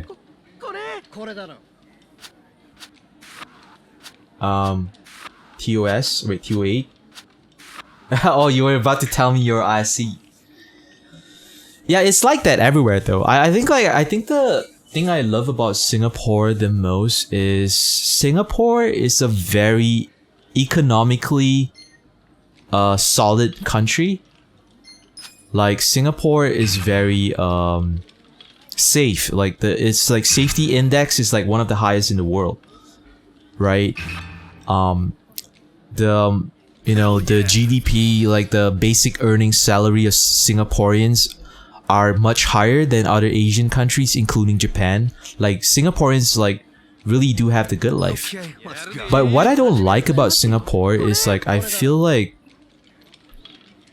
Singapore is a very first world country that is still inhabited by people that haven't spiritually grown to that first world mentality, if that makes sense. So Singapore is like, it's almost like, I know it sounds like really fucked up if I say this, right? I just want to preface that I love Singapore and I love Singaporeans, but Singapore feels like what would happen if a caveman discovered fire a little too early. Yeah. So what let me like elaborate, right? Like what do I mean by that? I feel like the people here are not as happy. They're not like as like relaxed. They're really always uptight. They're always like competitive. They're always like, they're not nice. You don't really have a genuine relationship with people. People are not very open. People are very stubborn about the way they think. Yeah, those are the things I feel about Singaporeans. But of course, I want to bring up some good stuff, right? Like the things that I think that Singaporeans are amazing is Singaporeans are very intelligent. They are very adaptable. They are very resourceful. They are very like Singaporeans are really ambitious and competitive. So that's like a double-edged knife, right? Like being competitive and ambitious will give you like really good shit, but it might also like make you not such a likable person. You don't know, Musa says, I don't know what is a word first, second, or third world. First, second, or third world is basically like your country's economical status. Like, does your country have like basic like healthcare, or like does it have like a advanced transportation system, or what is the poverty level? So like, if your country has like none of the bad stuff and a lot of good stuff, it's considered a first world. If your country is like really poor, there's a lot of high crime rate, it's really, really bad, and then it might be considered like a second or third world. So that's all it really is. Musa says that's the parents. Every Singaporean just wants to go away from Singapore. Yeah, I hear that sentiment spoken a lot. Yeah, a lot of Singaporeans want to like go overseas. But I also think that is also another flaw in Singaporeans. Is like Singaporeans are actually Singaporeans are not like very aware of how lucky they are to live and be born in Singapore. But at the same time, there are other like downsides to living in Singapore, like the competitiveness, the pettiness, the fact that like people here are not as nice sometimes. Isodate, you're from Lithuania. We still have the Soviet mentality. We restore our independence in 91. Cut so deep in our brains, we are anxious. It will take one more generation, I think. It really depends. Like sometimes when it comes to the future, it could swing either way. You'd have no idea who's going to come into power, who is gonna be like the one leading your country into a good place. I think like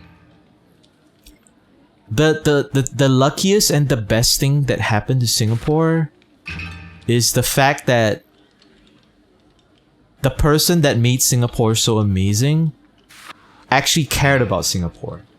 No hard feelings, right?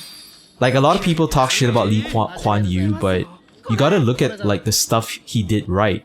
Like the way he got there was really like the way Lee Kuan Yew got into power and maintained power was a little bit sus, right? But what he did to make Singapore such a amazing country cannot be overlooked. And that's why I think Singaporeans are actually really lucky, because things could have gone like a different way. Because Singapore, if you guys don't know, is actually it was a fisherman country. Singapore is really small. It's an island with no natural resources. And Singapore was actually part of Malaysia, and it split, right? Malaysian and Singapore split because, you know, the Malaysian government felt that Singapore was too unruly, because Singapore is like Singapore is a country which is predominantly Chinese, and Malaysia is predominantly native Malays. So that's what happened, right? The big split where Malaysia split off with Singapore, and they say like, we don't want anything to do with you. And that was a period of time where Singapore was kind of in trouble, because Singapore is like, any wrong move could have made Singapore like Sri Lanka or some shit. But this guy comes around, right? Lee Kuan Yew, and he did a lot of stuff to get power, right? Like the way he got power was he pushed out political parties and he put some people in prison. But when he got power, right, like he did a lot of great things for Singapore. Like look at the economy, look at like our transportation system, look at how fucking awesome Singapore is. So that's the sacrifice you gotta make. Lee Kuan Yew was like, they communist. Yeah, I mean that was the propaganda, right? But if you really think about it, Singapore has some communist like practice, like think about like the HDB housing system. It's actually kind of communist because it's kind of like communal living, right? So all that shit is just to like get people to like, you know, buy into your agenda. But Lee Kuan Yew is a fucking genius, man. Like he's smart as fuck. ICD says in general, all these older systems should be broken down again and rethought, because generally the world is not working well. It should, I do agree. But change doesn't really happen as quickly, because if you live in a very democratic society, it's gonna take a long time before shit like legislation get passed, right? Because you gotta go through parliament, and if it's a democratic country, you know, it's gonna take a lot of work getting everyone to do the thing that you want to do. And that's where like Lee Kuan Yew was brilliant as fuck, right? Like Singapore is not actually a democratic country. Singapore is actually controlled majorly by one party that, you know, was founded by Lee Kuan Yew. Okay, let's go. And that's why Singapore had such a meteoric rise. It's like the way like Singapore like got from like a fisherman village all the way to like a fucking first world country is because it isn't a democratic system, so they can do things quickly. They are like no red tape, you know, you don't have to pass legislation. It's like just get it done, right? But what happens if it, you know, you have a bad leader, you know, a bad leader that doesn't give a fuck about you? And that's where you get stuff like North Korea, China, right? So Singaporeans don't know that they are actually lucky that they have a guy that controls. He had a lot of control, but he also cared. So yeah, Singapore is amazing. I think a lot of people actually like they want to leave Singapore, but by the time they actually go overseas, they actually start to realize how awesome Singapore is. I think Singapore has a little bit like... Singapore is like a little too strict on a lot of things. And if Singapore was actually a little bit more chill, like for example Thailand, if you know what I mean, it would be a great place. Yeah. Yeah, we just turned this into history chat. Yeah, a little bit. Musa says you want to go to Afghanistan? Why? Why do you want to go there? I see days before it was conspiracy theory and cults. Yeah. Hey, you guys make sure you follow my channel, man, because like, I really put in the work, man. I'm grinding out here for you guys. If you guys like my entertainment, click that follow button. ICD says you want to go to Iceland or New Zealand. Okay, you guys gotta tell me why. You can't just say you want to go to those places. You know what you guys are feeling right now? You guys are probably having the grass is greener on the other side syndrome. You know? A lot of people get that. Like, they kind of like think like going some other place is better than where they are at. It's quite natural actually. But you don't know until you go there. A lot of people like think they want to go to some place until they start living in that place. Oh, thank you, ICD. You've been followed. Oh shit, you've been following me for a while, Musa? Yo, I appreciate that, man. I just forget sometimes, man. So yeah, I appreciate that. Good looking out. You just love traveling? Oh, you want to go there just to like hang out. I thought you want to migrate there. It's not greener at all. Yeah, every country has their own like fuck shit, man. You gotta just deal with what you gotta deal with. Yo, Musa, why you wanna go to Afghanistan, bro? Don't you know like Afghanistan is controlled by the Taliban right now? I don't think you wanna go to Afghanistan. You're capping for sure.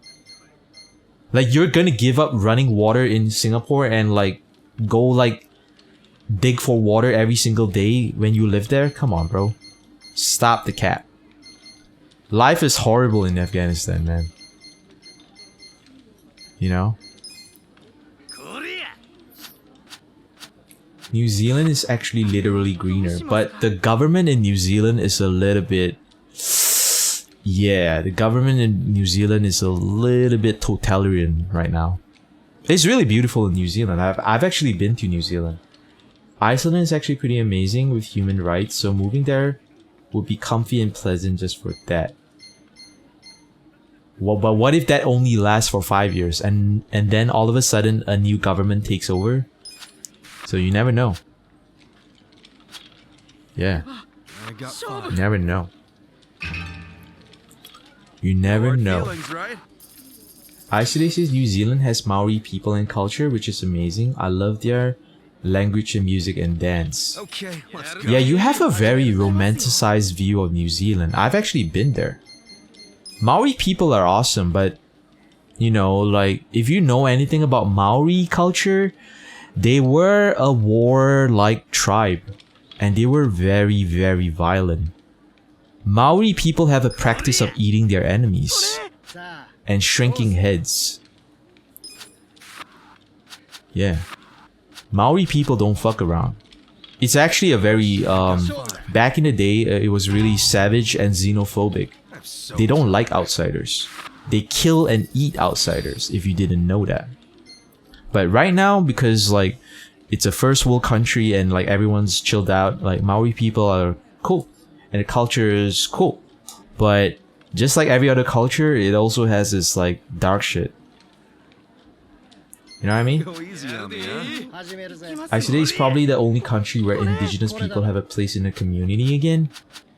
I think that's actually other countries that have like indigenous people that are like Hawaii, for example. Because US and Canada is masking that. I guess like the America is a little bit fucked up because of like the what they did to the Native Americans like back in the day. They wiped them out and now they like kind of like gave them reparations like, with casinos and stuff. So done. Yeah, I see your point. Okay, let's go. Yeah, cultures are amazing, but yeah, Maori culture is yeah, I recommend you looking more into that because Maori culture can get kind of dark. Musa says, I don't think it's not from... You don't think it's Afghanistan? Did you confuse Afghanistan with something else? That's crazy, bro. How do you confuse Afghanistan with something else? You read about it for years. Yeah, it's crazy, man. Back then, it was like Planet of the Apes, bro. It was like everyone's killing everyone. You know, if you live to the age of 20, you gotta be really lucky. Musa says, but I'll travel to where the army of Imam Mahdi will appear from. Imam Mahdi. And Imam is like a high level person, right? In Islam, I think. I don't know. Are you really religious? Go easy on me, huh? My best friend growing up is actually Muslim. Yeah, he's a fucking rich dude, man. You know, like I went to his house one time when I was a kid, and it was like going to Batman's house. Literally, the gate opens like that, he got different floors and shit, and he has like an entire floor that has like a cinema. Holy shit, this dude was rich, man. And I didn't know because he was like a very nice guy, so yeah. Yo, Musa, you like super religious and shit, man. Damn. Good for you. It's really good to believe in something. It's good. But it's like, it would be good if you learn more about your religion and like where it came from and stuff like that. Because a lot of people, like, what they know about what they know right now is what people tell them.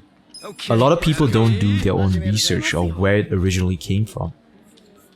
A lot of stuff like, you know, like, for example, right, like if you're a Christian, you know, like, a lot of your information is given to you by your parents, by your community, by your local church, by your priest, right, basically.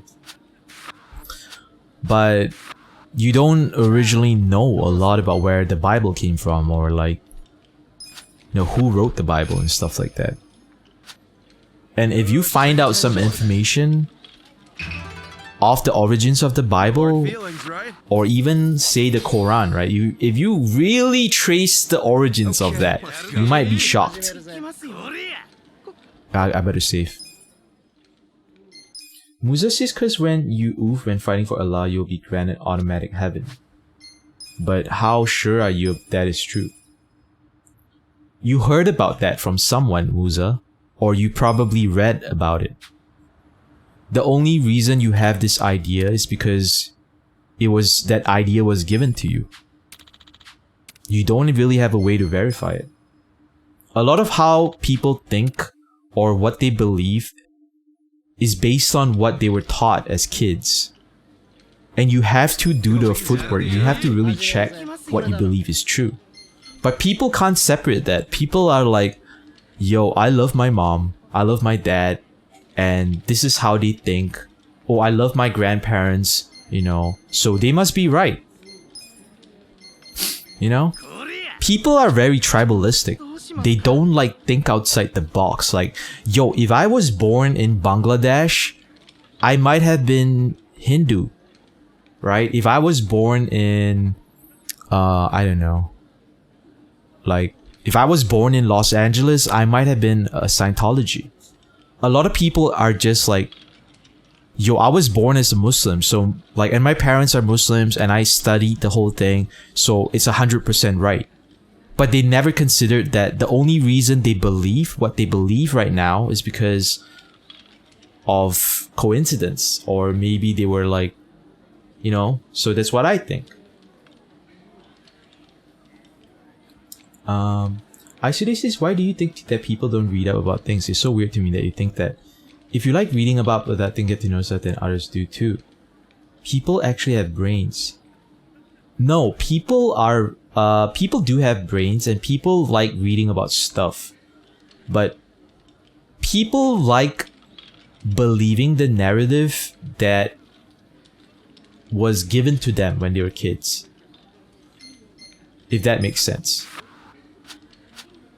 Right? Like, it's like, I don't believe that people are curious enough to find out more about the world. Because I have met a lot of people, right? I've spoken to a lot of people. I have a lot of friends. And in general, most people are very close-minded. And the reason that is because people are very tribalistic. Think about like a sports team, right? Like, why do people gravitate towards sports a lot? Because they associate the team that they support as part of their tribe. So what are the things that you associate as part of your tribe? Yo, Team PlayStation. I'm a Muslim. I like Manchester United. All those things are tribes. And people like to associate with those tribes. They don't find out the deeper truth underneath those things. Go easy on me. Right? Because their tribe, whenever you're in a tribe, whether you're like Team PlayStation or your Team Christian, those tribes will constantly reinforce the way you think. So it's very hard to like try to imagine a different way of thinking, because your environment and your people are constantly reinforcing that train of thought, right? And not a lot of people will actually do the homework to learn about other stuff or read about some stuff to break out of that thinking. They just want to believe that tribalistic bubble that they live in, because it makes them feel safe. It makes them feel comfortable. So people, yeah, I do agree. People have brains, they read stuff, but people have a very major confirmation bias.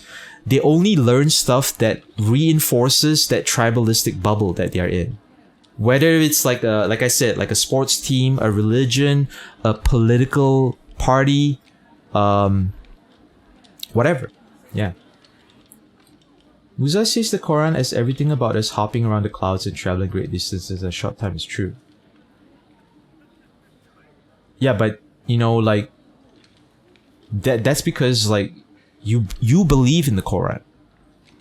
But if you were born in a different country, let's say you were born in Africa and you never had Muslim parents, you might not believe it. So it's safe to say like we believe whatever we believe right now because we were born into like the circumstance that we're in. ICD says, I don't think so, though. My life experience in the world leads me to believe otherwise. But what if your life experience is limited? Yeah, what if your life experience is limited? Yeah, ICD is like not arguing. I think that's a fair point to say, like bring up. Like, you really believe in your life experience that, you know, but have you ever thought that you may be wrong? Because like even that, if I'm telling you this right now, I could be wrong. Right? Maybe the real way to like save yourself is to be a Muslim. Maybe. Or maybe the real way to like be happy is to, you know, do this thing or do that thing. So the real question is like when people are so sure about what they know, that means they don't know anything. Because the more you start to learn about the world, the more you start to learn about religion and country and the way to think, you will start being not sure. If that makes sense. It's really hard to explain. It's like, the more you learn about the world, the more you understand that there is so little that you know. And so when you're like, very sure, like this is the way you are thinking, it just means that you don't know much. Because, you know, there's so much more. I see they say, dude, my age, I'm not concerned about being right. There's no wait, but you're saying that people have brains and people know stuff. I don't think so. I don't think so. I don't think so. It's very easy. You can test it. This is a very easy test. Yeah, it's very easy to test. I can give you a lot of examples. Right? A lot of examples. Because the way people operate, like the way people's brains like to move is like they like to obey authority, or like they kind of like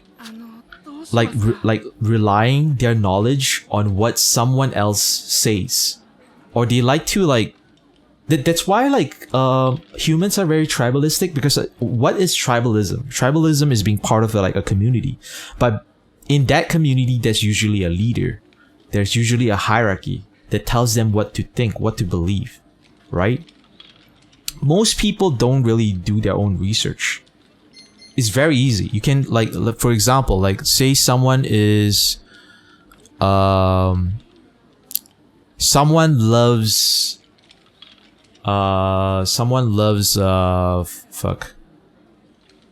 someone is really into say they are really into the Chicago Bulls NBA team, right? Their knowledge is very limited to what they learn on TV and what they read in magazines, because those are all the information that the media will share with them. So if they base their opinions on just those things, it's still very limited, if that makes sense, right? So what is the truth about like the whole thing, right? So if you really want to find out like more about the Chicago Bulls, you kind of have to be in the locker rooms. You kind of have to be in the middle of the action. You have to know the coaches, you have to know the players, and then you can find out the real story. So it's the same with religion. Like whatever we learn right now are from books. They're from people. And those people learned it from other people. But sometimes whatever was transferred down to your point is kind of like a watered down version. And most people are not willing to do the legroom to really find out what the truth is. They're really contented to like maintain in this bubble where everyone reinforces that idea. I know it sounds really hard to understand, but it's really abstract. The only thing right is love, that's it. I guess so. Yeah, I do believe in love, but yeah, I guess so. Musa says, anyways, I think you might remember me. I asked you if you know Mini 4WD. I don't remember what that is. Well, what is 4WD? ICDC is fine, okay, but my experience is different. No, what you want right now is an acknowledgement that your experience are valid. And yeah, I'm sure it is valid, but all our experiences, in my honest opinion, are very limited. Like just like how choices are an illusion, like how like whatever we choose to do in life is actually like, there's no such thing as a choice, right? Like whatever we choose to do is actually like, yeah, we think we have a lot of choices, but our minds are so limited that there's only like one choice. But we like the illusion to think that there's a lot of choices. Tamiya, oh, I think so. Was I playing Uncharted when you were here, Musa? I don't. That was such a long time ago. Yeah, I think so. Yeah, I think so. Yeah, but it's wow. That was such a long time ago. Aisude says everyone wants acknowledgement that what they're thinking is valid. You do too. You're just on camera. It's easy for you to make your point. I don't think like I really like. I know it probably sounds really cliche, like, oh, I don't give a fuck, right? I don't give a fuck about what I like I need the validation, but I think like I really care about the truth. No hard feelings, right? Like if someone has a better way of thinking, or if they can prove to me that what they believe in is really good for you, or is actually the truth, I would much prefer to prescribe to what they say. But what I'm really saying, or what I'm trying to like really tell you guys, is like to be more open-minded. And as much as you shouldn't take what I say seriously, you shouldn't take what you think seriously. If that makes sense. Because I don't take what I think very seriously. I think I don't know a lot about stuff, and I think I gotta learn even more. But I'm just like very like I'm usually very like shocked when someone is like, they are very certain about when they die there's a heaven waiting for them with 72 virgins. That's when I'm like, okay, you know. Aisude says, but in this case, on what you're saying, your truth is also your personal experience. I think like truth is more like situational. If you get what I mean. Like, for example, like when I was a kid, I thought the moon landing was real. Right? Now that I did some research, I think it's fake. That means the truth that I believed in was going to expire anyway. So is it still truth? It's not. So whatever I'm telling you right now might expire. Whatever I believe in right now may expire. But it may not really be the truth. But would I like to seek the truth? Yeah, definitely. So if someone can like present me like more ideas and better ways of thinking and like factual evidence, yeah, I would prescribe to that. No problem. No hard feelings, right? Because we never know a full truth. It's always our truth. No, I think the mistake is believing that the concept of truth exists. You know? The concept of truth is yeah, the concept of truth is such a weird thing. Thank you, Musa. I appreciate you remembering me, man. Thank you, bro. Okay, let's go. It's not about like my truth, your truth. It's like the idea of truth is weird. Yeah. Because like both people might be right at the same time and both might be wrong, or they both might be right at this point of time, but 5 years later they might be wrong, and then 1 year later they might be right again. So the idea of truth is like very shaky. Yeah, I'm just saying like it's good to have like a very fluid way of believing stuff and thinking about shit. If that makes sense. Hey, later, Musa. See you later, man. Hell yeah. Nah, Musa's gonna leave whenever Musa wants to leave Aisute. I don't think you're the reason why he's leaving. I mean, he's probably gotta go beat off anyway. Nah, probably Musa's gonna go off for prayers or something, because I think Musa is a Muslim, but yeah, I might be wrong. Yeah, man. But you gotta admit, I'm smart as fuck. Or at least I like to say I'm smart as fuck. I'm a genius. I can help you escape the Matrix. I am like Morpheus.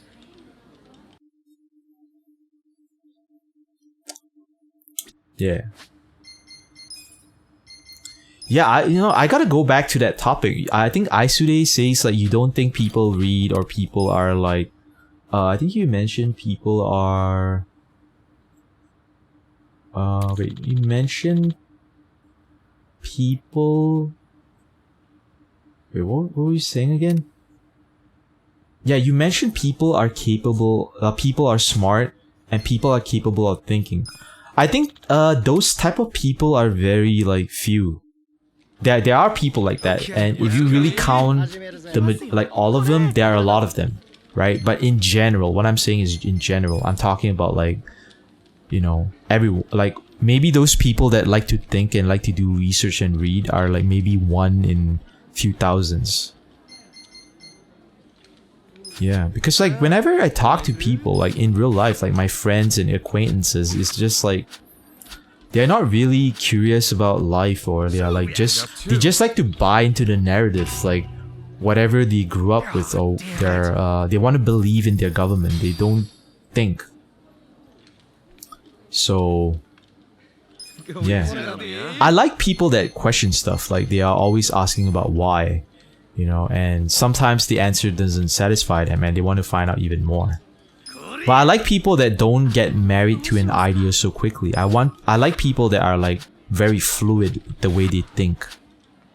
So say for example, like today they believe in something, but because like something came up where they read even more evidence and facts, the next morning they change and they're like, yo, this is like a better way of thinking. And then the following week they find an even better way of thinking. And then all of a sudden they realize that the original idea that they have was probably true. So I like people that think that way, right? It's more fluid. Isude says you're lucky because your life is full of people like that. Whoa, you're really lucky if that's the case, because like my life is really tough when it comes to stuff like that. Cause my parents are really stubborn. Like I gave this example earlier, right? Like remember I said like my mom is like my mom was complaining about my dad, right? So my mom was saying like my dad doesn't take her out, he doesn't care about her, he doesn't spend more time with her, right? And then I asked my mom how much of a responsibility you take in choosing my dad in the first place. You know, can you even take 1% responsibility that you chose my dad to be with? So whatever you're experiencing right now is like a product of that choice. And my mom couldn't even admit that her happiness was also her responsibility. I'm so done. Right? So I grew up with people like very stubborn. Like they can't like think outside the box or like take ownership for the way they think. You know, so let alone like, you know, talking about like ideas about rebirth, reincarnation, religion, God. It's like people are even more defensive about that shit. Because people are always trying to defend an idea that they have married their personality to. People get married to ideas and identity so quickly. Like people are always like always saying like, yo, I'm proud to be an American, I'm proud to be a Lithuanian, I'm proud to be Indian, Chinese. Like where is that pride coming from? Like you were just born into that life. You didn't choose it, but you're proud of it because you just want to have like an identity. An identity is, in my opinion, is like not real. Just like choices are not real either.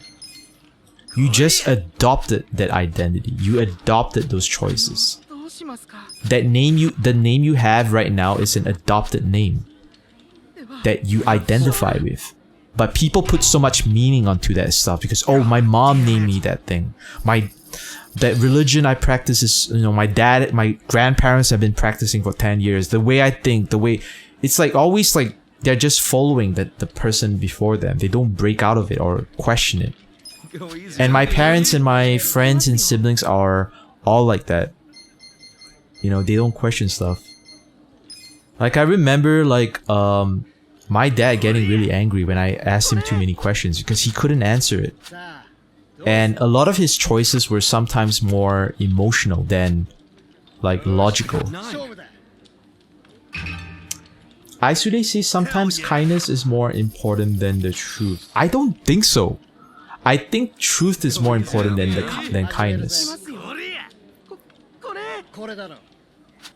Yeah, I think truth is more important than kindness. A lot of people, like, you know, they rather just not tell someone the truth because they don't want to hurt their feelings. But that's actually a very selfish move. In 10 years, you might talk differently. Most definitely. I think I might change in another 1 year. Okay, let me go back to that point, right? A lot of people don't want to tell their family the truth or tell their friends the truth because they feel like they're doing it as an act of kindness. Like, oh, I don't want to hurt that person's feeling. I want to let that person feel good. But actually, it's a selfish act. It's selfish because you're not willing to risk your relationship with them so that they know the truth. Okay, let's go. You're not willing to risk what you have with that person. Because you rather like them be your friend rather than them knowing the truth about something. And when people like say, oh, it's an act of kindness, like, oh, I know, like I just saw my my friend's girlfriend cheating, yeah, but I don't want to tell my friend because it would hurt him, you know. And I think that's an act of selfishness because, like, even if your friend gets pissed off and your friend breaks it off with you, now he knows the truth. Isude says if it were to change the situation, sure, but if it doesn't, it only creates the hole. Yeah, I think like there's a general way, like of course you don't like say stuff that doesn't help overall, right? Like if that comment you say like doesn't really change much, like it's probably like, yeah, you shouldn't probably say it. You should always like be nice and kind. But I always believe like, you know, like in risking the friendship to let them know something that will help them in the long run. If that makes sense. Yeah. Because I really feel like, personally, it has happened to me. Like, I remember I broke up with this girl that I've been for a long period of time. And I was really depressed, right? So I was going around telling people, like, my story. And, you know, I was seeking for sympathy. And, you know, I was really sad all the time. And, you know, like, I didn't know that when I was with people, I would be bringing them down because I was so depressed. But in general, I was actually seeking help, right? I wanted like advice. I wanted ways to improve. So one day I contacted my friend, right? Like he was a childhood friend and he's living in New York, and I just told him about this thing. So I actually expected that he would like kind of like give me the same energy as like my other friends. He would kind of be very sympathetic. He would kind of like tell me like, hey, you know, it's gonna get better, you know, it wasn't your fault, you know, it just happens, you know, life is like that. I kind of expected him to tell me those things, but he didn't. To my surprise, he actually told me like, yo, you're being a little bitch right now, right? You're bringing everyone down with you. You ever thought about that? You know? Like this energy that you're giving people is probably the reason you broke up with the girl. Right? He gave me that hard medicine. He was willing to risk the friendship I have with him to tell me the truth. To let me know that this is... I should be picking up after myself. You know, as a guy, I should have like a fucking backbone. Right? And he told me like, you know, I'm not gonna tell you what you want to hear. I'm gonna tell you what you need to hear. Right? So... when people say, you know, sometimes kindness is more important than the truth, I don't believe so. I believe the truth does set you free. Sometimes being kind to someone and letting them think the way they think is gonna trap them forever. They're gonna be in invisible handcuffs for the rest of their life because no one is gonna be like real enough to let them know that sometimes the situation that they're in is probably their fault. So it's tough, man. And of course there's a lot of nuance with this, you know. You know, you don't go around telling people they look like shit. You know, of course you don't do that, but yeah, I do believe truth is like... How did I turn your words around? How did I turn your words around? Think about the story I just told you. The guy who I contacted, like that childhood friend, could have shown me kindness by like, you know, feeding me the same bullshit. Like, oh, you know, it's not your fault. But he told me the truth. And the truth is like, I was being a little bitch. And I needed to like pick myself up. Yeah. And a lot of people would have like been like, yo, fuck you. You don't understand what I'm going through, you know. But I took his message much better. I took his message like, you know, like, yo, you're right. You know, the breakup was my fault. You know, like I should be in control and I should be responsible for the way I feel. I should never let someone else, you know, affect the way I feel. I should always be the captain, right? Yeah. So I took that like as the truth, and it helped me so much. I stopped whining. So what I did after he told me that thing, right? And I realized that he was telling me the truth. I started to pick myself up. I started to hit the gym. I started to try not to tell my shitty ass depressing story to other people. And instead, what I did was try to make other people happy. So by the virtue of making other people happy, I got happier. You know, I started to forgive myself for all the stupid shit I did. I forgave myself, and I forgive other people. I forgive the other person, and things like that, right? So while other people like told me like the thing that is associated with kindness, like, oh, you know, it wasn't your fault, you know, you just like, that guy helped me way more than any of those people. But I don't blame those other people. Those other people were trying to help me in the best way that they think they can. But it was far from the truth, man. Like, this friend let me know, like, you were letting yourself go, you're getting fat as fuck, you know, you're not taking care of yourself, like, you're just whining and stuff like that.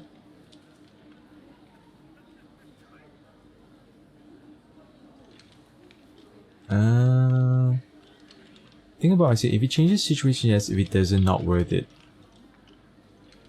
But it is also like sometimes, like, you know for a fact it will change the situation, but the person may not think so.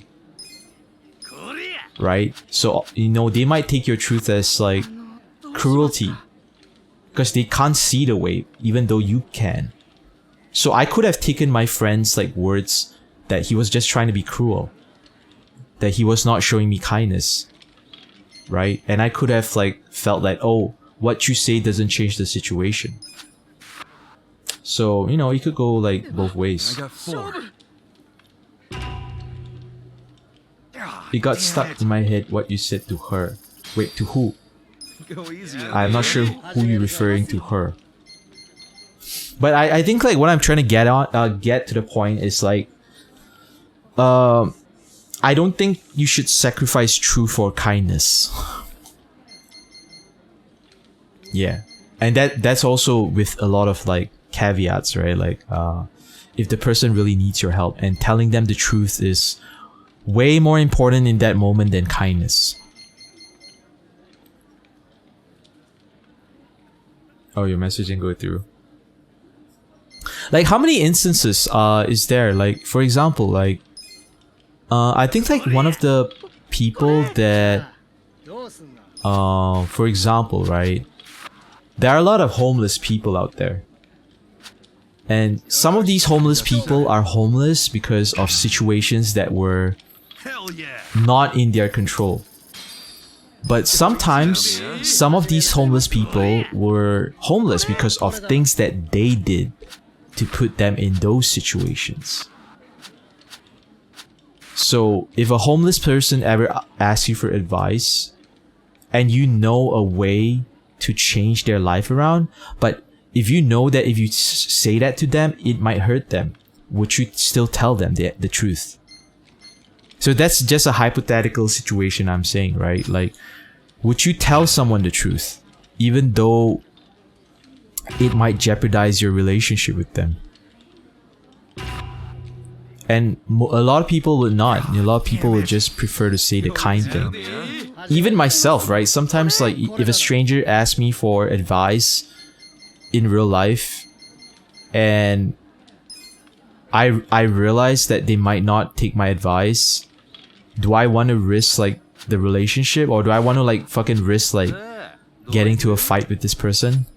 Sometimes no, sometimes like, shit, if I don't tell this person the truth, they're gonna like fucking fuck up even more. So it's really tough, man. But in general, I don't think kindness is above the truth. I think the truth will set you free. I think kindness is short-term gratification and truth is long-term gratification.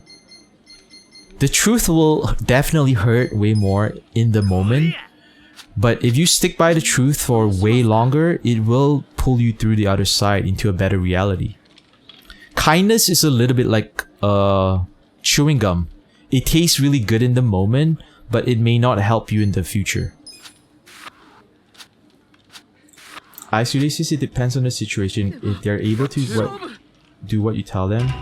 I work in the homeless shelter as a volunteer. It really depends if they have the capacity to do something. Because sometimes it takes up years for someone to move and pick things up. Okay, let's go. Choosing the right words is really important both in kindness and truth. I agree with the first part. Choosing the right words is really important.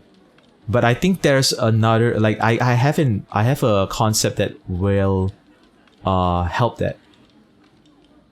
It doesn't have to be blunt or one level. It could be, it should be. So I believe like everyone responds differently to words, right?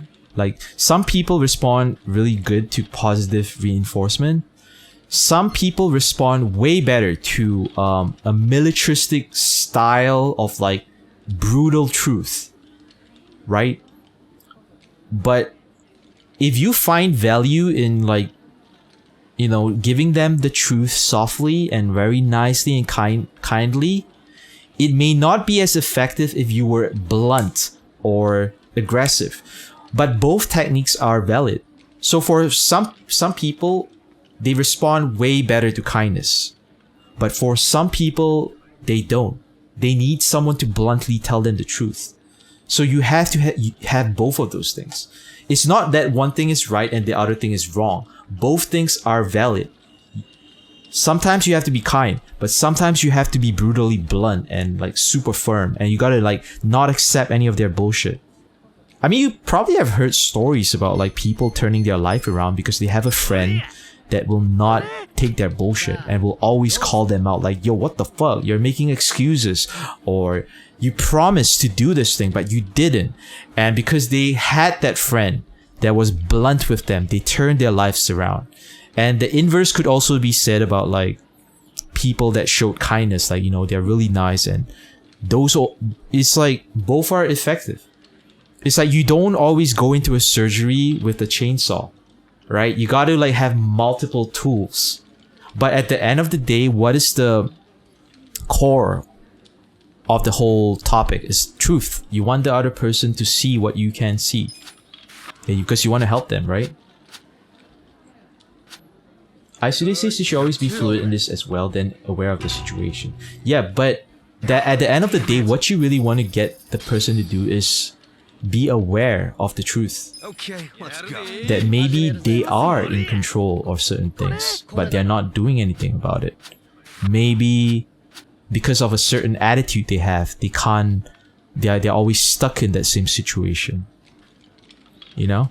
I believe the universe gives you like the same problem over and over again until you like learn from it and move on. But sometimes people don't learn from stuff. They keep doing the same shit again. And the universe keeps giving them more of that same problem. Right? And sometimes it takes a friend just being blunt with them, or maybe being kind with them, and just telling them like, yo, you know? Isude says sometimes admitting that your truth might not be the truth as well. Yeah. I just told you the idea of truth is like, even the concept of truth is flawed. I don't believe there's such thing as like one truth. Now you're not annoying me. I think it's interesting. And I have no problem with someone else thinking differently than how I think. I'm not trying to convince you. I'm just trying to give you a better idea. Yeah. Yeah, but like at the end of the day, I'm not married to any idea. I'm so done. Not at all. Go easy on me, huh? Like I have no problem like adopting a different idea if I feel like that idea is like more beneficial. You're a more emotional person than logical, I guess. I guess there's also something called emotional intelligence. I'm really bad with that too. Like I gotta learn more. Yeah. Yeah, for me, I'm more like a long game person. Like, I'm so done. Oh my god, how much did I lose? Holy crap, I lost 20,000 because that guy got really good cards. I'm more of a long game person, so I don't know. Like I've definitely lost a lot of friends throughout the years because of that. But the friends that I have now are very loyal. Like, I remember telling a friend the truth about something that he didn't want to hear. And he broke off my friendship with him because I told him that. But I found out years later that he actually took my advice. And his life is like way better. So, was it worth it? Yeah, it was worth it because I cared about him. I cared about this person to sacrifice the goodwill I have with that person to tell them the truth. And it hurt him. It really, it made him feel like shit. But I think something must have resonated with that person, and then he did take my advice anyway. And his life is like dramatically better. But the friendship we have is over. So was it still important that I went with kindness instead of telling him the truth? So yeah, and you know, like there's nuance to this, and this doesn't apply to everything. Different situations need different solutions. Hell yeah! Aisude says I read people quite well emotionally, but understanding something bluntly logical is difficult because it often comes through as hurtful. But I'm trying to understand that more. I think it's yeah, I had trouble with that before because when I was a kid, I don't take criticisms as well.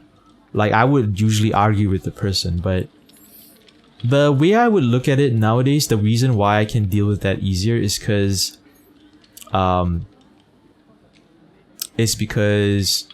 I kind of question the intention more, or I look at the message more rather than the way it was said.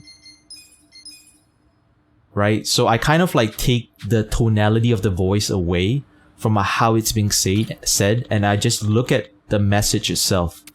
Does it make sense? You know, like, so sometimes, like, you know, like I have like, you know, remember that friend who was really blunt towards me? Yo, he said some shit to me that I didn't like. He called me a fucking pussy. He called me, and I was pissed. The first time I saw the message he sent me, I was like so pissed off. But after I sat a while and I really read at what he was trying to do, and like I really like understood his intentions was to help me. I think I took the message differently, and I really listened to, like, you know, maybe what he said was probably true. I probably had to step my game up, stop crying, and like pick my shoes up. And I thank this friend. Like I think I got better 3 months later. I was hitting the gym. I was meeting a lot of people. I was way happier, and I just told him like, yo, whatever you said to me, I had to hear it, and I really appreciated you. You know? And the beautiful part about it was this friend, he didn't give a fuck that if I broke it off with him, because at the end of the day, like, he cares more about me than his goodwill with me. And I think I kind of carried that message, and I've always like practiced it with people I really care about. You love these kind of conversations more than small talk. I'm glad it helped you. Yeah, it helps me. It helped me. Yeah. I'm always trying to like learn new things. And I think like I prefer deeper talks because I feel like they're way more like cathartic than like just small talk. Cause small talk gets kind of boring sometimes, you know? Yeah. I got 6. So it's cool. Hell yeah! And at the end of the day, you know, I just really focus on entertainment. So if what I say has actually no value, I just hope that at least it's entertaining. Yeah.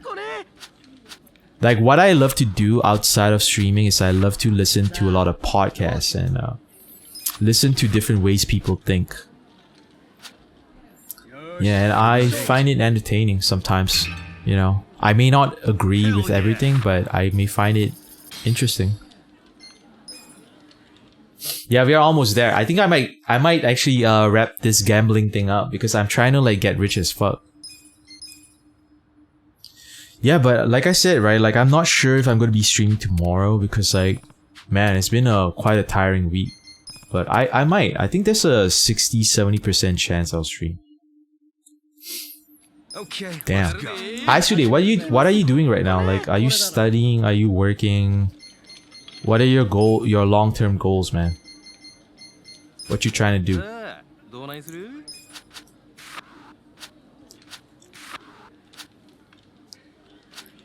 Oh my god, you got a 9, I got an 8. It's really hard to stream for like long amount of hours as a streamer if like if you can't be totally honest, or you don't really have like, you can't really express your thoughts. I think when I first started streaming, it was really hard for me to like even share my thoughts on stream. You know, now it's like so easy. I can just like talk for hours. I think like streaming in general also like made my growth, my thinking as a person like grow even more, because now I'm able to verbalize my thoughts way more. Back then it was always like internal. I would always like just think about it internal. So it's like, that's why people literally pay like for other people to listen to them, like a therapist, but I get to do this for free. Hi Sude, I'm an artist. I do graphic design and knitwear design. Cool. Oh, did you see this like AI that can like now draw whatever you tell it to do? It's insane, man. There's now an AI that can literally draw anything, and they do it so good. Damn. I might have to use the bathroom, man. I think I gotta use the bathroom. I'll be right back. I've been holding in my bladder. Yo, thanks for waiting, guys. Isude says, yeah, it doesn't draw exactly. It takes bits and pieces from the art online. And even the compositions are based on something, so it's not that original. Oh, I didn't know that. Artists are not happy with it because if you ever posted something online, it's now going to be used cause there are no laws for AI yet and the data it uses. Damn, I didn't know that. But you know why I think that AI is the death of art in general? Because this is only version 1. And that means it only can get better. Holy shit. That means like, imagine like how amazing it is right now. It's just like version 1. Like if you just give it like another year, 5 years with funding, like it's literally going to like take over like artists' jobs. I think we're going to reach a point where you can literally tell an AI to design your video game. Like it's going to come up with the art, it's going to come up with the programming, it's going to come up with the game design. It's gonna like use like statistics of what people like and what people what people fuck with, and then they're gonna just make this game, right? And then I think like video games are not gonna exist the same way they do anymore. I think video games are gonna like be like, people in the future, if they want to play a game, they're just gonna type what they want in a search bar and the game is gonna be created in real time. So say like I want to play a game where I'm in the Wild West, right? So I put in the year, I put in the location, I write like what my character is gonna be, and then the AI creates that world on the spot. And boom, I'm in that world. And then there's probably no need for developers or for companies or studios anymore.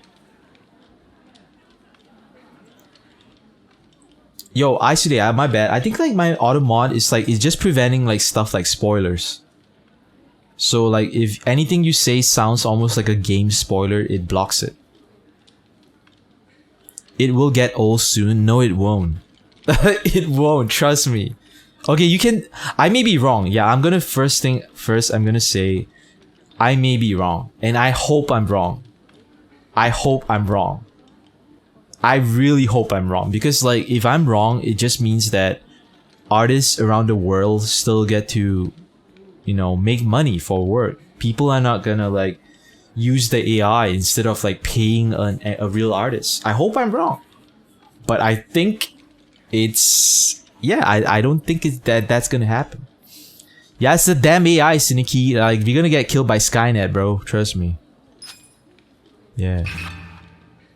I hope I'm wrong, but I think like we are heading into a more automated world. Like, you know, like think about McDonald's. Like I love eating McDonald's ever since I was a kid. And when I go to McDonald's, there would always be someone at the cashier. They would take your order, you know, and give you your food. But now when I go to McDonald's, there's no more cashier. I now order my food on a screen. So 10 years ago, you know, like, this thing didn't exist. Just like 10 years ago, like, there was no AI that would, like, draw stuff on command. So things are getting automated, more and more automated. And I think it'll come to a point where, like, humans have to find something else to do. You know? Yeah. Like, things are, like, changing rapidly at, like, every 5 to 10 years. You know, nowadays people don't even go to theaters anymore. They don't watch movies outside. Like, that includes myself. Like, I watch it streamed on my iPad. Right? And, like, food is, like, getting delivered, like, with delivery service. I remember an era where if you wanted to eat, like, certain foods, you gotta dress up, you know, take your car keys, you know, drive out to the spot and go eat. Now you can just call it on your phone. You know, and, like, art is getting automated. Like, a lot of jobs are getting automated. Like, some people say, like, even the real estate industry will be automated. You won't have a need for real estate agents. Because you will have, like, apps or, like, technology that can directly connect the seller to the buyer.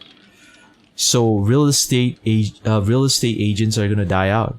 You know, maybe law is gonna die out. There's not gonna be a need for lawyers anymore. Maybe your lawyer is gonna be an AI. They're gonna, like, dig through, like, all the documents, all the case studies way quicker.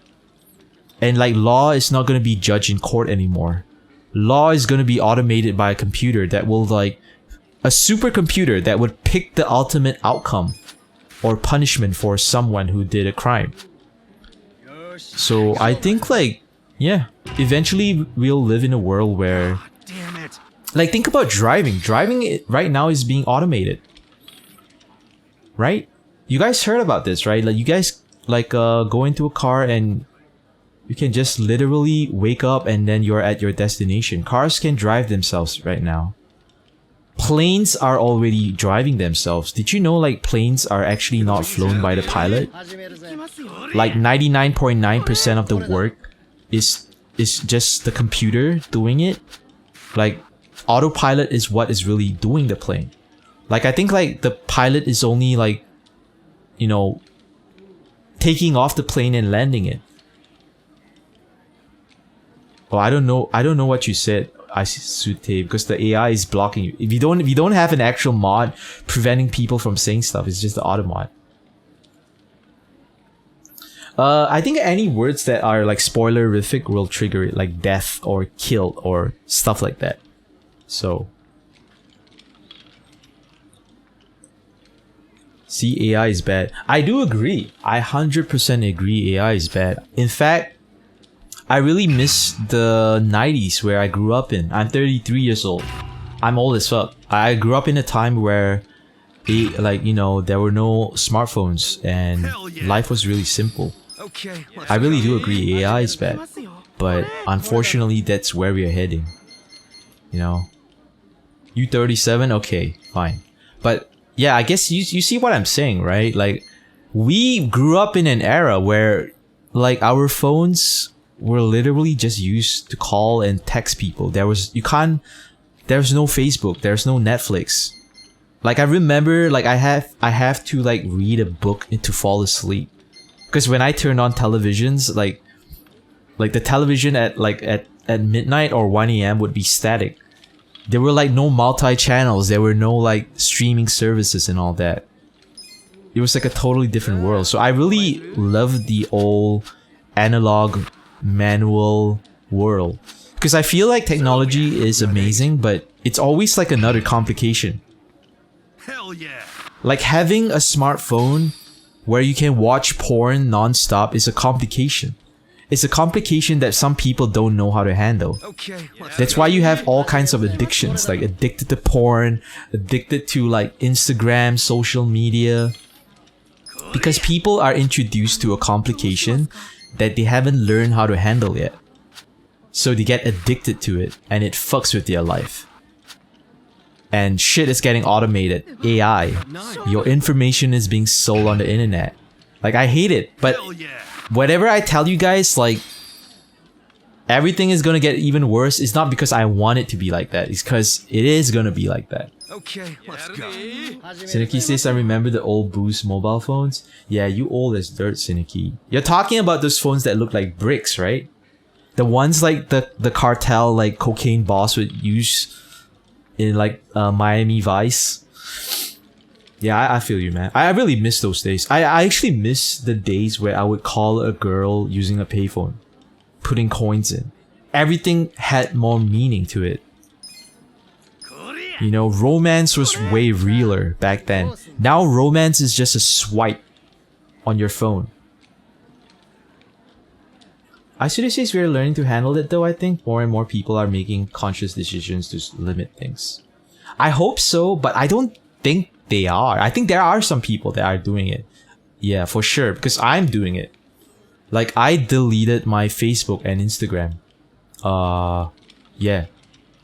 I remember there was a time I wanted more and more followers on my Instagram for no reason other than the fact that maybe I felt it would give me some social clout, you know? But I completely deleted my Instagram. I deactivated my Facebook. Yeah, I'm not on social media, to be honest. Right, and I've been limiting like the stuff I watch too. It's really tough because a lot of people, like, when they are really accustomed to like a certain way of life, like, it's really hard to bring them back to before they had the thing. So I don't think that people are making content. I think some of them are. Oh, you gotta go. Yo, I see you later, Aisude. It's really nice hanging out with you, man. Have a good one. I do hope you're right. I do hope you're right. I don't know the real answer if people are really like dialing it back, but I hope you're right. Hey, I'll see you later, man. Yeah. Yeah, but for sure, there's one thing I do notice that is I do notice people's attention span is getting shorter. And it's also affecting older people that grew up in an era where you have to have a longer attention span. Like, Syndicate has a low attention span. That's why he can't complete Sekiro. It's a fact. It's a fact. It's a fact. But speaking of like From Software games, I really gotta get back on Elden Ring, man. It's been a while since I played Elden Ring. Cause I really got burned out playing that game. I was like streaming that game all day, every day. And I would be getting like dreams of Elden Ring. I got 8. You know? But now that I think about it, Elden Ring is a little bit like a glorified like fighting game. Because all you're really doing in Elden Ring is like fighting. Like, you're fighting minions, you're fighting bosses. Like, what are you doing in Elden Ring? Nothing. So like Dark Souls and like Bloodborne, Sekiro, Elden Ring, they're all like just like maybe a more complex version of Tekken. Because all you're really doing in the game is dodging, parrying, attacking, and then what do? Right? You go to the next guy. Right? It's just like playing like the fucking campaign mode in Tekken. You know what I mean? If you really simplify it like that, Dark Souls is no different from a fighting game. You know, I guess that's maybe why I got bored of playing it. I should complete it though, because it's a really good game.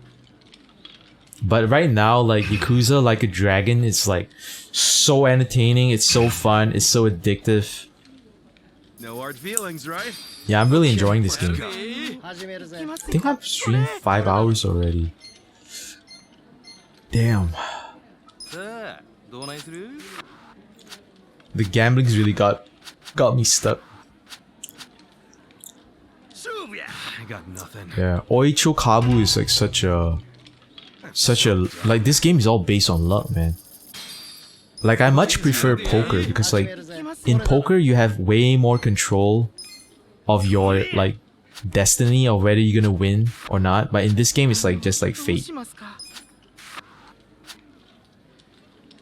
Yeah. I got 3. Yeah, keep losing like shit right now. I'm so close to 100,000, but yet so far. Go easy on me, huh?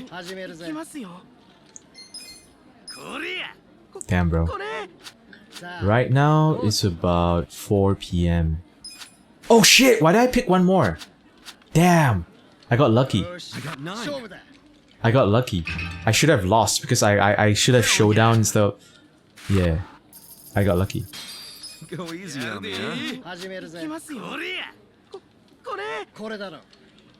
Oh, I'm the dealer. Siniki says, I never know Oats was a big gambler. Yeah, I have a gambling... it's not like I have a gambling problem. It's more like I have an addiction problem. So, if something is really fun and whatever, I get really addicted to it. Yeah. Like, I get addicted to chocolate, smoking, drinking, stuff like that. So, it just depends, right, on the situation. I'm so done. But I'm more addicted to gambling that requires you to think a little bit. So at least in this like game, you kind of have to think where you're gonna place your bets. But I don't like gambling that is like roulette. You don't really have control. You just randomly pick something, and like the ball is gonna choose it for you. I don't like that type of gambling. And this is kind of like that type of gambling, because like even if you choose like a really good number, like a statistically good number, they're still gonna like fucking make you lose because of luck. Yeah. But my main goal is not really the gambling part, it's mainly like trying to get money, so like the rest of my game is gonna be much more enjoyable. Because now I can buy like bouquets of flowers for all the girls in this game. You know, trying to get in their pants. Trying to get my character's dick sucked. Yeah. Okay, I should probably save after this one. This one's probably a lot of money. Holy shit, look at that. Hell yeah. 8.7. Okay, we should probably save.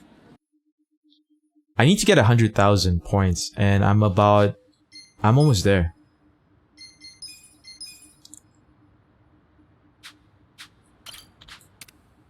Otsukare. Yeah, man. Go easy on me. I hope they make like more Yakuza games like these.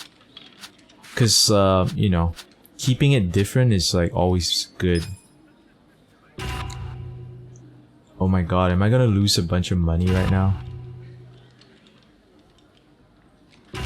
Oh my god, I'm reloading. Yo, what's good with you though, Syndicate? Like, you haven't told me anything that's happening in your life nowadays. There's always like work, home, work, home. You don't have no fine ass bitches coming to Wendy's? Yo, if I was working at a place like Wendy's, I would be hitting up the customers. Being slightly inappropriate. No?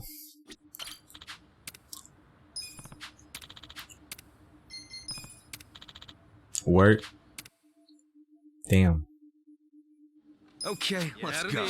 Oh, remember the last time we were talking that you don't want to get that promotion because like it's even more work? Damn. Are you still gonna work where you're at, or are you looking for a better job? Come on, man, tell me something. I'm bored as fuck. I gotta figure about something else to talk about. You're home watching you, damn. What time you got over there right now? Is it like fucking late? Is it 4 AM or some shit? I don't know. Did I win? Oh, I did. Go easy on me, huh?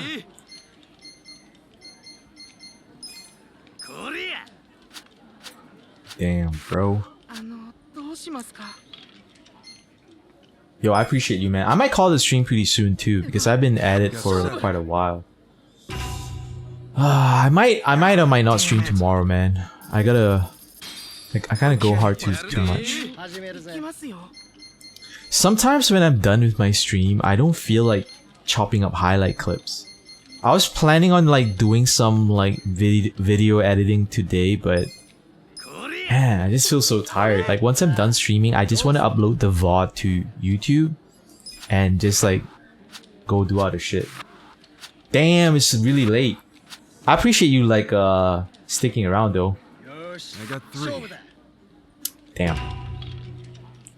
I'm so done. Yeah, but honestly, I think I have the same thing as you, man. I have trouble sleeping at night. Sometimes I'm still awake at 4 or 5 a.m. That's why when you message me on Discord, I probably reply you. Cause like, yeah, it's that we are actually 24 hours apart. I'm 12 hours apart. It's 4:15 p.m. here. So it's right now it's the afternoon. Your all-time favorite clip is Bob. Yo, I appreciate you, man, saying that. That's probably also my favorite clip. I put a lot of effort into that, but like, damn, nobody watches my shit, man. Like, say I push out that clip and I get 10,000 views and like, you know, my like YouTube channel starts popping. Like, yo, I would make more clips like that, but damn, bro, it's depressing. Nobody watches my shit. It's really hard to come up in the YouTube game or the content creating game.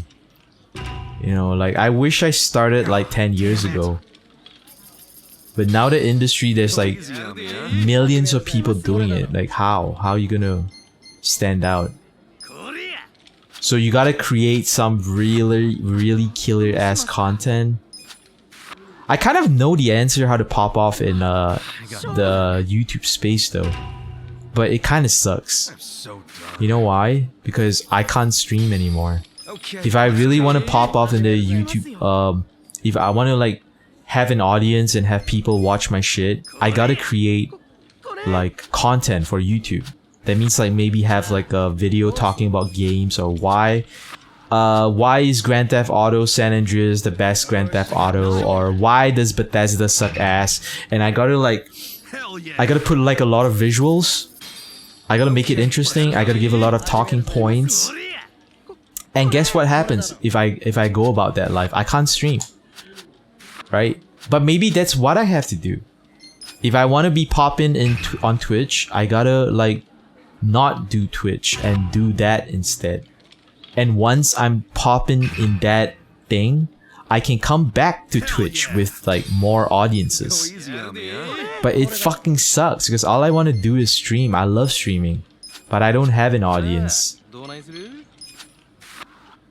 You know, and I really do believe in doing things that you don't like in order to do things that you like.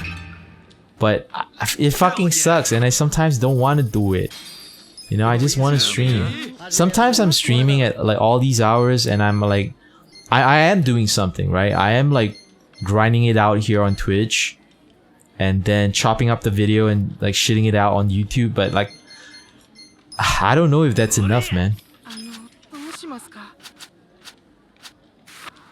I don't know if that's enough.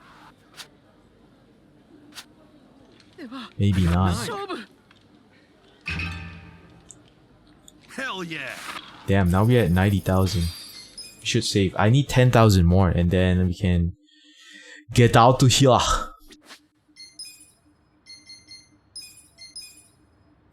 Yeah, I have loyal followers, Ciniki. I agree with you, but you know, finding loyal followers are hard, bro.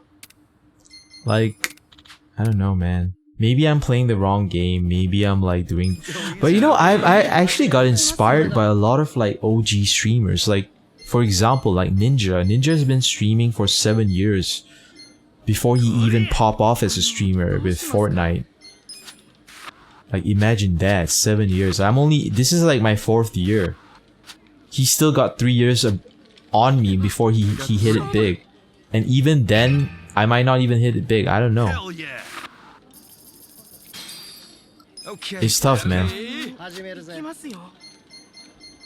Like, I really have a lot of admiration for like top levels like content creators because like a lot of people don't understand the work they put Like, I watch Cory Kenshin a lot. I think he's like so entertaining, but damn, man, like his videos are so highly edited, and like the energy he puts into every game he streams is like immense, bro.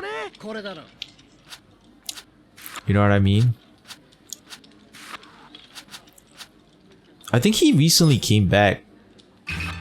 I think Cory Kenshin made a video that said like YouTube was racist because every time he comes back, like YouTube will like find some shit to stir up about him. You love Cory? Yeah, I think Cory is dope. I love his shit, man. Especially like his whole like branding, like, you know, he got that samurai gang, you know. Cory's dope. And I used to kind of get frustrated because like I always thought he was just playing because like he had such an amazing channel, but he would take long breaks from it. And sometimes I would think like, yo, if I have what he has, I wouldn't ever want to quit, right? Because like people are giving me love non-stop. But now I can kind of understand, like, it doesn't matter how big you are sometimes. Sometimes you just get burned out. You know? I think Cory is like probably really fucking rich. And he probably doesn't ever need to do YouTube or anything anymore.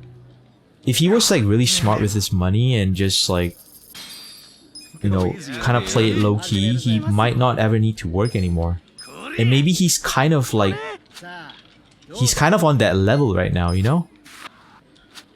And we can't understand. So whenever he takes a really long break, we just think he's lazy. Or whenever he comes back, we keep thinking that he just wants more money. But maybe the truth is like, maybe he don't need to make content anymore.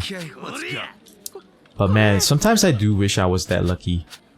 If I have that like following like he does and like that success, it'd be kind of awesome, man.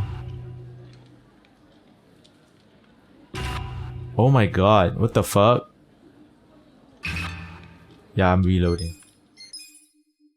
Oh, you saw that video? Yeah, YouTube is like fucked up right now, bro. Hey man, I don't know, man. Maybe YouTube is holding me down too. Maybe like they're not racist against black people too. They're racist against Asians. I've been trying, man. I've been trying to like make it on the YouTube, but I ain't getting nowhere. Yeah, spending time with his family, but think about it.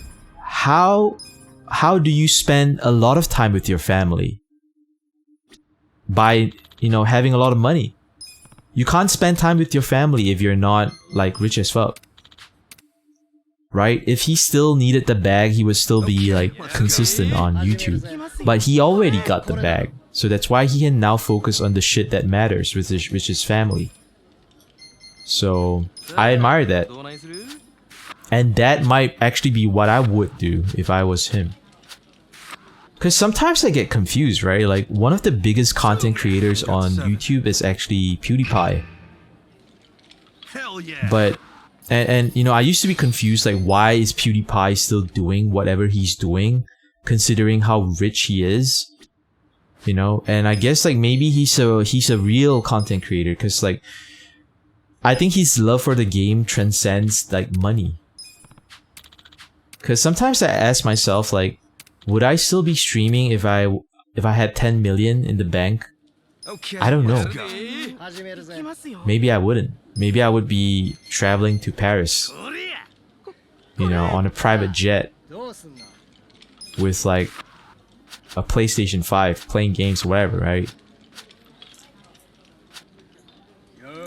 Yeah.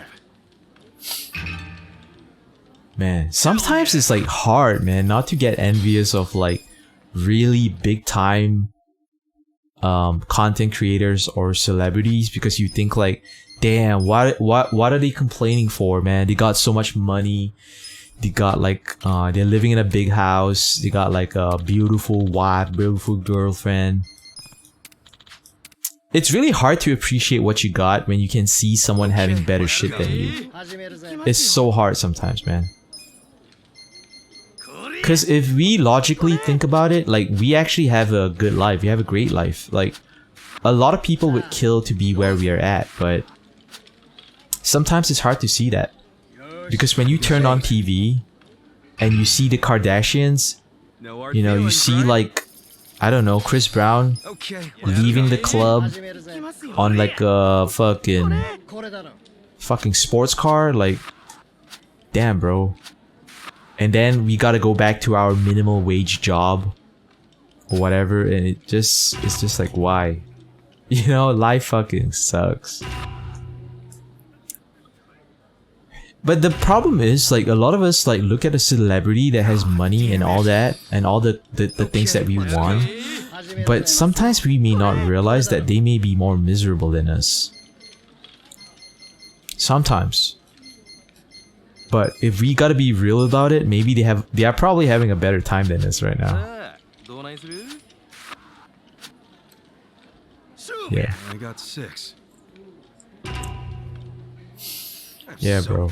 Honestly, I can't really relate with spending time with family because I don't really have family. I'm not in contact with my parents or my sisters. I'm just by myself, man. I got my cat though. I got my cat, man, and she treats me just fine. I love my cat. My cat, ever since I adopted her 2.5 years ago, she's gotten fatter. I gotta post more pictures of my cat on the Discord. Bam! Coming up with 0. I got nothing. Damn, I should have saved when I had 93,000. God damn it. Okay, let's go. Am I the dealer? Yeah, bro, I thought I had enough. I kind of gambled in this game till like, I think I reached like 20 million, but I think I spent it quick. Uh-oh, I might have to reload this one. Oh shit. God damn, bro. Losing up 2,000? Let me just reload. Yeah, I probably gotta go in a couple of minutes. I gotta feed my cat. It's 4:28 PM. My cat usually eats at 5. Yeah, my cat eats 2 meals a day. 1 in the morning, 1 at night. And like, I serve my cat like really good wet food. So I would like, it's like kind of vacuum sealed in like a container, right? They kind of prepare that food already. But I also like boil some other stuff for my cat. Like I make like pumpkin, and I would crush the pumpkin and mix it with the cat food because apparently it helps with their digestion. They go to the bathroom like way easier. So I always mix like a little bit of pumpkin with all my cat food, and I kind of like always add like toppings. Or like you know, like when you go to a Chipotle, you can always add a little something on top. I would do that for my cat. I add a little bit of like dried anchovies, you know, kind of make her meal like kind of crispy and stuff. I usually spend like, I don't know, 10 minutes making her food. I kind of hate like, you know, like preparing her food like other owners, right? Just take like the dry kibble, just like fucking dunk it in her bowl and just like, here you go. I don't like that. I like, you know, making her meals like very special. But it's been really rewarding like living with my cat because like, damn, the amount of love she shows me is incredible, man. Okay, let's go. Like before owning a cat, I've always been a dog person. I always hated cats, and I thought cats were like fucking like agents of Satan. But I've been proved totally wrong. Like now I own a cat, it's like, wow, they are one of the most loving pets you'll ever have. They really appreciate you. Like sometimes I would be streaming and my cat would be waiting for me outside my door. And it's incredible, man.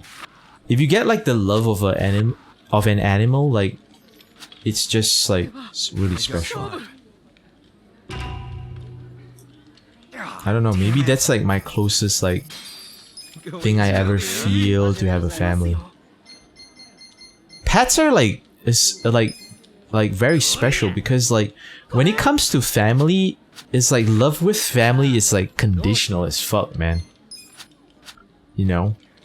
But when it comes to like you have love for like a pet, it's like unconditional. No hard feelings, you know, right? because you are all they have. Go easy on me. So, and you treat them right. And as long as they can remember every day that you treat them right, they will love you. But with family, it's like so fucking conditional, man. You know, especially with Asian family. Sucks. Oh my god, I gotta reload. Keep losing, bro.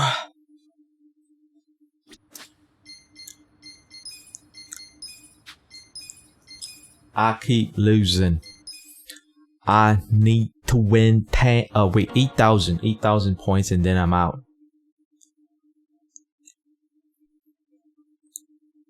Yeah, bro. I kind of wish I played this game when it like was like brand new. I think Yakuza Like a Dragon came out like probably around February.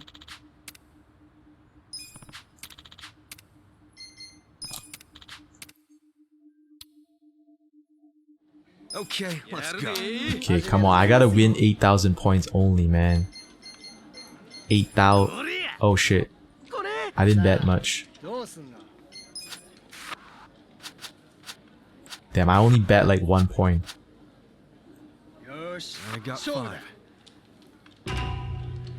Wait, did I only lose 1 point? Damn it. Yeah, I only lost 1 point.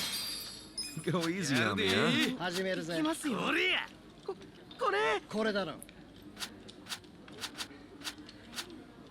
Damn. One more? Damn, I keep getting shitty ass cards, bro. Yo, this is stupid. Okay, let me just keep playing. So done. Okay. I got 90,000, so if I drop anything anywhere below that, I'ma just restart.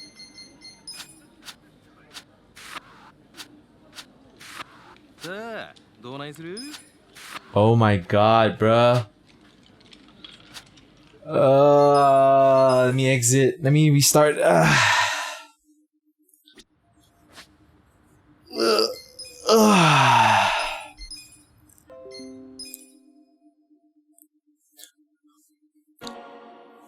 Yo, Cinekid, have you heard of a YouTuber called Troy Dan? Troy and Dan. He plays like he plays a lot of 2K, but he also plays like every other game out there. I also watch Troy Dan. I watch Cory Kenshin. I used to watch a lot of PewDiePie, but PewDiePie has kind of moved away from gaming. Man, back in the day, like, you know, doing Let's Play on YouTube was like revolutionary, right? But now it's like so normal. It's like everyone is doing Let's Plays. It's really hard to come up in the content creating game. That's so done. Damn. Go easy on me, huh? Okay, I'm the dealer.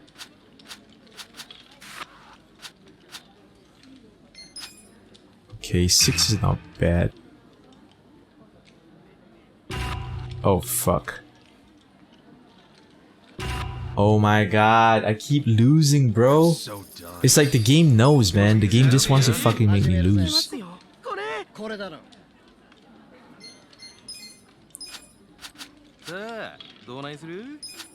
Oh fuck. 6 was a good number, but I got greedy. I got 4. Man, I want to get that 10-10-1. Okay, let's go.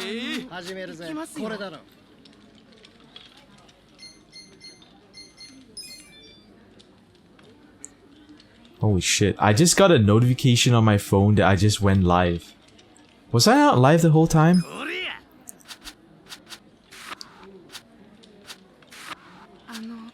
Oh, 10-10-1. Holy shit, that would have been so lit. I got 7. Damn.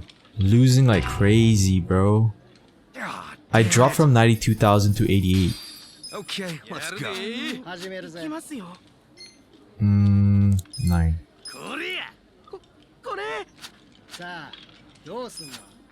Okay, 6 is not bad. Come on, come on.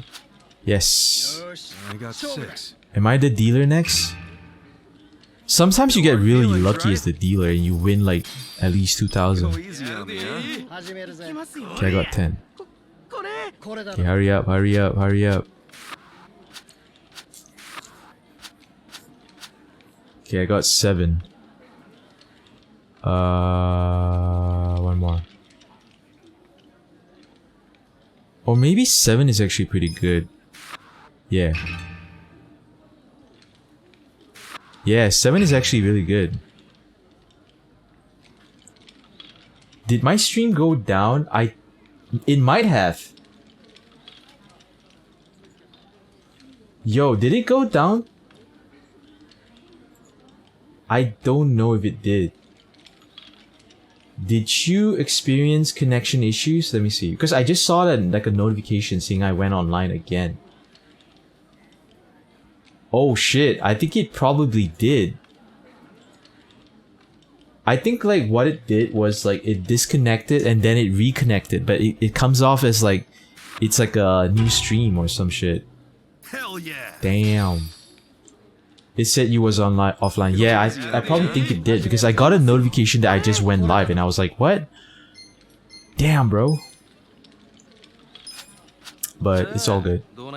I got the entire video recorded as 1. I got 8. No hard feelings, right? Okay, back at 90,000. You gotta win 10,000 more, which is like not too difficult, but also kind of difficult. Yeah, okay, now my luck is turning around. I'm kind of winning. I got 9. Nice. 1,000 points represents 100,000, man. Or maybe was it? Yeah, 100,000. Yeah.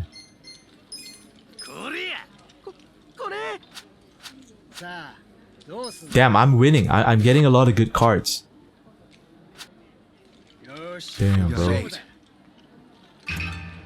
Holy shit. Okay, I'm back to 92,000. Okay, let's go. Okay, I'm the dealer. Damn. One more? Oh my god, I got a really shitty number. Am I gonna lose all my shit again? Oh my god. Dude, I just lose 2,000. I'm back to 90,000. Okay, that's cool.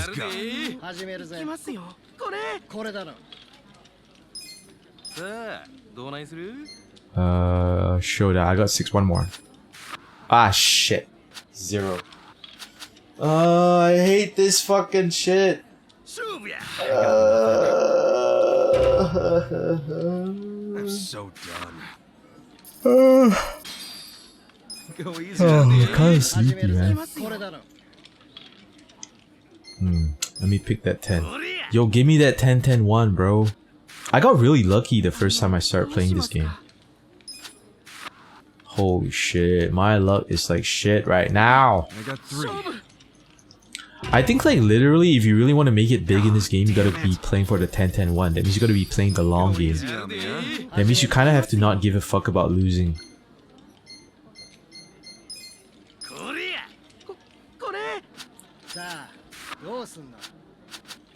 Okay, cool. I got 9. See, if you're losing, they'll let you win a little bit, and then when you're winning, they fucking make you lose like shit. Okay, now I'm the leader. 4. Hurry up. Hurry up, hurry up, hurry up, hurry up. Oh, I got 4-6. I should have called... Ah, fuck. I fucked up. Shit. I should have retired my hand. Yo, reload, reload, reload, reload, reload, reload, reload, reload. Damn, bro. Okay, what I'm gonna do is every hand I win at this point, I'm gonna back out and save. Every hand I win. It don't matter if I just got 1,000 points, because I'm so close to getting 10,000. But the game won't just let me end it.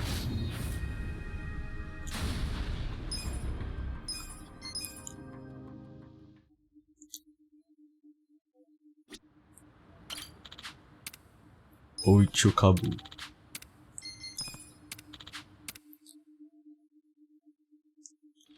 Okay, let's go. Okay, 92,000. Let's pick 10. Please give me the 10-10-1, baby. Showdown. I got 7. 7 is a pretty good number. Okay, good. Okay, I won. Right? We won. So now we got 93,000, so we only need 7,000 more. I'm gonna back out and save.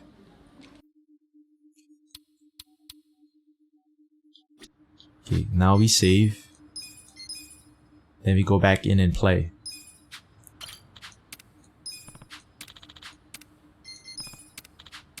Okay. Go easy on me, huh? Okay, now... Okay, let me pick 10. 10-10-1, baby.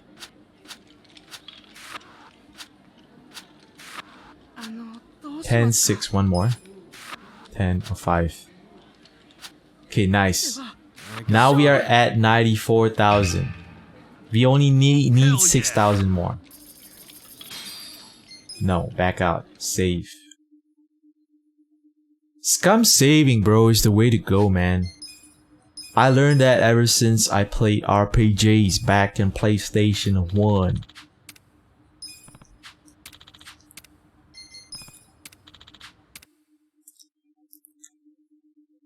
Okay, let's go. 6,000 more. Let me pick 2.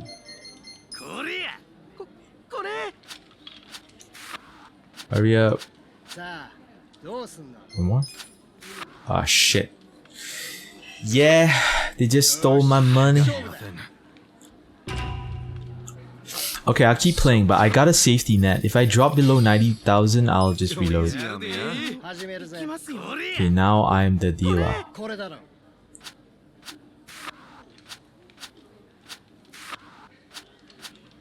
Oh, I got 9. Showdown. Okay, I might win a lot of money here. Maybe. Damn.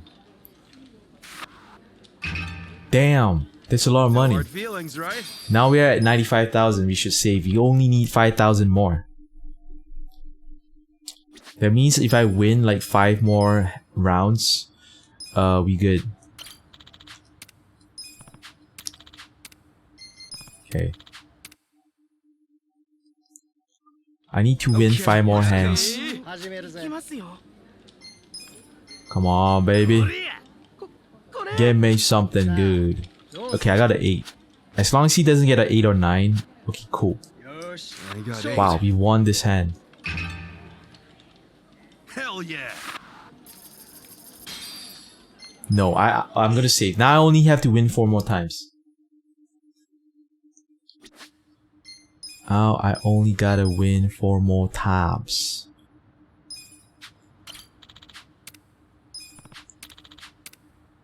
Advance. Okay, let's go.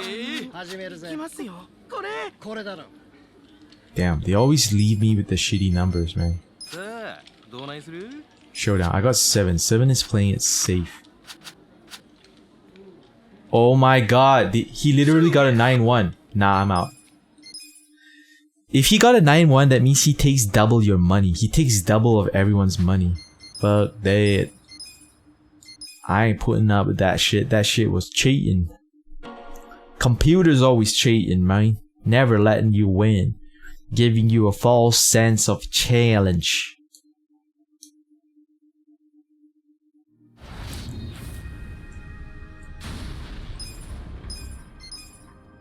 Damn, I feel like playing chess again, man. I want to find like a good app that like you can play against the AI.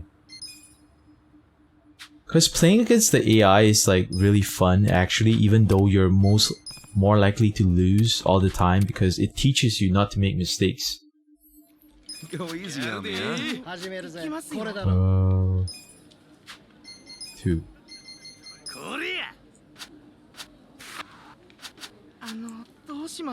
One more. Damn, every time I take one more, I fuck up. I got 2. Now I gotta win 5 more times. Go easy on me, huh?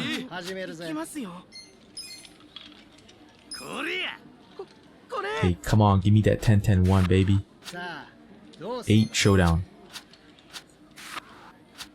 Oh god, he also got an 8. Fuck. Now I gotta win 6 times again. Damn it. Fucking hate this gambling game, bro. This gambling game is trash. Okay, I'm the dealer. I got a 10.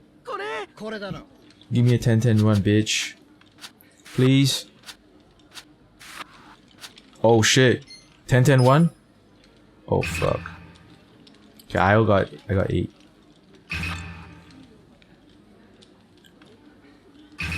So I win 2,000, it's the same. Hell yeah! I still gotta win 4 more times.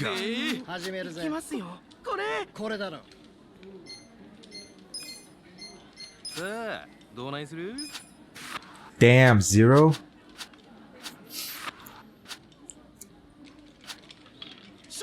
Damn, bro. I'm so Still gotta win 5 more times. Okay, let's go. Okay, let me pick that 10. 10-10-1, baby, please. 10-10, holy shit, one more? Oh, 9, okay. I thought that was gonna be a 1. I got 9. Victory. Hell yeah! Sometimes they tease you like that, man. They give you like hope that you'll get the best hand in this game, and then like they fucking pull a fast one on your fucking ass.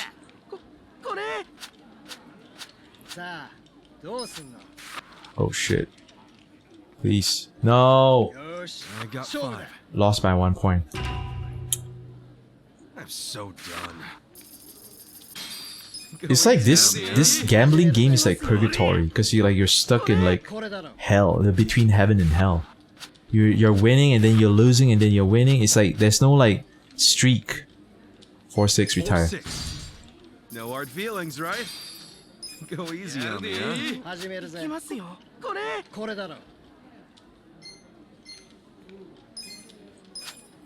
Come on, give me something good.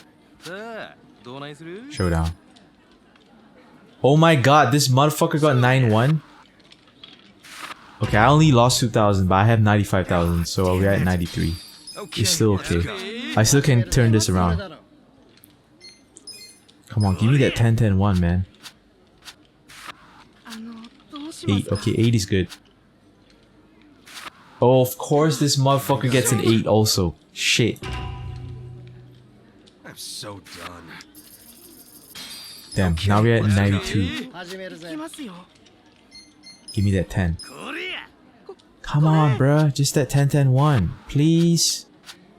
Please. Oh, 10-1. 10? Oh, fuck. It would be so lit. I got 2.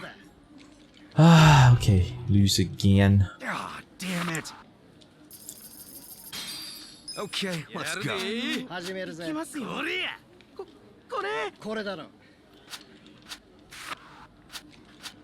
Oh, I'm the dealer. I forgot about that. One more? Shit. Okay, I'm gonna lose a hell of a lot of money, man. I'm out. I'm out. Like, literally, bro. This game is like so cheating, man. They won't let me get my 100,000 points and just get out of here.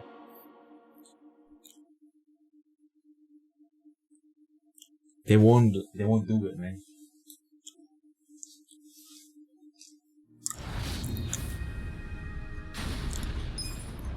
They won't do it, man. I might have to do some farming offline.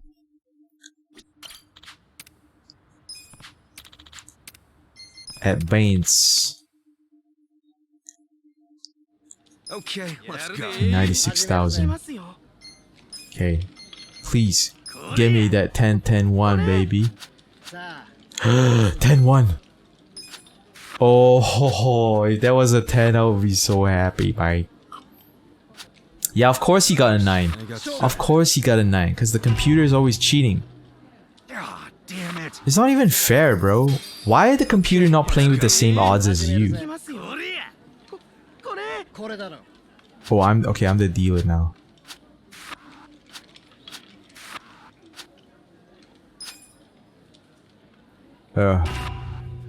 Can I win one, please? Yes, thank you. Oh god, still lost 900. That's almost 1,000. Okay, let's go. They always give you the shitty numbers. Oh, of course it's a 2. Oh shit. Yeah, man. Why is it all of a sudden I keep losing? They will not even give me a game. Give me the 10-10-1, bitch. Please. 10-8. Okay, showdown. Unless this motherfucker also gets 8. Okay, nice. About fucking time, man. I win something. No hard feelings, right? Go easy on me, huh? Okay, don't take that 10. That 10 is mine. 10-4, one more. 10-5. Shit. Yeah, I still win. I got 5. Okay, this is the comeback, baby. This is the comeback. You're gonna have a tradition of winning after this. Oh wait, I'm the dealer. Hurry up. Oh shit, 10-10, one more? Wow, that would be crazy, man, if I got like 1. Okay, cool. Cool. Okay, we win the 900 points. Go easy on me, huh? Pick a 2. Oh fuck, I should have held my hand, but I still have lost. I got nothing. See, I couldn't have done anything. Like, that's the problem with like this type of gambly type of game. You know, sometimes it doesn't matter, you can't do anything, you're gonna lose. It's not like poker where you can just fold. Wow. Okay, 8 is a good number. Oh, of course he also got 8. Fuck. Of course he also got 8. Damn it. Okay, let's go. Damn, bro. I wonder if this shit is rigged. Okay, 10-8. Okay, this fucker better not get... Okay, nice. Holy shit, I'm 5,000 more, man. I need to win just 5 hands. Go easy on me, huh? Oh, I'm the dealer. Hurry up, hurry up, hurry up. 6. One more? Fuck, I'm dead. I'm fucking dead, bro. They're gonna clean me out. Shit. Wow, losing 2,000. Okay, whatever. Okay, let's go. Okay, let me take that 3. Showdown. 6 is kind of safe, I guess. Of course, he got a 7. I got 6. Shit. I just went from 96,000 to 93, man. Go easy on me, huh? Please give me that 10-10-1, motherfucker. 10-9, okay, I'll take it.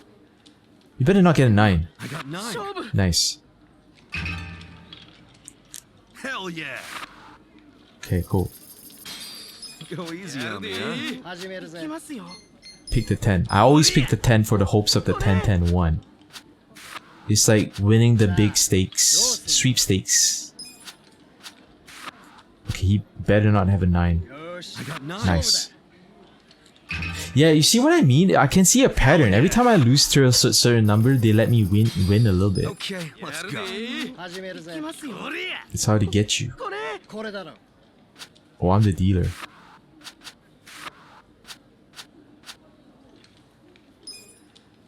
Showdown. Yeah, boy. Yeah, boy. Oh, fuck. Nasu. Okay, I didn't lose too much. So done. Okay, let's go. Oh, they always pick my favorite cards, bro. Okay, I got an 8. Nice. I got 8. Okay, now we're back at 95, so we need to win 5 more. No hard feelings, right? Just 5 more, man. Go easy on me, huh? Okay, pick the 10. Come on, man. 10, 10, 1. 10, 9. Okay, I'll take it. Don't you dare. Okay, nice. I got 9. Now at 96,000. Hell yeah. Okay, let's go.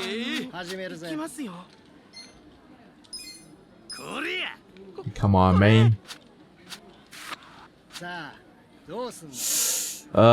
Should I stick to 5 or should I showdown? One more. Oh, fuck. Every time I got greedy a little bit, but it doesn't matter because he was gonna get a 9 anyway. I'm so done. Shit. Okay, I'm the dealer now. I got a 6.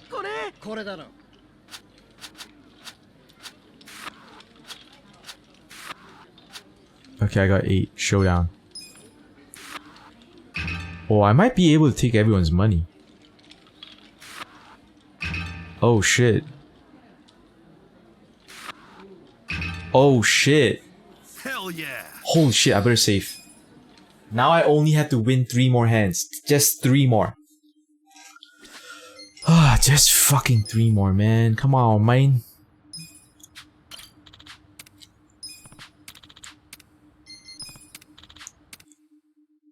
Just 3 more. Go easy on me, huh? Okay, I'm the dealer. Come on, hurry up, hurry up, hurry up. Deal up the cards. Shit.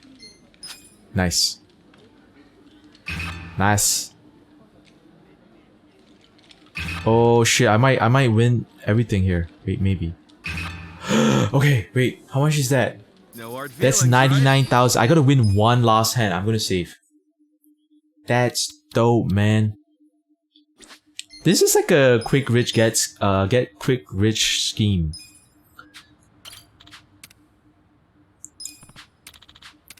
At least I think it's quicker than like just fighting bad guys outside, I think. But I think it might just be the same. Let's go.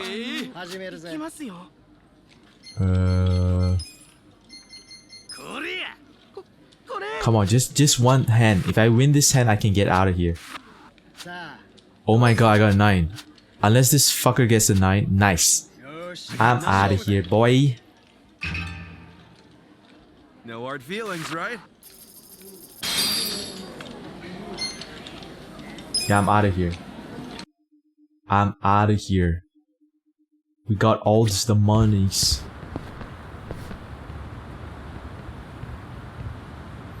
Okay, let's trade it in for platinum plates. Oh wait, not wooden tags. Platinum plates.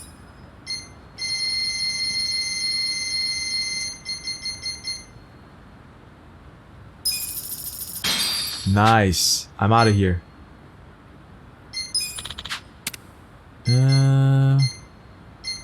Maybe I can get some silver plates.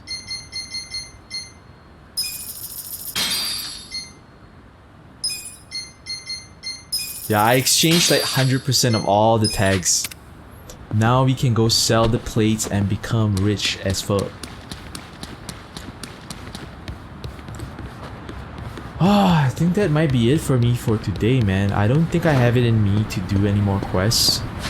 Okay, wait, we gotta get all the way... Is there like a cab nearby? Fuck. Okay, I gotta get to this like pawn shop. I kind of wish there's an item that you could use that would like... You kind of like avoid fighting bad guys. Oh shit. There's a briefcase here. Salmon onigiri. Yeah, I don't want to fight anyone right now. I just want to head to the pawn shop, get my shit, and get out.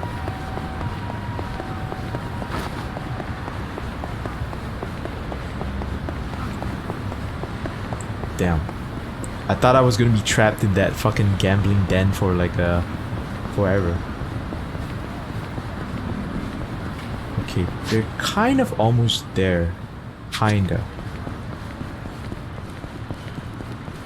I gotta admit, like Ichiban is like actually a really like decent looking dude, but with that hairstyle he looks like shit, man. Maybe later you can change your hairstyle, but I kinda doubt it.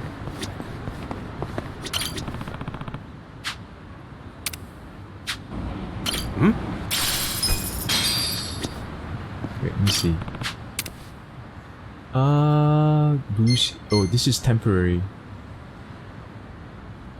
Oh, Kiwami drink like increases like all your more EXP from the battle. But maybe not by much. Okay, the pawn shop is right here. After we buy the plates, we gotta go sell them. Oh wait, I think we already buy the plates. We just gotta sell the plates. Holy shit. Here to sell. Okay, silver plates first. Bronze plate. And then all the platinum plates. 10 million, baby! Damn! Holy shit, we finally did it. So itchy. Okay, where do we go from here? Okay, I'm gonna like save outside the romance workshop because when I start the game again, I want to talk to the girl inside and try to hook her up with me. Okay, these guys are gonna be easy. Okay. Boom, boom. Here we go. Damn. Nice. Now all we gotta do is save right here. Yeah, I think I'm gonna call it stream, guys. I've been streaming for 6 hours. Thank you so much for watching. I may or may not back to be streaming tomorrow. I just want to say I appreciate you all. If you are new to the channel, do me a favor, hit that follow button. Check out my YouTube channel. It's also called OatsCurryTV. And if you're watching this on YouTube in the near future, like, comment, subscribe. It really helps out the channel. And check out, stay tuned for the next playthrough video. And check me out whenever I go live on Twitch at twitch.tv/OatsCurryTV, man. Appreciate you. Good looking out. I'll see you later, boy. Peace.